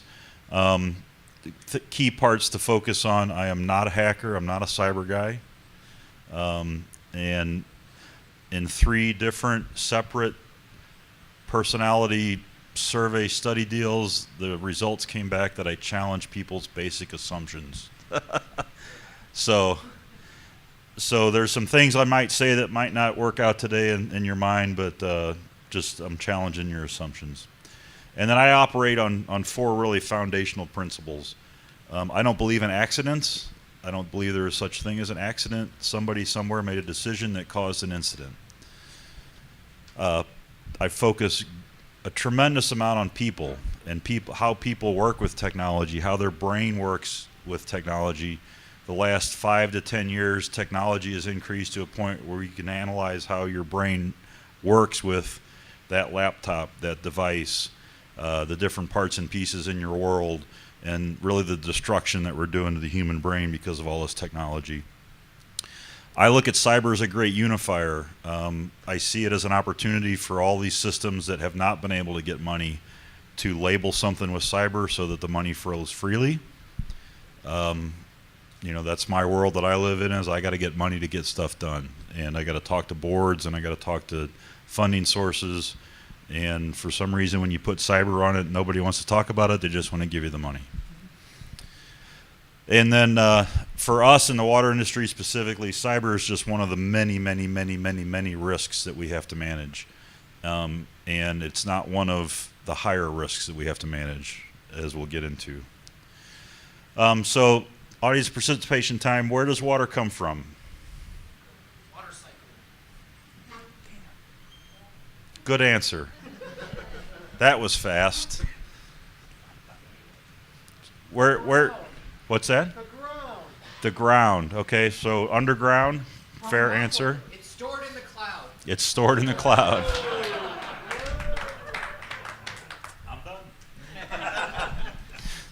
All right, well, let's go through a few of those. All right, so for human consumption, water is one of the Earth's most abundant resources, right? But for our consumption as a human, we can only use 2.5% of that water. It's only 2.5% of the water on the entire Earth that we can actually use. We call that fresh water. Now, of that 2.5%, less than a third of it is what we can actually get today. So think of glaciers, which I guess in a few years will be gone. So far underground that we can't access it. There are reports now in California, we have wells going so deep that we're touching water that hasn't seen the light of day in over 1 million years. Who knows what's growing in that? So there's a lot of other forms and things like that we've got out there. But just understand, just because we as humans are 98% water, the Earth is full of water. There's not that much of it that we can actually use, and it is not an irreplaceable. It's not a infinite resource. It's a very limited resource. The water cycle. You saw this before, didn't you? I just pay attention to science class. So real quick, this is a pretty basic water cycle without human intervention. So it is a cycle, right? It's somewhat of a closed loop, if you will, as well. This is courtesy of the USGS. There's a lot of things going on in the cycle. Snow melt, you're going through this constant piece. The parts to think about are where we see down in the lower left with groundwater infiltration, groundwater flow. We need to get the groundwater back into the ground after we pump it out, right? So there is processes for all of this. Here's probably a more realistic view of it because it adds evaporation and then all the different ways we as humans can screw up water. There are very, very few resources that we use on the Earth that we only use one time, and water is one of them, unfortunately. All right, so you flush the toilet. We've only used that water once, and then it goes into the waste system and back into the cycle. So you'll see, we were just talking about the gentleman here in this area about a lot of reuse efforts that are going on right now. So a lot of different opportunities are coming out for reuse and the concept of toilet to tap. I know it sounds a little weird, but most of you, if anybody is getting their source water from a river, you're already drinking the city's upstream wastewater. So it's not that big of a deal to think of it that way. So where are some supply sides? Underground, we got aquifers and wells. I encourage you, if you're on any kind of a well system, if your water supply is coming from any kind of a well, check out where your aquifer is. Your aquifer might be being fed 3 states away. And so it doesn't really matter what your groundwater is doing or what you're polluting, what the people in your area are polluting. It matters what 3 states over are polluting. So those are some things to think about. I live in Maryland. Our groundwater comes through Pennsylvania. So when fracking turns into a thing, we're very concerned in Maryland because there is no possible way that fracking can't contaminate the water supply because you're drilling through the middle of it. Well, all of our water's coming through there. So pollution's a big deal. surface water, rivers, lakes, reservoirs, rainwater, stormwater, and then we talked about reuse. So believe it or not, we actually treat, when we send wastewater out, it's far more cleaner than we get it, and most of it's drinkable. It meets all the minimum requirements to make it drinkable. So it's a public issue that you don't feel like you should be drinking wastewater. Well, I think some states are going to have to start getting over that.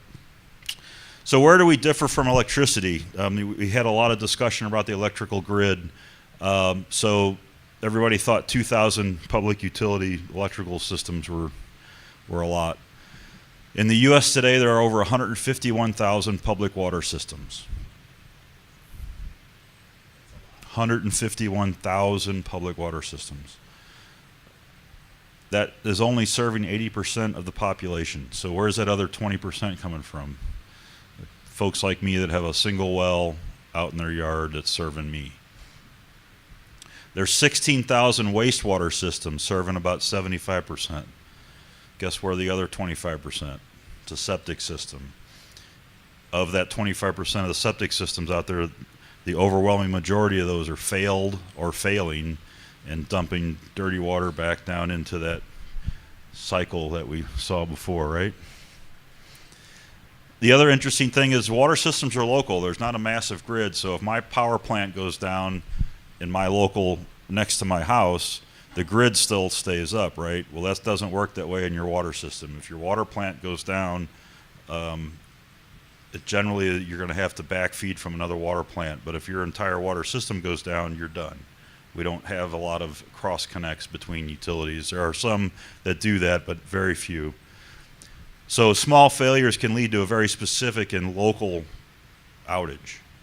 But you know, electric, we get to dump the electrons after it goes through the light bulb. They go back into the ground, right, through the grounding systems. We don't get to do that with water. We have to treat that water. And oh, she's not here. She talked about the cup of tea causing the big problem. Well, in water, we have something we call the big flush, and it happens every year at the Super Bowl at halftime.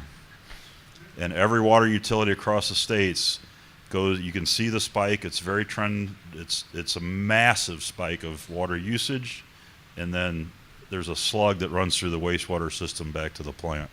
It's quite amazing. Who uses water?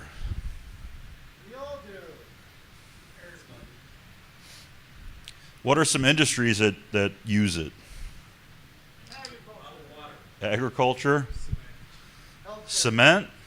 Concrete. That's a good one. I didn't think about that one. Healthcare.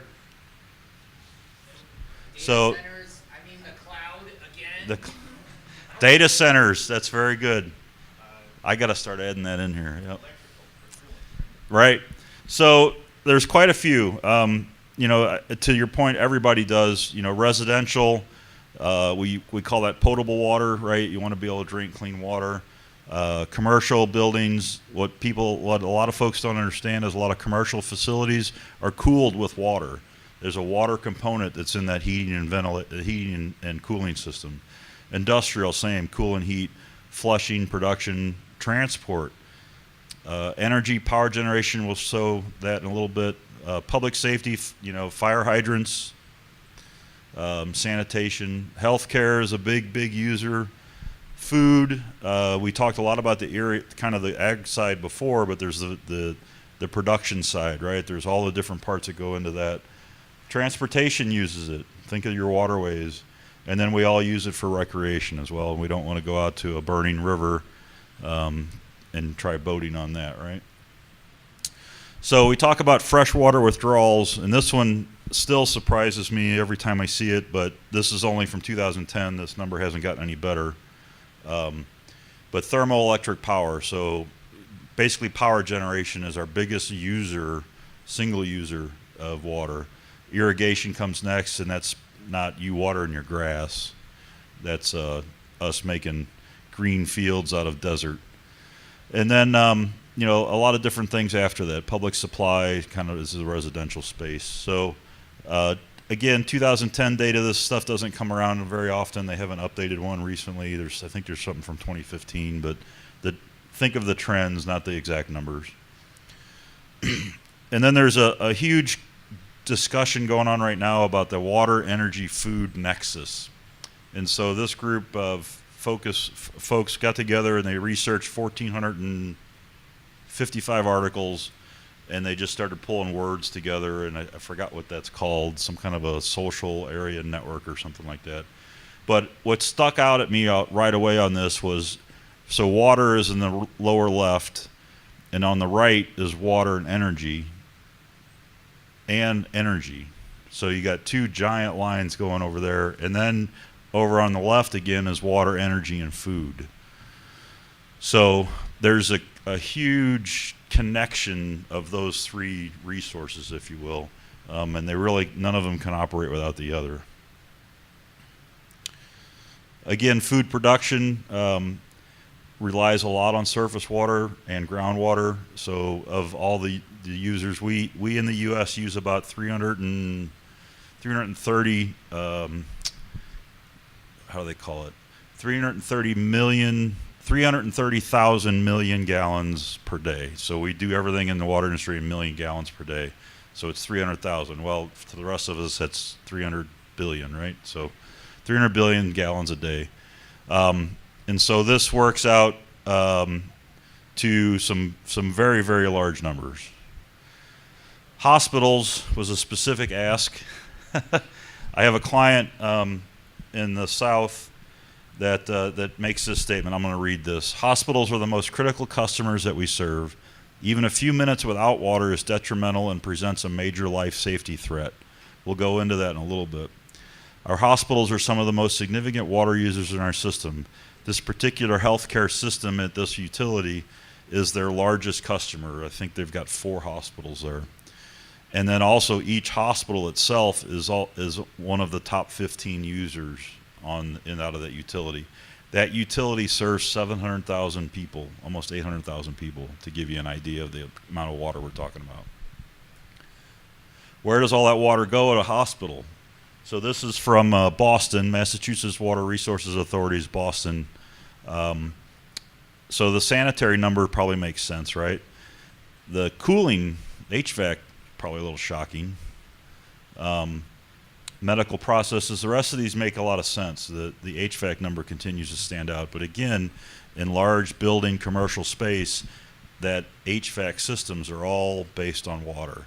So if you see those in a generation facility, or you're driving down the road on a day with a lot of fog, or it's hot, you'll drive past those cooling towers and they're just spitting off, right? They're evaporating. Well, that evaporation's got to be made up, and they do that obviously continuously.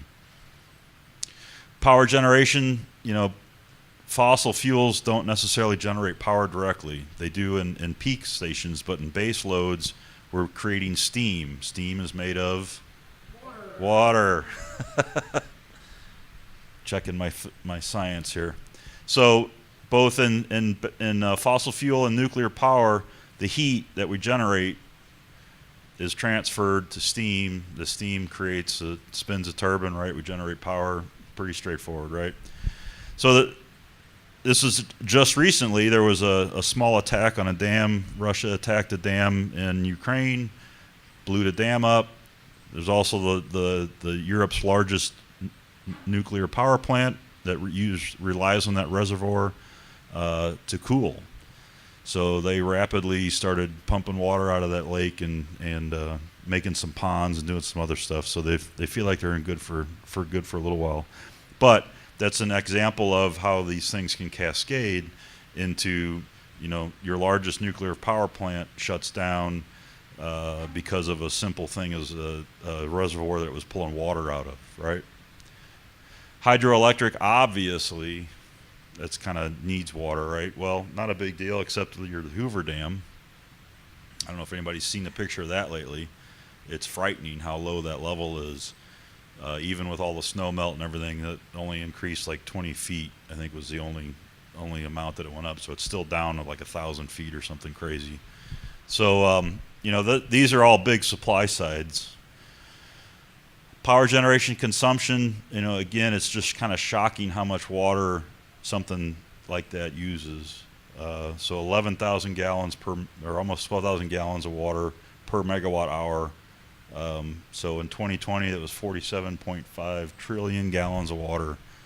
A lot of that, again, is the power generation industry is a lot better at reusing, but they are in this cycle of evaporation, and you got to replenish that. So, this is water that basically they boiled off almost 50 trillion gallons of water. They've turned it back into vapor and sent it back up in the atmosphere. I thought this was pretty interesting. By state, where is all the heavier users of water for thermoelectric, basically electric generation. So Texas and Florida are the largest, which is kind of interesting to me, but I didn't dig enough into this. It was just fascinating how the West isn't as where you would think it would be for power generation. Residential use. So our potable water, right? The little pipe that comes in. Events like Flint, events like Oldsmar,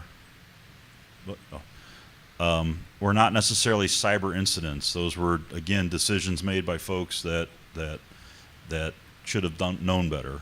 But when we look at those, we look at how much. The reason I say we're fighting a lot of problems. There's a $1 trillion crisis in the water industry right now. There's so much buried infrastructure in pipes. I mean, in some cities we still pull out wooden pipes out of the ground when we're fixing a leak. It's a little frightening to think about that, but that pipe hasn't moved around a whole lot in 100 years, and so there's a real opportunity that those things have to get replaced eventually. So residential use, you've got a lot of different things, sanitary. Again, a lot of this is single-time use. I don't think anybody's keeping a bucket of water that they're washing their hands in and then washing the dishes in later, right? So, think of how you do this when you're camping. Water gets a little bit more use, and it is a known fact that you don't actually have to flush the toilet every time you use it. Just throwing that out there. Like if you go to the bathroom and then your spouse comes in behind you and goes to the bathroom, you probably don't need to flush the toilet. The person after you should. Just throwing that out there.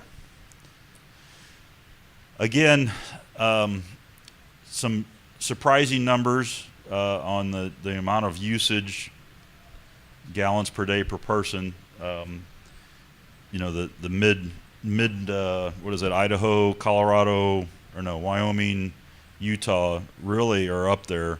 I want to understand that some more on the trends that go on there, on why those folks need so much more water than the rest of us. But there might be a lot of Utah. There might be a lot of people trying to grow grass in the desert. So those sorts of things. We as a society need to get smarter about where we're living. And when we live there, we should actually adopt what's already there and not try and bring invasive species like grass in. Grass is an invasive species, believe it or not. It's not natural to the U.S. I don't know if anybody knew that. It's not a natural occurring thing. So what are some of the threats going through different areas? So I'll get to the cyber parts in a little bit, but I want to make sure that we're all thinking about this particular industry in a new light, perhaps. But scarcity is probably the largest threat in turning water into a global political crisis, right? So there are entire countries that water is not readily available, right? Or they got to carry it in a bucket on their head for miles to get something they can drink. And the droughts that we've got in the Southwest right now, in most areas right now in the U.S. are in drought. I'm in Maryland. We're in a drought. What a lot of things that you'll see in those areas too are and I should have shown that. If you want to look at a very interesting graphic, look at subsidence in California and Virginia. Now you'd think Virginia, they don't have a water problem. Virginia's structure underneath, the Chesapeake Bay was caused by a large meteorite. I'm sorry for those of you that believe the Earth is only 2,000 years old, but it's not. The way that the structure works there is that water doesn't get replenished by the ocean. It's isolated. Well, they've pumped out so much water there that they've dropped, the entire state has dropped a couple of feet. Now there's a few wastewater utilities that are working to start regenerating that and pumping back down into that aquifer. But California's got a much larger problem. I mean, we're talking tens of feet that Central California has dropped. It's amazing to see it, and that people haven't realized it. But now, was it that last big rainstorm that created another lake that hadn't been there in 50 years? I can't remember the name of the lake. Yep. So those are the things that are going to start happening, and that's going to become a lot more realistic, because not only are we having much more severe weather events, but we've also dropped the elevation of all this land and ground. So there's, water flows downhill. That physics law still applies. So those sorts of things are going to start happening a lot more. I don't know what to tell you about that. So again, we only use water once. We're getting better at it. There's cities like Anaheim, California. A lot of the California cities, you'll see a purple pipe running around. Well, the purple pipe is reused wastewater, and they're using it to irrigate, and probably Tucson and Phoenix and a lot of those sorts of cities. So it becomes another water source for non-potable, non-drinking water. I actually have a bigger concern from a threat standpoint. If somebody wanted to do something bad to our water supply, in Maryland, all they got to do is drive across a little bridge and knock out most of the city of Baltimore, because our largest reservoir has 3 or 4 highways rolling over the top, and toss a bag of something over that we don't test for. If I don't test for it, I can't find it. And I don't know what kind of wacko stuff is out there right now, and if you throw it in the water supply, I'm not going to find it. I'm not going to filter it out. And again, the aging assets are a bigger concern for us. We just aren't replacing pipe fast enough. There's a lot of societal, political things going on in the water industry. Some of these communities, Jackson Water is an example, they just don't have enough money to maintain the system. I know there's a lot of commentary going on about Jackson Water, but the issue at Jackson Water was it had nothing to do with storms and everything. It was a lack of resources and the inability to hire qualified people because the pay rates were so low, and that caused a series of events that occurred over about a 5-year period, so that when one pump failed, they lost control of the system. When you lose control of a system, the water pressure drops and creates a vacuum inside the pipes, and you suck in water, because every pipe leaks. It doesn't matter when it went in, your pipes are going to leak, so it's imperative that we put pressure on the system. So what they found is that when they got back into that system, they figured out that the distribution system was not working the way it was supposed to. I was putting pressure in over here, it should be coming out over here, but it wasn't. What they found is over the years, valves get turned on, turned off to create spots to make fixes, and if you don't go back and open up those valves in that scenario, then the water now no longer goes this way, it has to go up and around and over. Well, that whole system was doing that. So that was the real cause of that failure in Jackson. Regionalization, I should have put privatization. I don't believe in privatization. I do not believe that the free market is going to fix water. The United Nations and most folks believe water is a right, and turn it over to a profit-driven company is not going to solve that problem. That's the opinion of Dean Ford. Happy to debate that anytime. Pollutions. Anybody heard of PFAS? That's the water guy. He knows that already. I forgot what it stands for. It's polyfluoral blah, blah, blah, blah, blah. I call it forever chemicals. So when PFAS gets into you, it never leaves. There's no way for you to get rid of it. Guess what? It's in every water source that we have at different levels. It's like plastic today, microplastics in fish, mercury in fish. It's pollution. They're forever chemicals. we're looking at billions of dollars to remove that from your water supply. Well, nature didn't put that stuff in there. DuPont and Mallinckrodt and other companies did. They just settled with DuPont for a couple of billion to help solve this problem.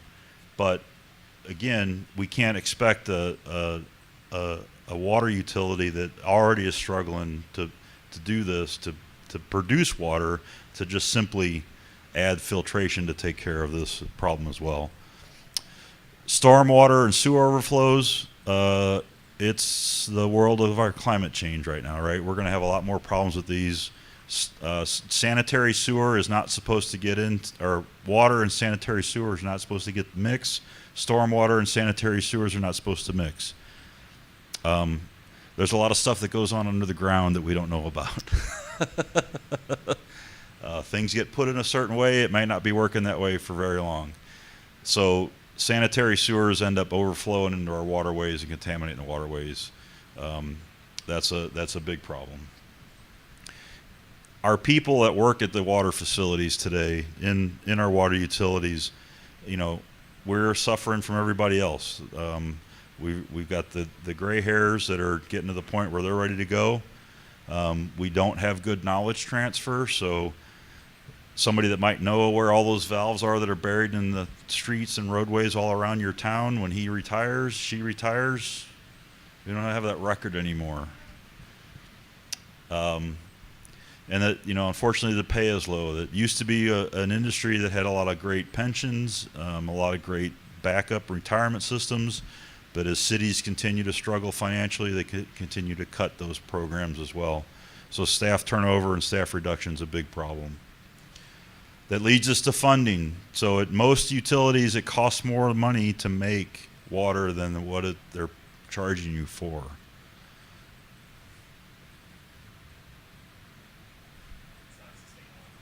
So you make that up in volume, right? Well, yeah, because most utilities have a 30% to 50% non-revenue water, meaning that they make 50% more water than they can sell. Again, if I have an aging infrastructure that's a 100-year-old pipe, it's leaking, I'm got to keep pressure on that, so I got to keep pushing water out of that old pipe. So yeah, we make it up in volume. Yep. So again, I go back to, we have these buried pipes that we've got to get replaced is a very critical situation. So unfortunately, our political environment's not letting us raise rates fast enough to cover that. So let's get to the cyber stuff. So again, let's go back to something around the way that the water facilities work. So again, I can attack a local plant and affect whatever that plant feeds. If I'm in a water utility that has multiple plants, generally there's a way that they can pipe around that. So that we're not going to impact a lot. Now, if I start hitting multiple sites, more possibilities to cause failure. If I hit the enterprise level, I'm really just hitting enterprise level stuff like customer billing, things like that. The water utility is decades behind other industries, so there's not much happening at the enterprise level that's going to hurt us at the operational level. Back to our cost discussion. So there are some things that are going on that are being forced. We talked a little bit about things about in electric where there's one piece that was used across, or one vendor across multiple sites. Well, that standardization effort is also a giant cost reduction effort.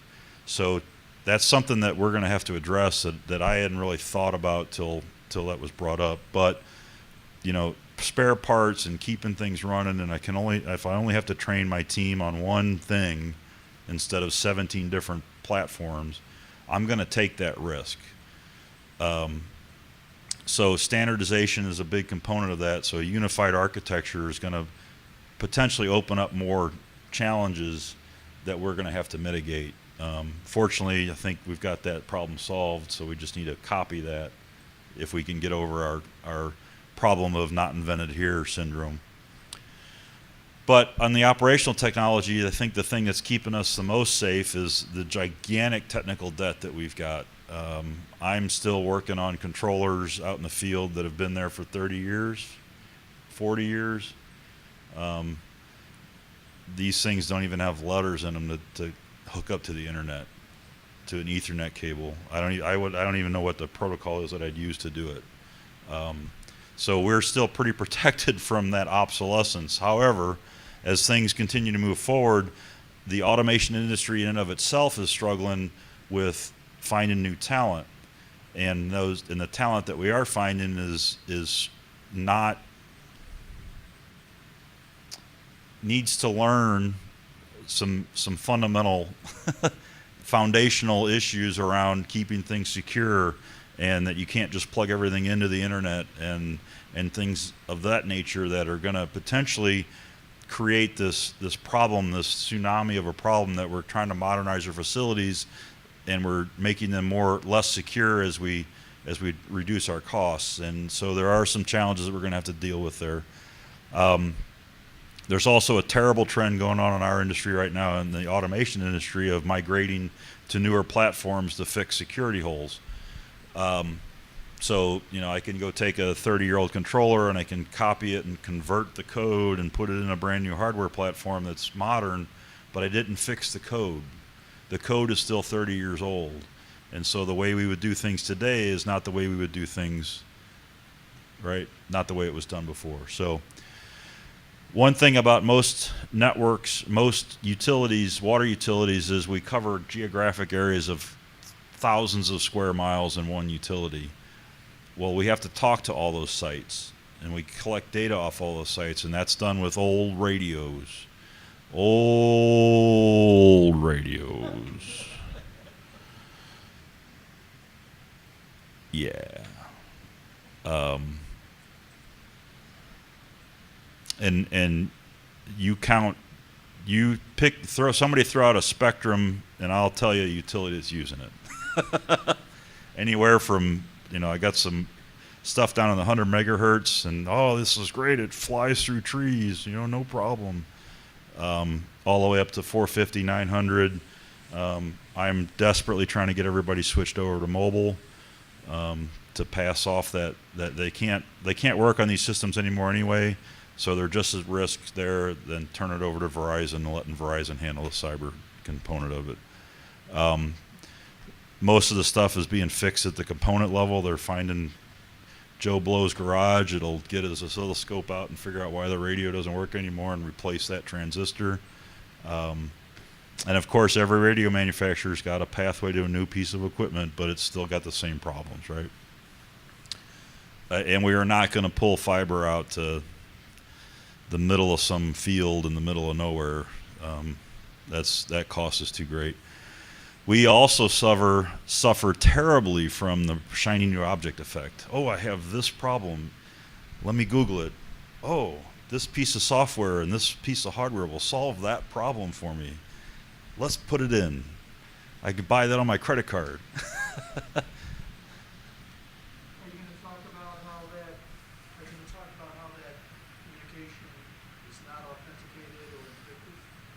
On those radios? I don't think encryption existed when those radios were built. They're old. They are old. I can go out. I could probably walk out here with a omnidirectional antenna and get onto Las Vegas's network.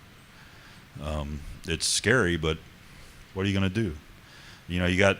We were working with a Virginia utility that had 1,500 sites they were pulling data off of. Well, so the other thing about the water industry that I've learned is they like to bury their head a lot. They like to claim ignorance a lot. So a lot of times when I'm delivering an assessment report, I have good news and bad news. Good news is we're done with the project. Bad news is now everything is wrong. You can no longer claim ignorance. And so the liabilities on this stuff, and we talked a little bit about cyber insurance at the lunch break. Cyber insurance is becoming a real problem right now. We have utilities that aren't able to get that insurance because they can't meet some of the minimum requirements.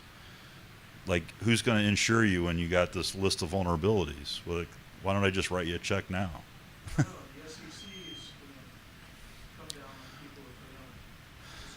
Yeah, well, true, I guess, but regulations without any authority or without any ability to manage and audit, it's just a regulation. I can go to 500 food companies today that still aren't applying the Bioterrorism Act of 2001. What's the SEC got to do with a utility? It's not a public company, so I don't know what they. I'm going to look up that, though. I'm going to talk about that. Right? These are city-owned municipal agencies. There's billions of dollars of assets, right, buried underground in these utilities. I'm hopeful. Costs are driving standardization, so I'm hopeful we're going to work something out there. But I'm also. Is anybody familiar with the concept of digital twin? So the one thing about operational technology is that it's very predictive. I can look at a network and tell you what's going on, right? It's very predictive. And I'm hopeful that the digital twins are going to solve several problems for us. One, it's going to give us a training platform, so like a flight simulator, right? Two, it's going to give us the ability to look for trends and find out where are things going, where it should be happening, how should this be working. And so I'm looking for a lot of those things to start falling out, but it does cost money to make that stuff work. And so I'm looking forward to that trend coming soon. So on to our mermaids, the good side. Our trends in use, as our population continues to go up, our trends for use is going down. So we're getting smarter about how we're using water. We have cities like, I forgot your name already, sorry. Travis is working with cities to reduce that water use. Conservation, again, it's a really funny business because we want you, in California, we mandate you to reduce your water consumption, but that's how I make money. So, okay. I can't replace that revenue. Don't use the product that I'm trying to sell you so I can, yeah. But I can't do that because the Public Utility Commission is not going to let me do that. So, and then from a resilience standpoint, so I don't want anybody to walk out of here screaming for the hills. The good thing about water is that gravity is our friend. It's a very resilient product. There is not a lot that you're going to do to a water system that can't be recovered from fairly rapidly. Production process is pretty simple. We're going to take a bunch of water and we're going to put it in a big vat and we're going to let it sit for a day. And then a bunch of stuff is going to settle out, and then we're going to say, yep, and we'll add a little chlorine to it, just enough chlorine so that when it gets to you, the chlorine's gone. That's pretty much the process. There's not a lot to it. There's some little bit of filtration. We want to get the contaminant out, not contaminant, but the parts out that coagulate the sediments. But that's what I say. We don't do a lot to water. And so when we start putting stuff in water that we can't get out of water without a lot of stuff, that's why desalination hasn't really taken off, is that the energy consumption to desalinate water is far too expensive. Now, eventually, maybe they'll figure it out. There's some, obviously, along the West Coast, there's some plants that are starting to work that out. The distribution process is just as simple. It's gravity. Why do you think you see big towers of water towers up? These things are all over the place. We keep those full. We keep your pressure on your lines. Now, as we say, one of the things in the automation industry that we don't do a good job of is we don't do a good job of cyber securing our instrumentation. So can devices be hacked? Yes. Have we planned for that when we designed the system? No. Is that a problem? the other part to a lot of these things are that we have a lot of physical things built into these systems that will prevent things from occurring that when things go really bad. Overflows, things like that. But when you get a situation like, was it Lewiston, I think the beginning of the year, that topped a dam and knocked out a reservoir, you know, again, that wasn't a cyber incident, that was a dumb programming incident. You know, things that are connected to processes are supposed to change. When things don't change, there's a problem. So that has to be some programming that's in there. And that's where a lot of my concern on the newer generations coming in that don't think through, you know, as I always say, any idiot can program for normal. I don't need anybody special training for that. Government, I think, is finally starting to recognize the criticality of water. I know that sounds weird, but you know, for decades, there's a group of us who've been talking about cybersecurity and water, and it was just earlier in March, I think it was March this year, the EPA came out with adding on to the sanitary survey that they were going to start actually measuring utilities on that. The utilities all went crazy and said, no, you can't do that, blah, blah, blah. Even the professional societies said problems with it. I don't understand that, sir.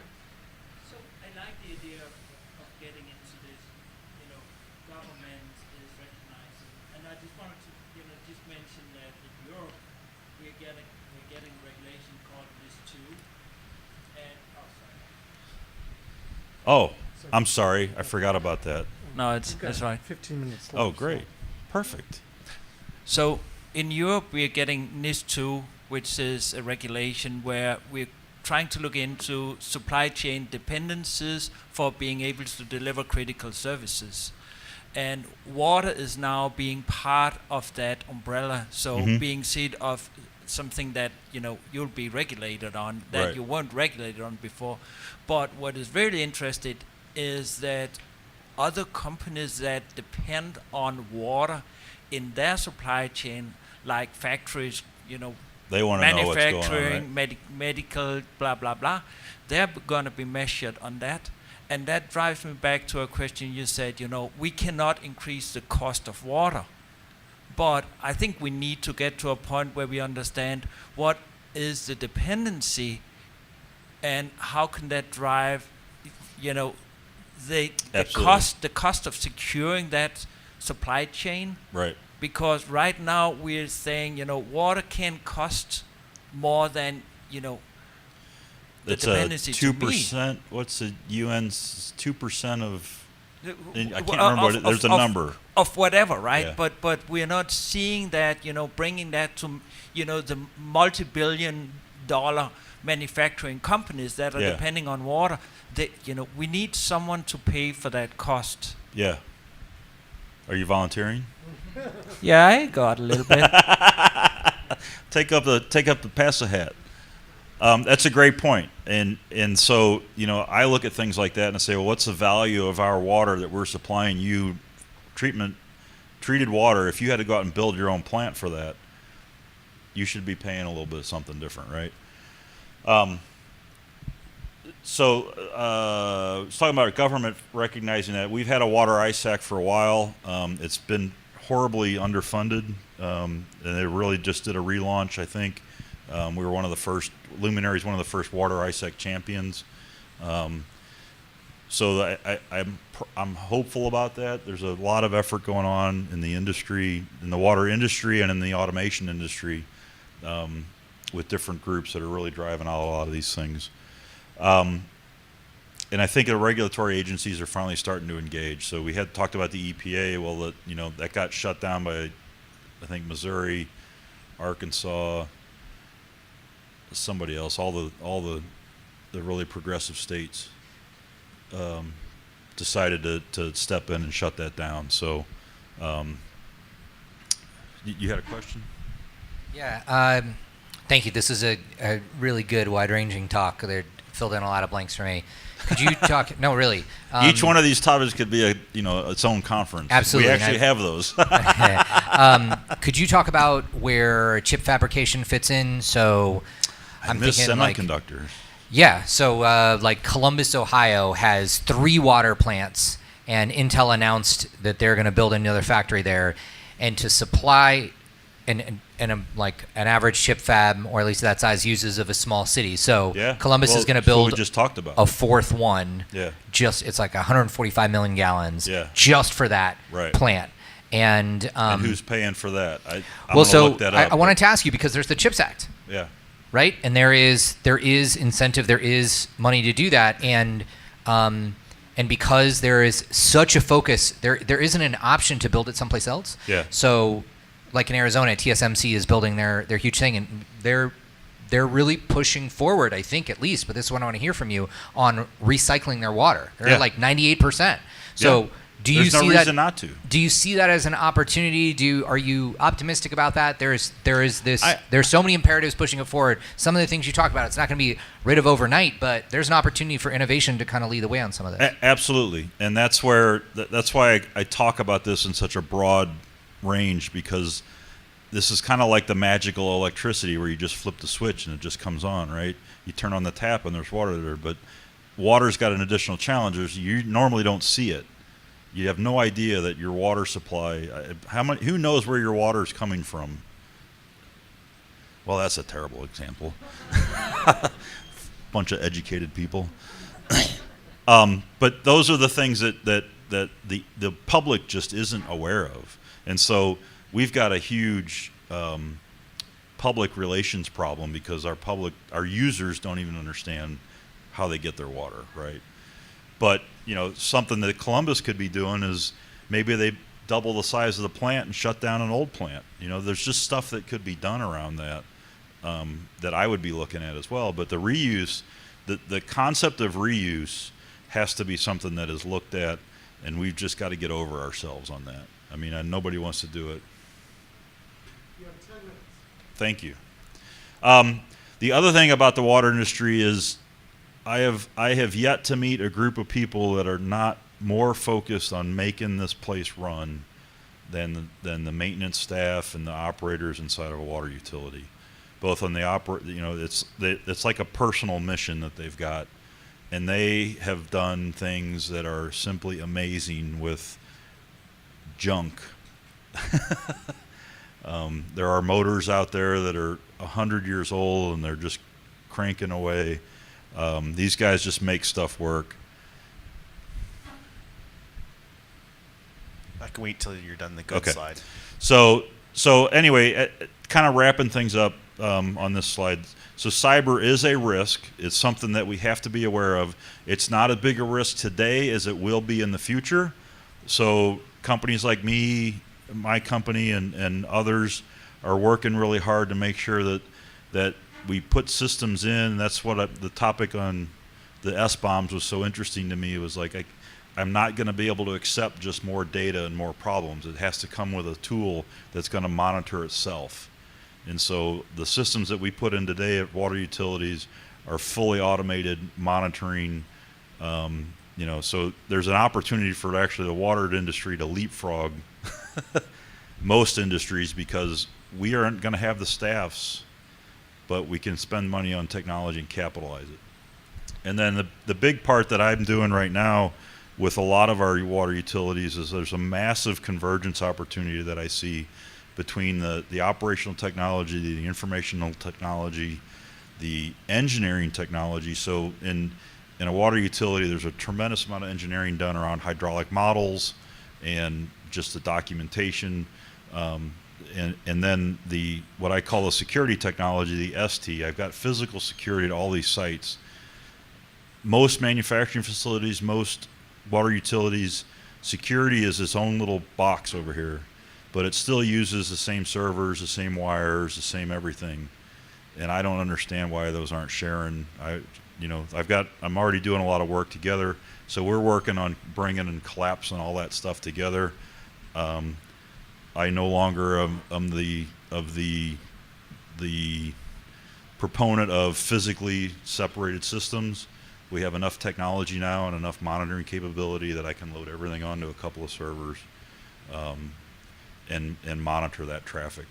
So I see tremendous opportunities for cost reduction and manpower better utilization of manpower around those systems, because I can finally get to a point where I only have one Cisco switch guy instead of I have a guy in security that knows switches, I have a guy in IT that knows switches, and I have a guy over here in OT that knows switches. Nobody does it full time. Nobody's really good at it. We all hack into them, and we create more vulnerabilities. Well, if I can hire one person that does that all the time, I'm going to be in a lot better shape. So that's the good side. We'll wrap that up then with any other questions. Josh? I've been stuck on a point you made that water is incredibly resilient. I think for certain things like, emptying egregious levels of lye into the reservoir can correct fairly soon. But I would think, and maybe you can make me sleep better at night, that there are some harder to recover from scenarios. Mm-hmm. So something like we saw quite a few large farm irrigation systems online on Shodan with hard-coded passwords. Like if you drain the supply in a scarce area, or you overwater, that could be a harder recovery time. But also I was more concerned of pressure monitoring. Like, could you introduce strain that could do lasting damage to underwater pipes, or are there any lasting There models? could be, right? So we've talked a lot about, and back to the Jackson, Mississippi concern. I've worked on algorithms where if I can tighten up the control, I mean, understand we're dealing with some of these pipes are 48-inch mains, right? You're not going to control that down to a half a pound. It's just not physically possible. So I can tighten up control, but if I'm measuring with a yardstick, I can't control that with a micrometer, right? So there are concerns about that, but also a lot of these pumps are centrifugal type pumps, so I'm not going to be able to really overcome.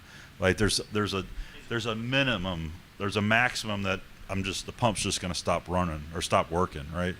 And those are the types of, like I said, there's a lot of physical things that these systems are built around. Now, stressing any kind of an old pipe, and that happens during the big flush in different scenarios that there's just physics that I can't overcome, right? I got 1,000 miles of pipe and I got one source of injection.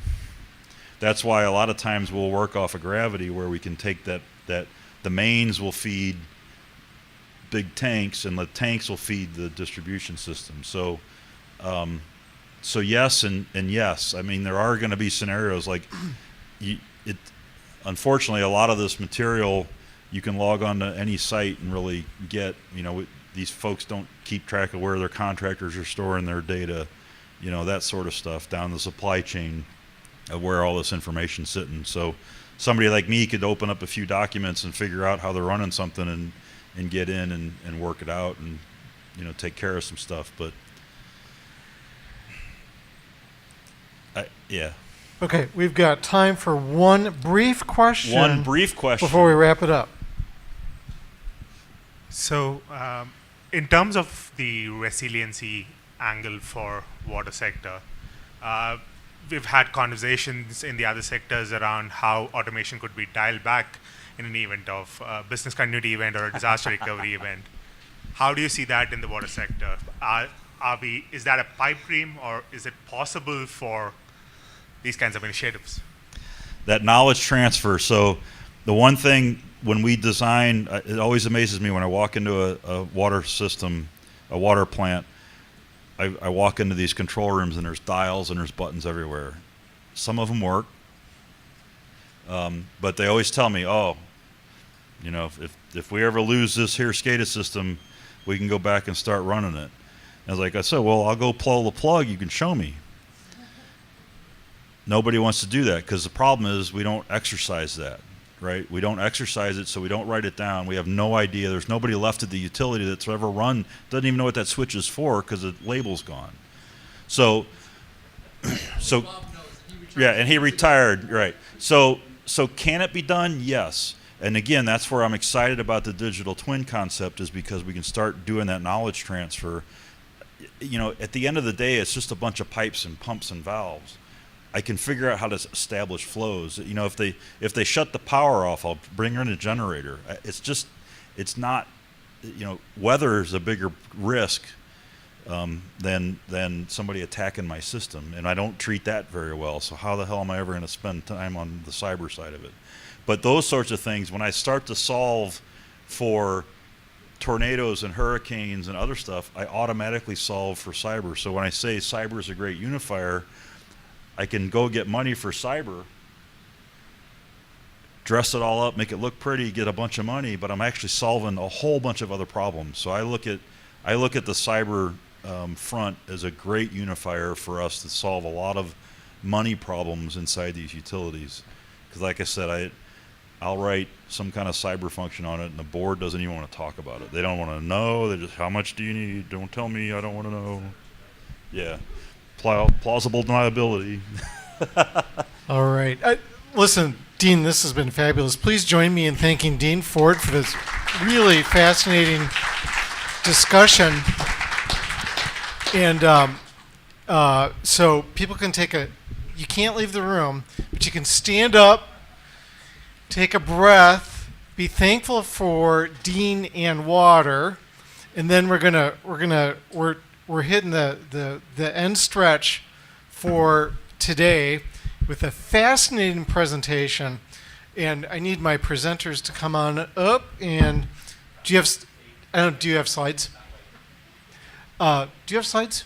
You got slides. No slides? Okay.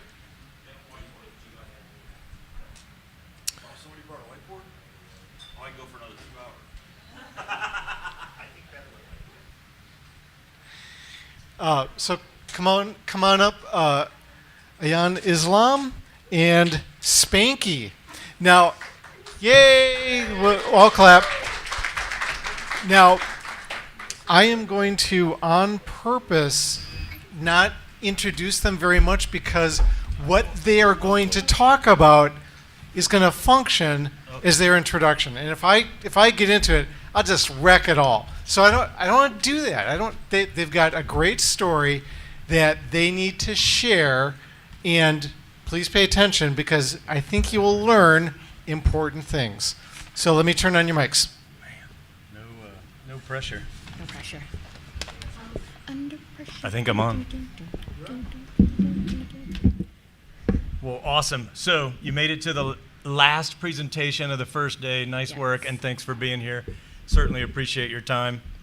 Some friendly faces in the room on top of that. So my name's Steve Lazinski, and I am so excited to be here with my friend Ayan and getting to be a part of this. Thank you, Josh, for gently prodding us into this good idea, which the more we did it, we're like, yeah, this is cool, and absolutely getting to share our experiences. So the whole idea of public service journeys that are bringing all of you here, and I don't think that's a surprise.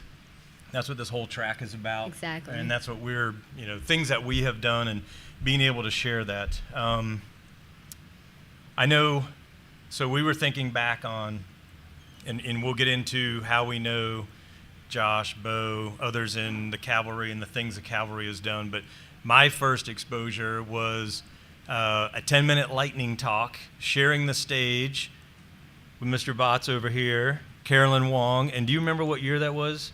2017, exactly, and Bo giving me the opportunity and whatever half-assed talk that I gave, and he still lets me come back. So this is actually my third time getting to be here, so I'm very excited about that, especially on this 10th year. So yeah, and it's special for me because especially on the 10th year, my journey actually started in 2017 when I also similarly met Josh and Bo as an intern, which you likely heard that multiple times this morning. I am that intern, the intern. Movie yet to be made and to come out shortly, just FYI. But so, and the beautiful thing is that that's how I was brought into this community and learned about I Am the Cavalry, BSides Las Vegas, as well as DEF CON. So it was very much an open arms and learning in-depthly about what is a hacker community, what they're all about, and also what your needs are, and how we could also do a service in bridging the gap between your technical expertise and bringing that to the policy leaders, decision makers, and the wonks that tend to also live and breathe in Washington, D.C., and also in other parts of the nation and the world. Yeah, and I think the good part, too, that I've grown to appreciate seeing it and the different things that I'll talk about and share with you is I define hacking personally. There's what I would say a lot of you all that are the incredibly technical level that I listen to because I'm at least smart enough to know what I don't know and to go to that expertise. But then there's the hacking, which is like an insurgency. You work around the system, you know the system, and you can get things done. So there's just as much of that, and that's some of what we'll share today. So if you want to start off with introductions after all of that. Absolutely. So, hi everyone. My name is Ayan Islam, and first and foremost, starting off with where I am today, and then I'll work a little bit backwards, but I currently work at the Office of a National Cyber Director as a Director of Cyber Workforce within the Executive Office of the President. So I have the good pleasure of working for the people, and recently, last week, we launched the National Cyber Workforce and Education Strategy, looking at how do we increase the talent pipeline and address the quote-unquote shortage that keeps being discussed when the reality is there are a lot of good folks, myself included, back in the day, we're trying to figure out how to break into this field. There are a lot of folks who are very interested but don't have the access to the information or the knowledge or the opportunities to understand like what are the career pathways, where are the opportunities, and also how to get into the very same shoes that you are and become your colleagues to work side by side with you and serve, the great cause. So, but then to rewind, how I got here is starting off with an internship at as Cyber 912 Student Challenge. That happened at the Atlantic Council. I was a graduate student in law school and saw that there was an opportunity to have a better understanding and an opportunity to learn more about cybersecurity policy and what does that mean in terms of the application of it. Through that experience and having to see firsthand how it's not an easy job, it's actually like a team sport.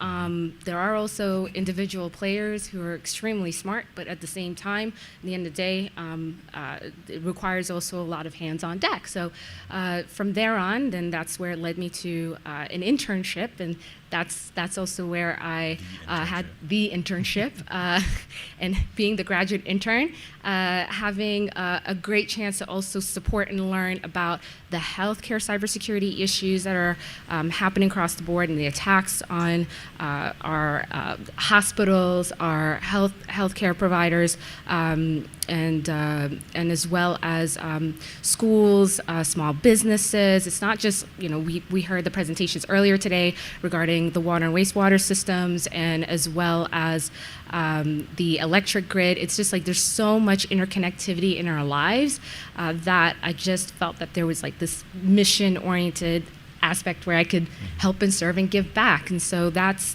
where my sort of path into the hacking community occurred. And then also having the great opportunity of supporting the first ever DC to DEF CON where I'm the Cavalry brought over Representative Hurd and Langevin to understand and meet, the hacker community and to say, it's less of you hearing it through news articles. You are creating crucial laws that are really making a difference in how folks do their day-to-day jobs and operate. Why don't you actually listen to these technical subject matter experts and understand how you can better create these laws without duplicating effort or giving them additional burdens? So yeah, and then That's not it. That's not you it. Have to do the full do I have to do the full thing? Oh, okay. Thought I could share a little bit later on that and sprinkle it in. So as a result of interning at the Atlantic Council and having that opportunity of working on a lot of cybersecurity policy papers, I was then able to leverage all of that experience and transfer that over into the Department of Homeland Security. And this is pre-CISA, the National Programs and Protection Directorate. So MPPD. So having a chance early on to see how the agency that had a lot of responsibility of serving as a nation's technical advisor, but nobody really understood that they had a lot of the responsibility of both cybersecurity as well as physical security on the infrastructure security side of the house, as well as looking at the risks and determining what are the ways that both providers as well as well, not only just domestically, but also internationally, how it is all interconnected, not only through our technologies, but as well as the supply chain, the business element, also the social elements, how that impacts our living and our public safety and security. So the skills that I, again, had learned early on through the exposure through the hacker community, I was able to bring that thinking, that mindset, and ethos into the work and to help serve as a bridge builder. I realized that, similar to what Spanky just said earlier, that I know what I know, but also at the same time, my ability to have an opportunity to speak to decision makers and C-suite folks who may not realize there is a business element, there's a reputational risk, there's also bottom line. If you need to speak the language that will trigger them and realize, oh, this is what's going to impact me, then how do I take what you yourselves do on a day-to-day basis and frame it to them, not using fear, uncertainty, and doubt, no FUD whatsoever, but just giving them the critical bottom line of saying, this is how it's going to help not only yourself, but the business at large, the organization, and this is how it's going to help the constituents and the customers bottom line. So I had the opportunity of leveraging that experience, working with so many smart people, which I see a lot of CISA colleagues in the room, and then also having to take that experience and work very closely with stakeholders in the private sector as well. And there's also that opportunity where I got to meet Spanky through the aviation side of the house too, early on. So there is that nexus that I didn't mention and leave Spanky to talk about how I did mention earlier about the paper, which I supported Pete Cooper, who is the author of the aviation cybersecurity white paper, and then there was a subsequent one thereafter. But having that experience then also opened up many doors for me, where folks were like, "Oh, you helped, research and analyze and support the development of white paper. Oh, great! We need that experience too." So I say that all to say that all of these layered on experiences, it ultimately served the opportunity for me to take what you're sharing on a day-to-day basis, the realization that I can only also do as much and as great if I'm constantly staying in loop with all the great presentations that come out here through I'm the Cavalry track, as well as BSides and DEF CON and other places, and taking that back, digesting it, and sharing that with others to say, hey, if you're looking for a subject matter expert, I saw this great talk, or I saw online, or I heard from somebody else that these are, this means to go talk to and get the ground truth. Awesome. Yeah. So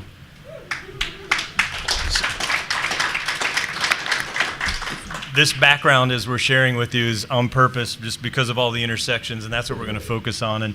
And I know it's hard to talk about yourself. I, on the other hand. So my name is Steve Lazinski. Steve, Spanky, any of those work just fine.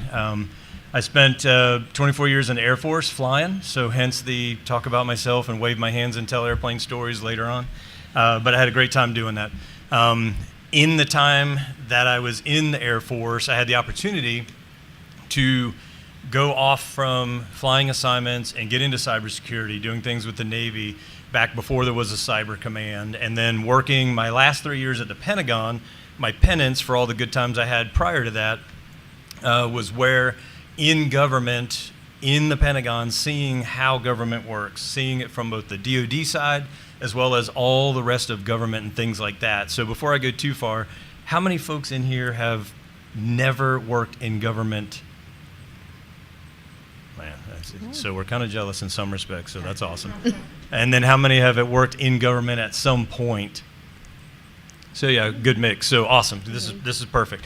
So that exposure that I got and the things that going on there, and then they're like, oh, you came from a flying background. Oh, and now you're in cybersecurity, and I had enough knowledge to be dangerous, but being able to talk to the technical folks and translate across to the policymakers and understand what was going on, and hanging out with Tom Millar in the back row of meetings, and the things that we got to see and work on. And that's where I got into the aviation cybersecurity side of things. And like Ian said, that intersection, the first time working with the Atlantic Council, meeting Pete Cooper at a Cyber 912 in New York City, which was awesome. And then Bo with the good idea machine of, there's this report, and Pete's writing the report, and the things that got rolled out, talking about it publicly. So again, these things coming together. But then after that, when I was in the private sector as a chief information security officer, getting to see that. But the fun part in my day job paying the bills was getting to hang out and help be a part of what is the aviation village and now is the aerospace village. So again, the intersection that Ian talked about, going back then with the opportunity to join CISA. So I jumped on that train going back into government now and working on the COVID task force. So we're going to talk about the village and the things that the Cavalry helped establish, and then also our shared time on that task force, and again, where the Cavalry comes into all of that. And then my current day job is as a consultant. I'm happy to give you all kinds of good ideas and advice with critical infrastructure security and a number of other things that I work on. But really the village that's the big exciting thing, and that's the fun time of being out here. So. And if you need some PowerPoint, I got some skills. You can ask Josh, not to brag, but there you go. So, all right. How about when we first started working with the village? Yeah, no, when we started working with the village, I was at the time with CISA, and there was a rebranding and a need to have a relaunch of the Aviation Cyber Initiative, which is now a tri-departmental task force. It's with Department of Homeland Security, Department of Defense, and Department of Transportation. And currently TSA is chair and representing the DHS on that front, and while FAA is representing Department of Transportation.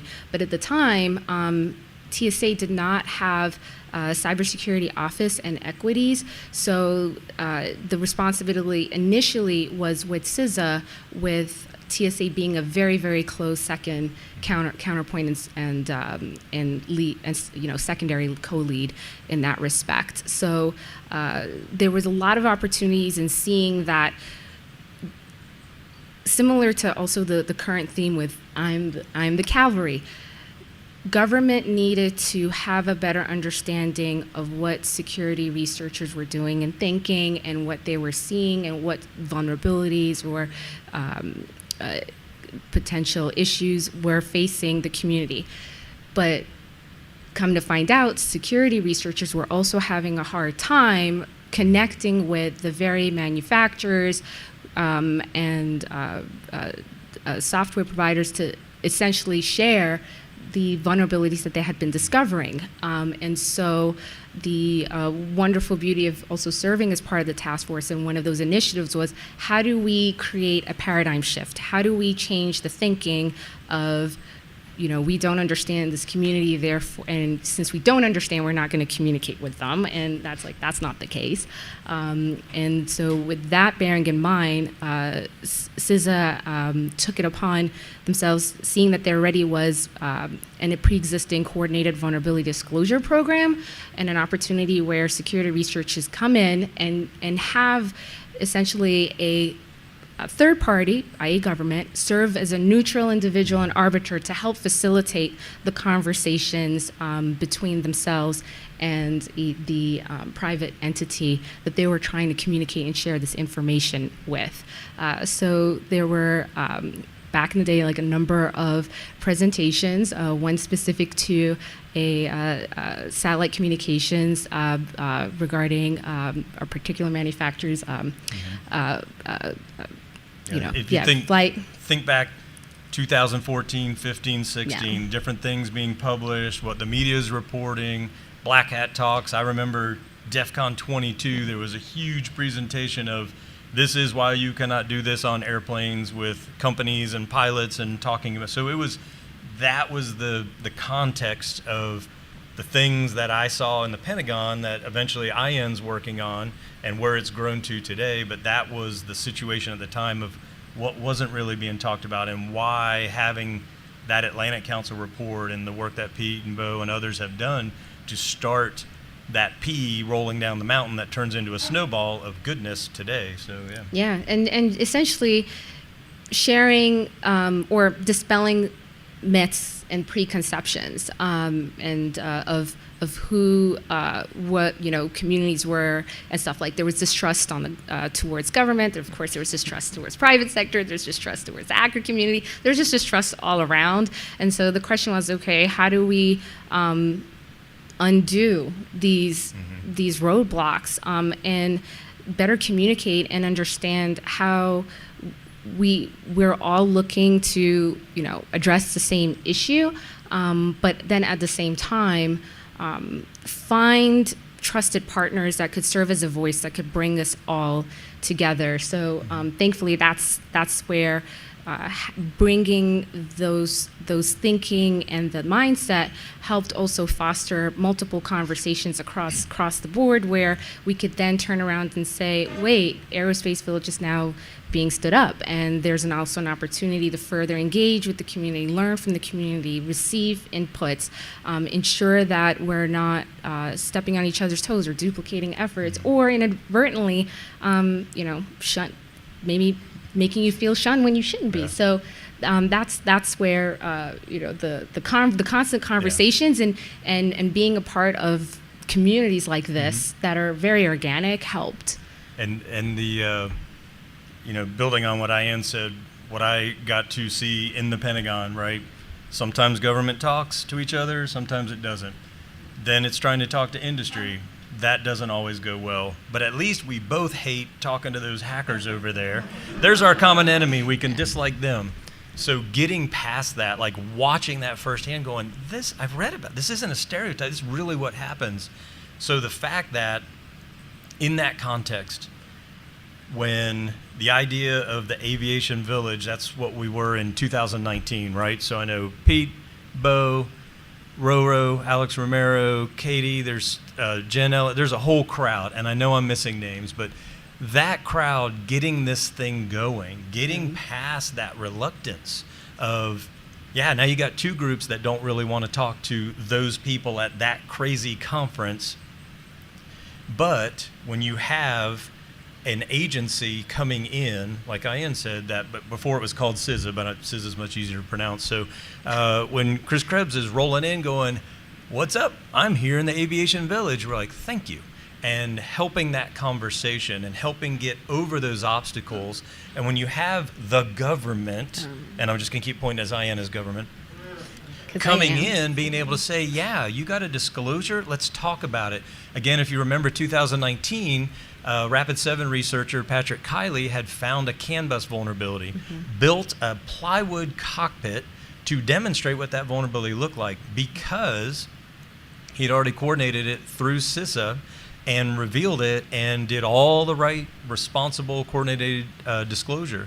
And that was the beauty of these groups coming together, getting past these things. So talk about the Cavalry's idea of taking diverse backgrounds and groups and coming together to do good. There you go. That is a hacker approach to getting things done that you had not seen in the aviation example until that time. So again, a testament to the great work of getting that going. And I won't go into the details too much, but there was some industry that's looking at like, what are y'all doing there? We don't think that's cool. Just a little bit of hesitation. And on any given day, there may still be some of that, but if you come by and see our village at DEF CON, Friday, Saturday, and Sunday, you will see a lot of that has gotten passed, and being able to bring these groups in and bring these agencies and the things that we're having is a tremendous change and shift over time. I use DEF CON as an example. Of course, it's the coolest event. That's why we're all here between BSides and all these other things this week. But what that has afforded us is now we can engage with an audience. The sandboxes at RSA, that business crowd has no clue in many respects of what these villages are and what they're doing and why would I want to talk to these folks. But they come in and they learn from either the partners that we as a village bring in, the fact that I'm up there on stage talking with a dude from FAA about what the FAA really does beyond being a regulator and in the cybersecurity world. So it's teaching a different audience. The other things we've been able to do is whether it's BSides, Patagon had a conference in Argentina. We're able to speak with that. Unfortunately, it was virtual instead of in person, but that outreach and things of getting this community of people who want to talk about this. Again, the pea rolling down the mountain turning into a snowball, and don't ask me why it's a pea and why it works, but just that visual of the growth of this little idea and the big things that it's been having today. So it's awesome. It is very cool to see. And when the TSA administrator is going to come in and talk in the village, 3 o'clock on Friday, that is, again, showing the value of what's happening from there. So we're excited to be able to do those kinds of things. So yeah, and there's been also a lot of work also within government, not to make it sound like as if though they came along willingly too, right? There had to be a number of various players. Steve's one, and then I see a number of you also in the room that had to also continuously share and beat the drum about how it is important to come into these very spaces and listen to others that aren't a Fed, essentially, or may not be, quote unquote, the perceived shape and lens of a professional that they normally are accustomed to engaging with. It's like, no, step out of your discomfort zone and realize that you have to talk to a diverse set of groups. You have to talk to a diverse set of communities to hear all the voices. And otherwise, this is also a national security issue. You're missing critical information that can help make a difference. So that's also where, having to also work internally to convince our peers across government, regulators, to say that if you really want to develop best practices, if you really want to make solid security directives, then similar to also engaging with key constituents, you also have to ensure that it is very diverse representative. Otherwise, you're going to have to go back and rewrite some documents, which also take time. Policy making and writing regulations or even laws is not an easy thing and takes forever to undo. So while it may be quick to create, it takes forever to amend. And Josh is laughing because he's experienced that many, many times, those painful points. So, but at least the positive point is that, have TSA, actually, even within BSides, tomorrow, well, we're going to have a conversation with TSA, NASA, and Veteran Affairs, and myself representing ONCD to talk about the benefits of working government and how we want more hackers to be a part of our community and to also help create and shape change and make things also a better, safer place. 11:30 and higher ground.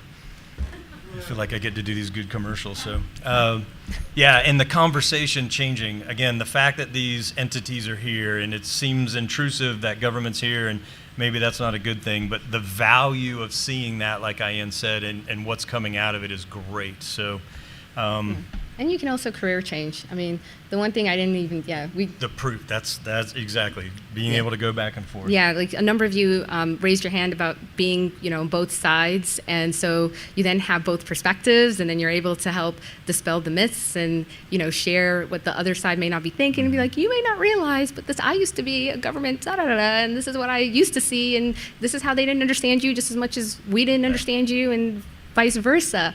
So, there is an opportunity to sort of help connect the bridges and obviously, do greater good. I will say that the reason why I didn't also mention this, because I had a very short stint, 9 months, between CISA and ONCD, being in a think tank,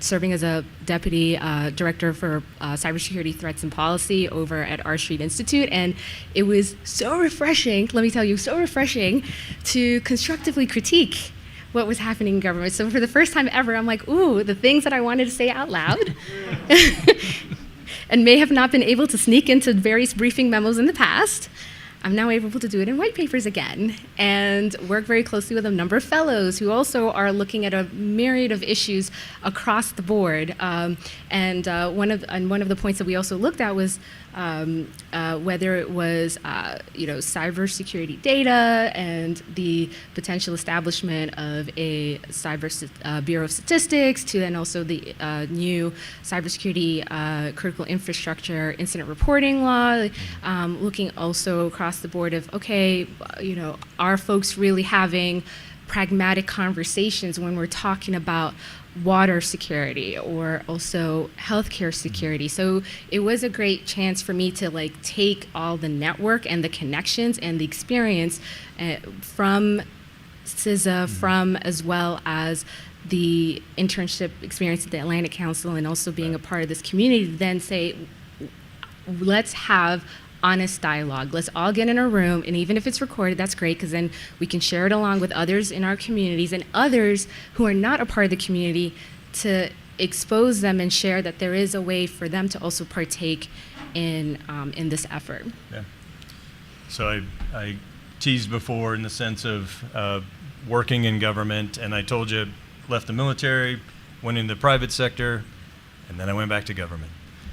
The offer was, at the time, right around when things were kind of going south in early 2020, like, hey, do you want to come over to CISA and work on aviation cyber? Yes, I like doing that. That'd be great to do as a full-time job. And then this was from Director Krebs at the time, and I describe it as the old bait and switch. It was like, what do you know about COVID? I'm like, I know zero. But that was at the time, and you've heard Josh and others, Bo, I'm sure, has talked about it here and other places, developing the COVID task force. And the reason the offer to me was, you're an old guy, you know how to do leadership things, team things, you know how to deal with government, you have that experience, and we need somebody to kind of lead overall when you have these outside experts, Bo and Josh, I can't even remember, I remember Michelle, and just all their different backgrounds, doctors, and all the things they could do. And then you had the Govies over here, and then helping to bridge and make all that work so Josh can concentrate on getting things done. I deal with the grind and getting through, and how do you make things happen in that sense. And then very shortly had Ian join the team. But again, that was the example of this diverse group coming together and the value of doing that. Again, things that the Cavalry folks are like, yeah, of course, that's how you do things. Like, that's cutting edge in some areas. Tends to be in government, not all government, but in this case it was. And so then the idea is, well, why would you ever go back and do that? It was a sense of mission. I enjoyed it. I'm like, yeah, okay, we kind of need this going on. But really, selfishly, yeah, and Bo's here, and Josh is here, and you get to work with these guys. I'm like, well, that's kind of cool. I like those guys. Let's go hang out. Virtually and never see each other in person, but all right, close enough. So it was quite the challenge. But yeah, that is what, again, in this whole back and forth in and out of government, yes, I will go back and do that, because I saw value in that, and the joy of doing that, But that, again, is where Ian and I got to work together, and there's kind of two parts that we'll share as far as the coalition of the willing, I think she got to experience, and the coalition of the unwilling that I got to deal with. So I'll turn it over to you. No, appreciate you saying that. So in the transition from aviation, so I was supporting the aviation cyber initiative, and as I mentioned earlier, the chair position was with CISA at the time. Now, right before the pandemic started, there was a lot of conversations of migrating that role and responsibility to TSA and moving the project over there, making them chair, particularly because there was a strong leadership support to develop an internal cybersecurity policy team and to have TSA take the helm. So in that respect, this was a very, very great and fortuitous opportunity, because personally I really liked all the work and the variety of projects and programs that I could do. Not that I wasn't interested in moving into TSA, but I just felt that the experiences that I still had potentially in front of me were still there in CISA, and so I wanted to explore that and pull the thread a little bit more. And lo and behold, I get a phone call and an email from both Josh and Steve talking about how they're joining CISA and that they're tasked with building the CISA COVID task force, working very closely with Department of Defense and U.S. Health and Human Services Department to support Operation Warp Speed. And just for the record, and just background, Operation Warp Speed was at the time like a whole of government initiative to quickly ensure the security of the supply chain, the distribution, and the logistics of vaccine and therapeutics to battle against COVID-19.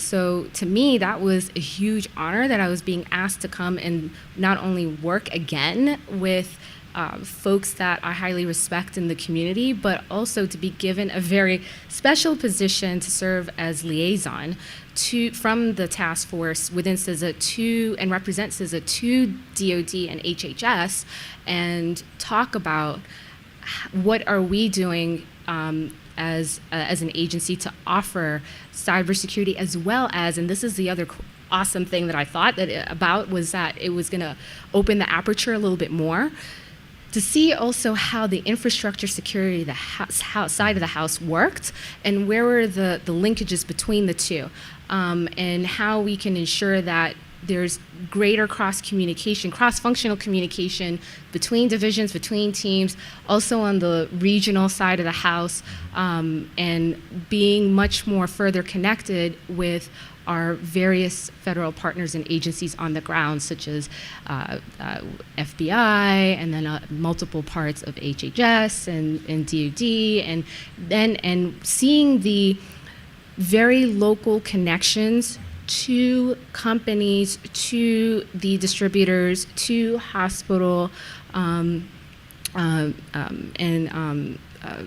delivery organizations, and ensuring that any information that was happening locally on the ground was being then also transmitted up to HQ. That being primarily, the Operation Warp Speed folks, and sharing that this is what we're seeing with our boots on the ground across the space. And I loved when my colleagues would tell me that God bless me for hurting what quote unquote cats, and I tell them, luckily for you guys, I like cats. I think each cat is a cool cat with a different set of personalities. And do I have to tackle you individually? So be it. Yes, it's okay. But it's that sort of like optimistic lens and framing that helped get through the coalition of the willing with Wizard. I think 200 folks every other day for a daily sync to talk about Army. Yeah. Army staff meetings, and we were very thankful because I had that role momentarily. I'm like, thank you, Ian, for so happily taking this on. Yes. Yes. I was very appreciative. Yes, and that's the other thing though too, is it was fostering a lot of coordination and collaboration, as you can imagine, right? There's different organizations, and you probably also, it's also anywhere in any field, in any discipline, in any organization, there's going to be turf wars. There's going to be that sense of, wait, I talk to these people all the time. Why are you now having to talk to them? I have these relationships. And it's like, well, because in this specific instance, this is within our mission set, our authority. Now, granted, we still need to work closely with you because, yes, you may have a closer working relationship, and this is where we'll negotiate, right? So there were instances where having to talk with various regional representatives to understand, okay, who had the more longstanding relationship, and whoever had the most longstanding relationship would serve as the lead. Because in truth, we didn't want to fracture pre-existing relationships, instead use as an opportunity to foster introductions, build new relationships for others who may have not had it before, but again, leading with the trusted partner, leading with that voice who can bring, even within government, other agencies to the room, to the teleconference, to the Zoom and or WebEx or Teams, whatever the virtual conference platform was at the time. So, and I know for some of you that have heard Josh talk before, and I cannot do it justice, but the ball bearing idea, again, the diversity of the folks that came up with that did the work behind it, and then putting it into action, right? Again, just another example of taking that different mentality, things that folks who are not used to working differently, they have certain things that they have to worry about, and bringing in that outside talent and that diverse experience and getting to see that firsthand. Ian's happy optimism, which brings me joy to hear it again, and it certainly did at the time. And I mentioned before the Coalition of the Willing, the folks who were really focused on that. And what she described with Warp Speed was a massive effort, and it was still one part of what this entire task force was trying to get a handle on and deal with. The other part of it, if you know CISA's mission is you've got your regions, and CISA delivers cybersecurity services. And so how do you get a company that has amazing cybersecurity, because they got all kinds of money and all kinds of ability to hire talent, to take services from the government? And they don't realize there's some really good stuff out there. Okay, you don't need some of these other things, but this other stuff's really good and you do benefit from it. It is worth your time, right? Exactly, and it's free. But then there's also these lower end companies that are like, why are you calling me? I don't even know who you are. I've got one dude managing this router he bought from the store. What's the big deal? Well, in that ball bearing analogy, you're the one making the thing that everybody else needs, so please let us help you. And so talking to those companies was quite an experience. What I got to deal with was the side of it, and it wasn't necessarily, I did get to talk to the companies directly and use those examples of, dude, big company, I'm telling you there's value here, and then talking to the little ones also. But really the example is, when I say the Coalition of the Unwilling, coming in from the outside, looking at what folks are doing, look at all the stuff they have to deal with. Oh, and we're in a crisis. And remember, this is also this is towards the end of 2020, so they're already worried about the election. There's a little bit of turmoil at CISA at the time based on some Twitter posts. And then you had early in 21, right? So people are busy. There's a lot. There's mayhem, and we're all separated trying to do this with COVID on top of that. And so when it comes to, hey folks, you have your expertise, I know people have expertise, but I'm here talking to you, and we're gonna try to do more to get these services out there. That's not how we do it. Like direct quotes, that's not how we do it here. And I'm like, oh man, I've heard this as stories people tell, but actually hearing that, like, okay, I get that, but what if we tried something new? Because this is your success rate offering and getting somebody to accept a service. And but that's not how we do it. And there's just, again, this friction, in some cases outright pushback, in most cases just a lack of understanding. Because here's this dude coming in, and here's these other folks, and here's all these other things they're dealing with. So in those conversations, seeing some of the folks absolutely are like, this is great, we can't wait, whatever help you can give us, we're willing to do it. And there was the other end of the spectrum that's like, I'm tired of hearing you talk to us. I know you're in charge, but I don't care. This is how we do things over in my little piece of the world. And then there's in the middle that took some convincing and went either way. But it was interesting in the sense that I don't think that's a government thing. It was interesting to be back in government trying to work on that. It's a natural human thing. Believe it, don't believe it, convince. And so having the opportunity to go, okay, let me bring in Bo, who's actually been a product manager, who knows how to do these things, who knows how to convince people how this stuff works, and you know, all of that. And the other folks that we had there, Tom sitting here in the audience, he was a part of our group. Josh was a part of that, reaching out, doing stuff. Yes, you have to admit you were a part of that. Yes. I did nothing. It's on your resume. I put it on your LinkedIn. So those are the kinds of things that we got to see. And it was interesting because, again, using these approaches and the things that I know when I thought about this talk and the Cavalry, I'm like, oh, this is easy. Because of course that's what you do. Of course we do these things that we're here talking about. But that is not always the of course part of it. So being able to bring that in, some folks just needed kind of that little shake to go, oh yeah, we should try something different. Others, you're never going to change. Okay, I get that. That's fine. And again, that's anywhere. But it was just really interesting to see that and experience it, and especially succeeding to change those minds. So that was kind of fun. Yeah. To say the least. Yeah, but at least the good thing was is that the knowledge and the resources that yourself, Josh, and Bo, and others brought in from what was perceived as the outside, right, as private sector, really helped also bring in, and we saw that also too with a lot of teams, right, with those that experienced reluctance, eventually then, you know, bought into it. Some bought immediately wholesale, but then those that were reluctant at first, like when they bought into it, they saw the benefits of, oh wait, this is what product management experience means and what it translates into my role and how I offer these services. Or even similar to a sales engineer, like how do I showcase that my agency has these services that are free, but also recognizing that, you know, depending on an organization's cybersecurity maturity and their posture, that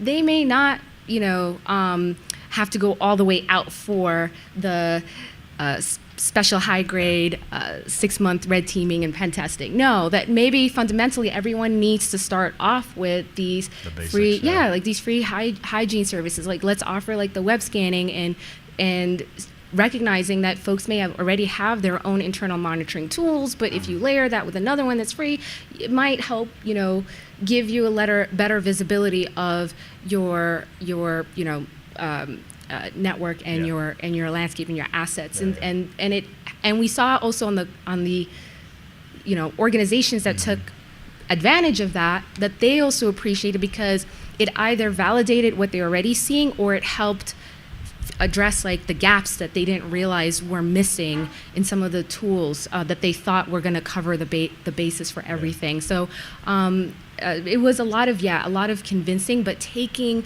that knowledge and bringing it into government was super helpful. And we got a question or a point. We haven't opened it up to questions yet. Like we got. I'd like to open the floor to questions. Tom? So,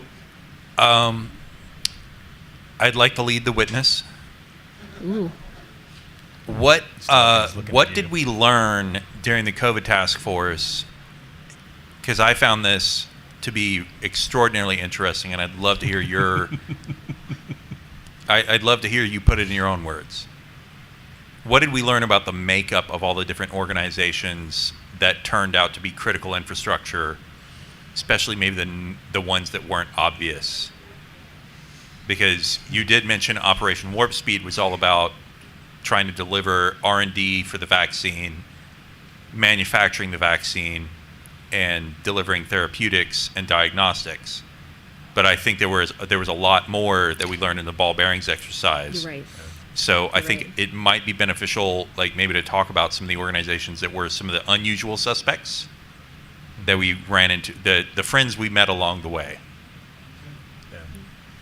Appreciate that lead-in, Jenna. So, no kidding, yes, we're done jabbering in the sense of, please, questions that you all have. I know one of the things, so I'll use an example as a CISO that I think will resonate in the sense of identify your high-value assets, right? What are the things in your organization from a security point of view, if that thing blows up, this company does not exist. The company, the utility, the whatever. Or people get hurt and don't exist, so, you know, those are the two priorities. And to me, the ball bearing effort was those are the high value assets. And what was missed is, well, of course, Pfizer and Moderna, those are high value because they're the only 4 companies or whatever at the time that are manufacturing what we need. That's true, but if that company can't deliver that vaccine without that needle and that vial, and there's 2 companies that make those things, and the other good one, and again, I get to pile on what Josh has talked about many times, is cold storage early on. We all remember that. And the fact of how many places make enough of the dry ice to hold the temperatures the right way, there's not many. And when you look at it from the very big and obvious, and there's many, many thousands, when you really get down to, yeah, that's cool and all, but what's my most high value asset? That analysis really opened my eyes, and how when you get down to it, some of those simple things are the more important things. And then you have to look at it very different backgrounds, the different expertise that we had to go, yeah, okay, that's a big deal. Yeah, to tack onto that, there was also, through the ball bearings analysis, which is essentially also a supply chain and distribution analysis, which, by the way, was extremely phenomenal. Like, I wish everyone could see the document. It's a work of art, to say the least. The slides are out there. The slides are out there, though, too. But in addition to, like the distribution, right, and the logistics with the dry ice, what was also very fascinating to see was that there were a number of startups on the R&D side that had this one particular ingredient that without it would totally impact the ability to even produce the vaccines or even the respective therapeutics. And just that one company, maybe, based in this one state or this other state, and just this was like literally the ball bearing, the linchpin that could impact it all.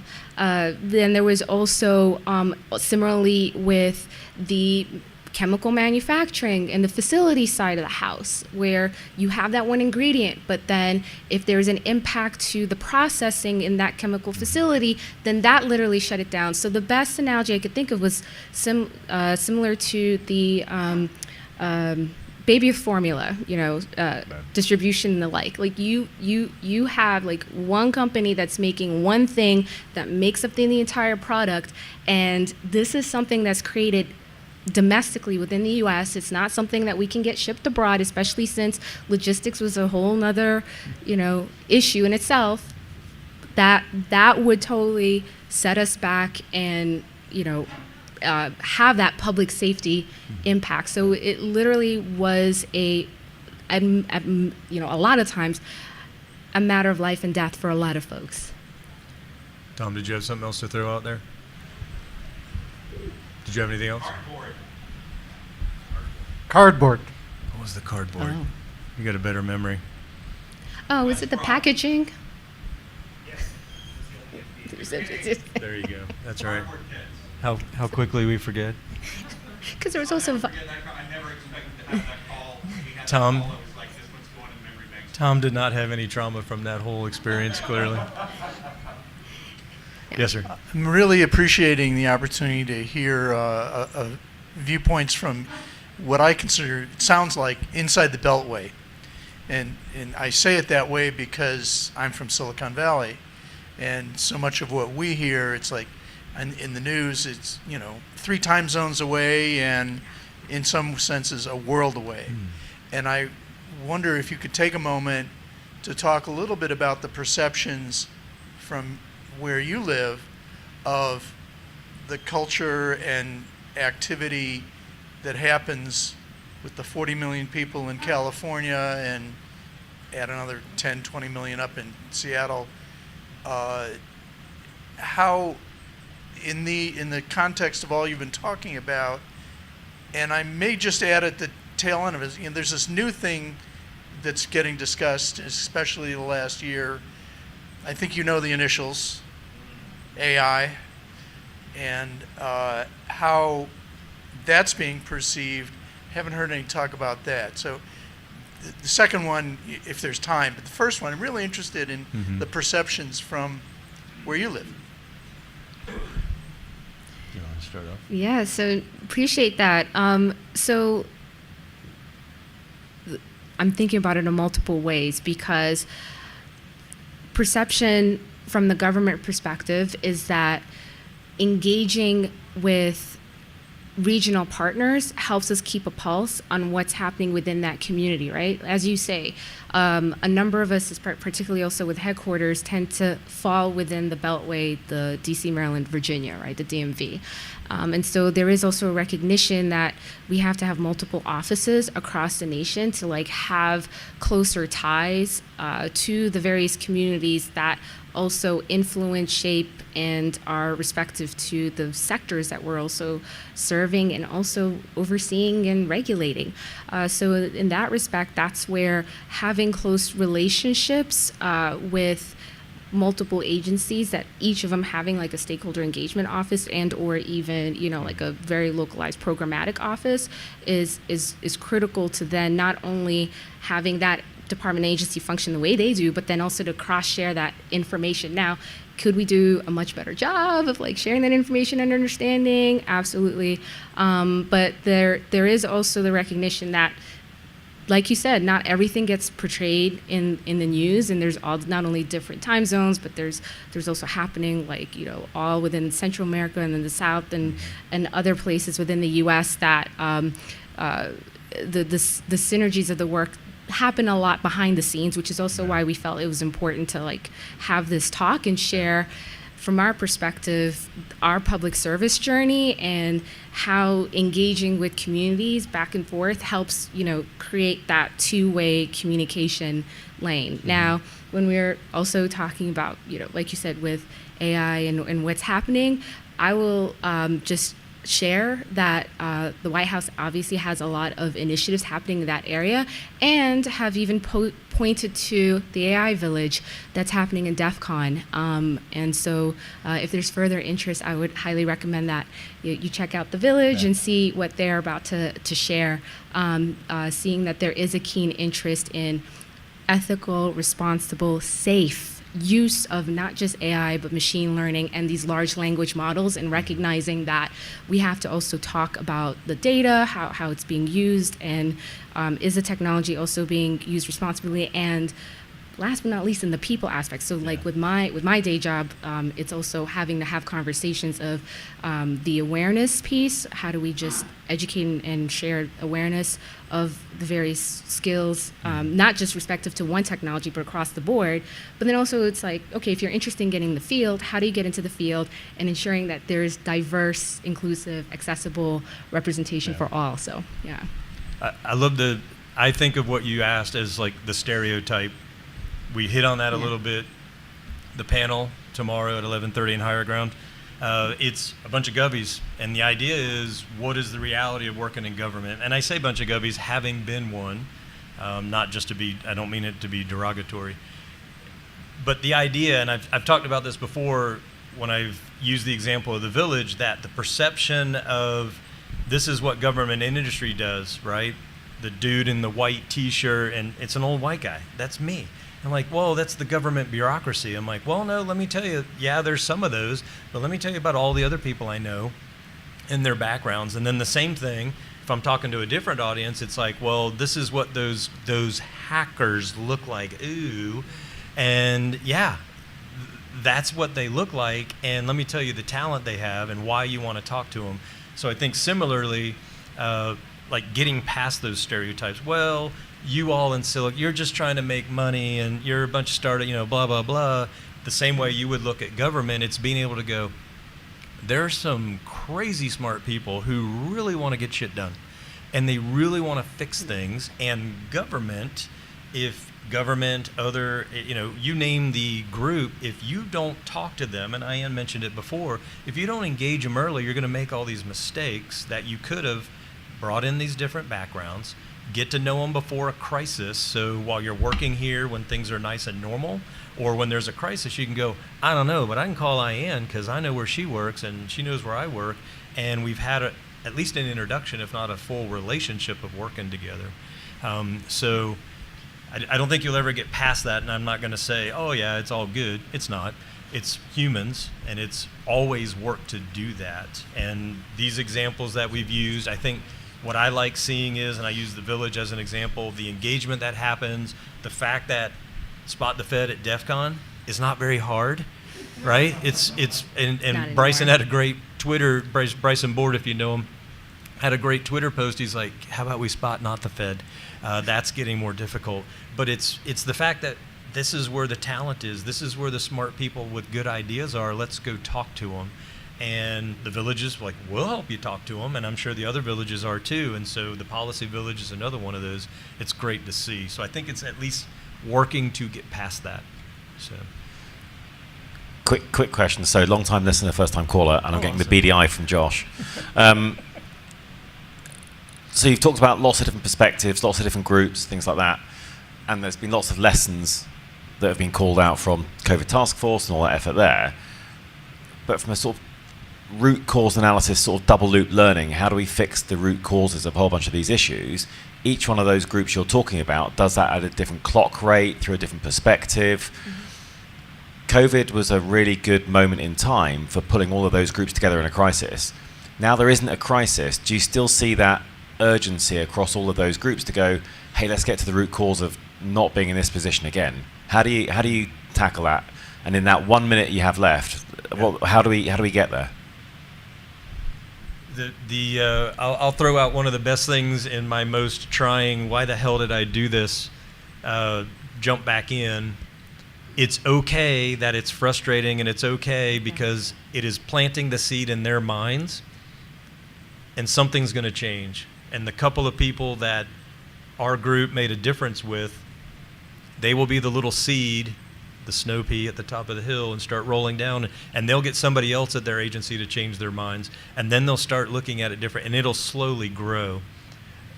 And that's like the little bit of hope, the little kid at the end of the Star Wars movie, and he's got his little insignia ring hidden away. I'm like, I hope I created one of those to get those ideas going.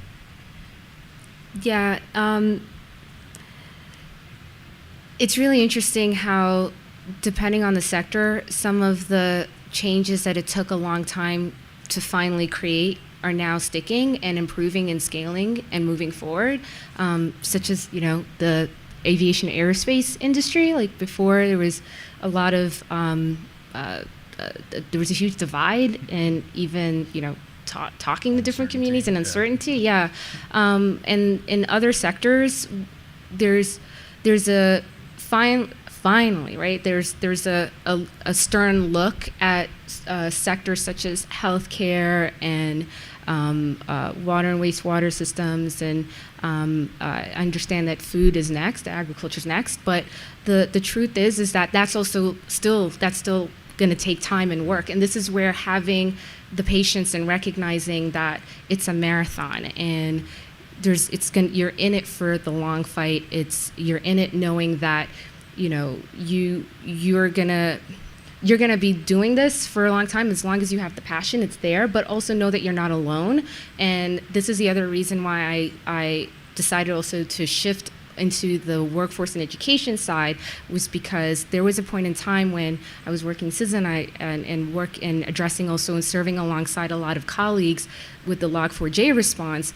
I also started feeling the burnout, and I realized, oh my gosh, we need to have more folks, more colleagues, more partners, so that way when one of us needs to tag out, get a break, and also spend time not only to recharge for ourselves, but also be with friends and family, that, at least we know that the fight is still happening, and that there will be certain battles that'll be won, but this is a long time war. So I think it's that perspective, and knowing that you're gonna have to also be strategic in picking and choosing as well.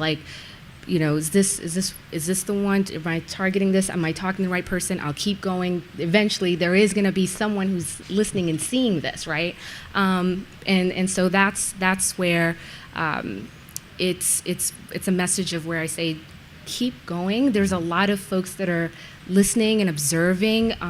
There's also a keen interest also with my colleagues, not only within the Office of National Cyber Director, but across also the White House and across federal government, where we're watching, we're listening, and recognizing that there are a lot of things that we also can't do by ourselves. We have to work closely and leverage the communities who own also as well. These. Just wanted to tack on to his point. I mean, the honest answer is when the CISA COVID task force ended, a lot of people were thrilled to go back to normal. But Krebs asked us to break glass and to find common cause and common purpose. So the disheartening part is people did go back to silos in a lot of cases. The heartening part is people like Ayan who intrinsically believe in boundary spanning and cross-sector and cross-agency. They're in the seats now in the White House. They don't have to be convinced that multi-party, multi-talent Team Avengers is valuable. They're not just singing the song, they're adding to the music. So it's like 2 steps back, maybe 5 steps forward. But it's been, that's why I'm so thrilled to see her in that role and so many others in ONCD. Thank you. Yeah. We will gladly We're over. hang out. We'll Yes. see you tomorrow at 10:30. Be safe, everybody. Be well. Thank you all.